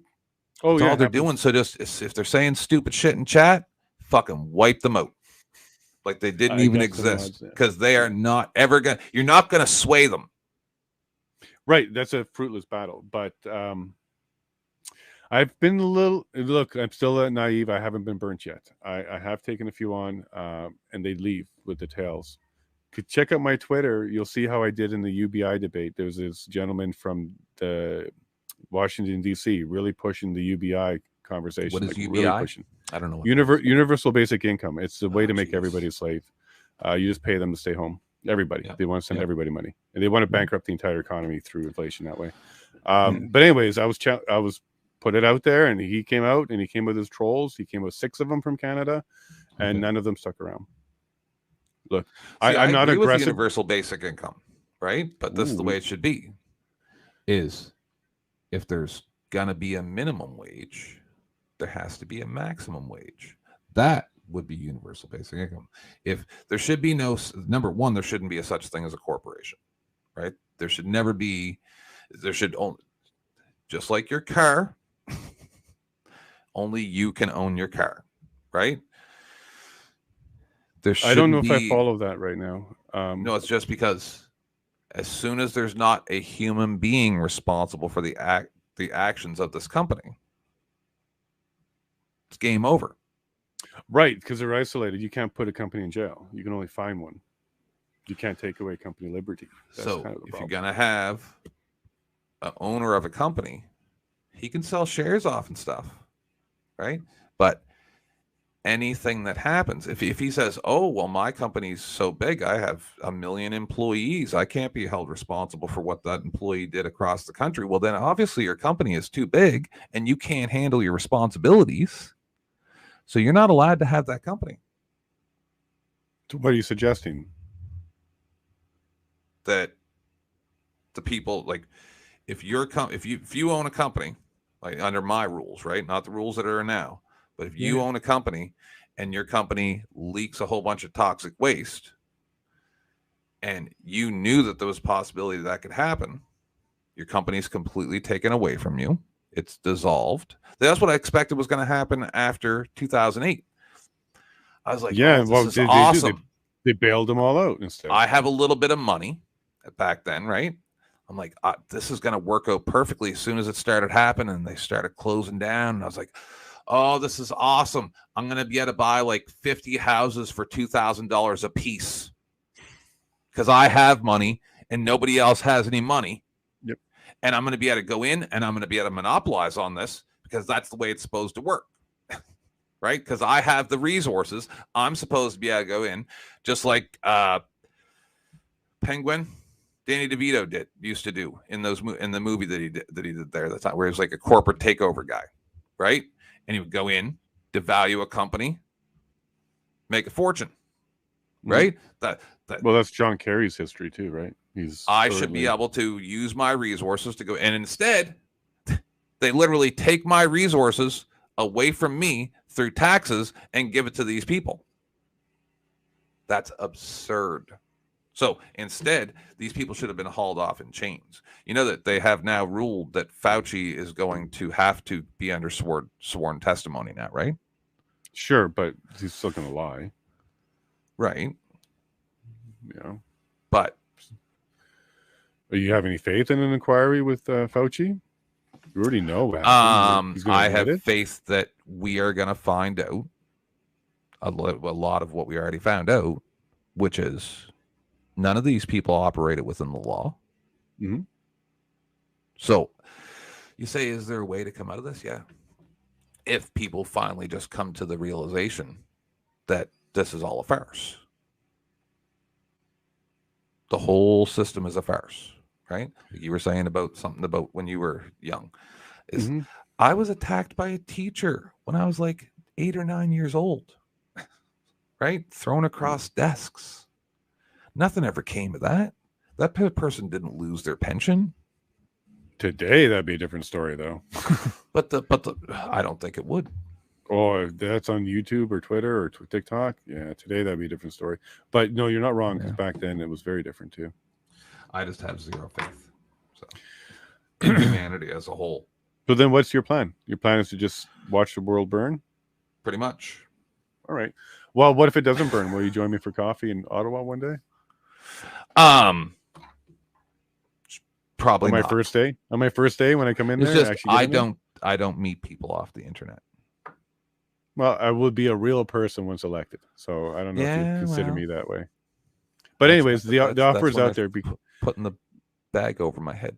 Yeah, well, the idea though is if that happens, is to show you from the inside that A, an independent come in there, B, what can an independent do, and then C, maybe give you some hope that we can actually start cleaning it up. And then appoint me as seeker of truth, where I'm not allowed to affect any type of arrests or anything like that, and have a board in place where I'm allowed to go around to every government office, any bank, anywhere I want to go, right? And I'm allowed to go in and get any information that I want, and then it gets put up in front of a board. And if I release anything that wasn't allowed to be released, then I go to jail. I understand that, because then that leaves me with the out that if all of a sudden we find out, oh, hold on a second, those lizard people really are real, and they have trains that go from coast to coast, north to south. And they're bringing all the children down there and taking them for their adrenochrome, and that I actually have proof of this, that I can just take the hit and expose it. I'm being ridiculous, of course, right? But you get what I'm saying? I do. That's all I want. I want someone to be able to go in and find out the truth. Well, here's how that will go down. Mr. Speaker, Jason Lavigne from Yellowhead. I'm here to plead the 10th. And then spill the beans. Just saying.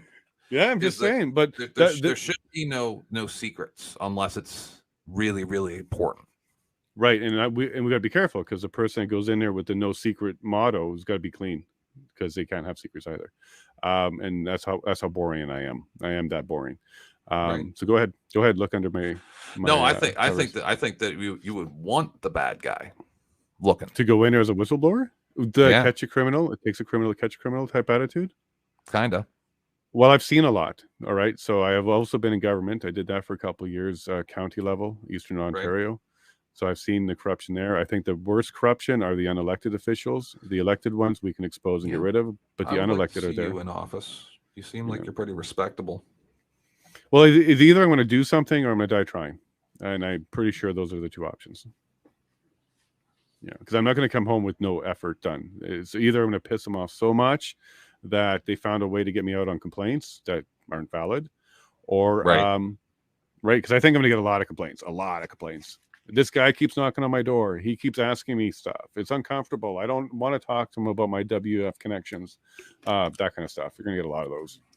Well, you're still sticking around, so I'll say one last thing. So when I was ranting in chat at the very first when I came in, and I was saying blah blah blah that they can block out certain parts of videos. So I had two specific instances. I have a fellow that I used to be really close to off the YouTube. His name's North Carolina Tire Fucker. Or sorry, no, it's not. That's what I call him when I'm doing my bit. Sorry. Sure. North Carolina Tire Hunter, NC Tire Hunter. All right. His name's Jeff. His name's Jeff. Also, Jeff is here audits. Jeff is here live. All that stuff. Like he's pretty big channel. Like he's probably got 100K subs at this point, right? Oh, good stuff. And he had a court case where he had lost the original video, right? It was on a backup or something that got lost. It was a whole thing, but he couldn't get the original video. So all he had was the edited version of the video. Okay. The judge would not let him admit the video because it's not the original. Yet, just a couple months ago, there's a gentleman who lives in Florida. He's a political candidate. Trust me, it's right along what you're talking about. But so he's a political candidate. He went to a university public event. He said he'd been going there for half a decade or more already, right? There's never been a problem. That's what he does. He goes there. He shakes people's hands. He gives them his business card. That's it, right? There's no controversy. It's not like he's out there about abortion or anything like that. He's just, hey, my name's this. I'm a political candidate. Vote for me. Here's a business card. There was an event there. One of the girls, who looked like she was like 18 or 19, didn't like him being there. So the cops came. He tried to explain it to them. I did a couple shows about it. I know a guy who's very close to him. His name's Rights Crispy, right? He's another cop watcher / auditor type thing. And he has been following the story because nobody's paying really attention to it. And when he went to court, I'm trying to sum this. This is months and months. I'm trying to sum it up into a short. You're doing a great job. Is they wouldn't allow the audio portion of the video from the body cam video of this man being accosted and very calmly, with no raised voice, nothing, explaining that, no, this is a public place. And the law is the same there as it is in Canada, where you're not allowed to bar people from canvassing for politics, right? If there's like a gated community, that gated community can't tell you can't go in there and put your flyers in their mailboxes or knock on their doors as a political candidate. They cannot. They tried to do so about 10 or 15 years, about 15 or 18 years ago here in Canada. They can't do so. It's illegal because you are a political candidate. That's the way it works. They directly breached this guy's rights in every form, to the point where Lackluster did a video about it where he showed the policies of the university that explicitly state that exactly what this man was doing. He's like 72 or 4 years old, something like that, 72, 74. Completely legal within the policies of the university, showed the actual state law, everything, complete breach. And then in court, they would not allow any portions of the video to be played other than the actual arrest, other than when they said, okay, you're under arrest, threw him on the ground, roughhoused him, and arrested him and took him to jail. right? So the courts can literally dictate what parts of the, and I understand you're probably going to say, well, that's because the lawyer asked for that part not to be blah, blah, blah, blah, blah, blah, blah.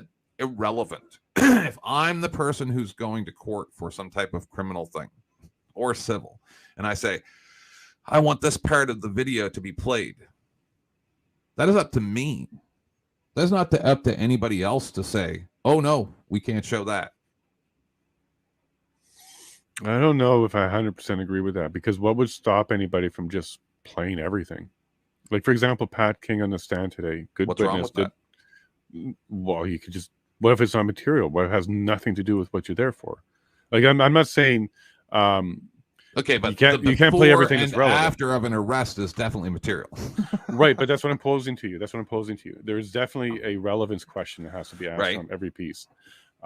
So if you say something like, I think I should be allowed to bring everything in, well, you're skipping the relevance question.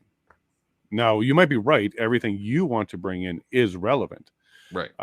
But there definitely has to be a relevant stage, or else you can bring in Disney movies and you can kind of do like, what is it called in the States where they're trying to just kill time? They're trying to get rid of it now. Thank you. Yeah, filibuster. Because you can almost then filibuster your own criminal trial. That's okay. Yeah. They did that in the Johnny Depp trial. That was nonsense. Wasn't it fun though? Wasn't it fun? I barely even watched any of it, because any even little clips or anything like that I watched infuriated me. You should go back. You should go back. There's a lot of Johnny stuff, because look, dude, from the man, from a man being accused, going in, being the one that's the plaintiff. Like, there were so many uphills for him, and he accomplished it. Kudos. There's a whole whack of people that have a lot of I think she should be in jail. Yeah. Well, yeah, she's that process isn't over yet, by the way, because Australia is still mad at her right now too. There's some stuff brewing in Australia around some contempt and some perjury she did there too. But I think we can all agree, Amber Heard has a private life and she's a little bit more public than we are. She's going to be punished in a way that we never would.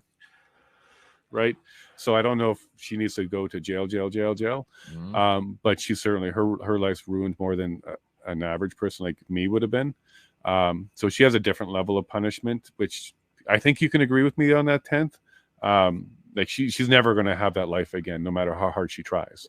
That's going to be gone forever for her, right? I disagree. You think she'll become a movie starlet and have a handsome husband and get on with life? Really? Definitely. Solark is. What is my wife doing? Get in here. Get in here.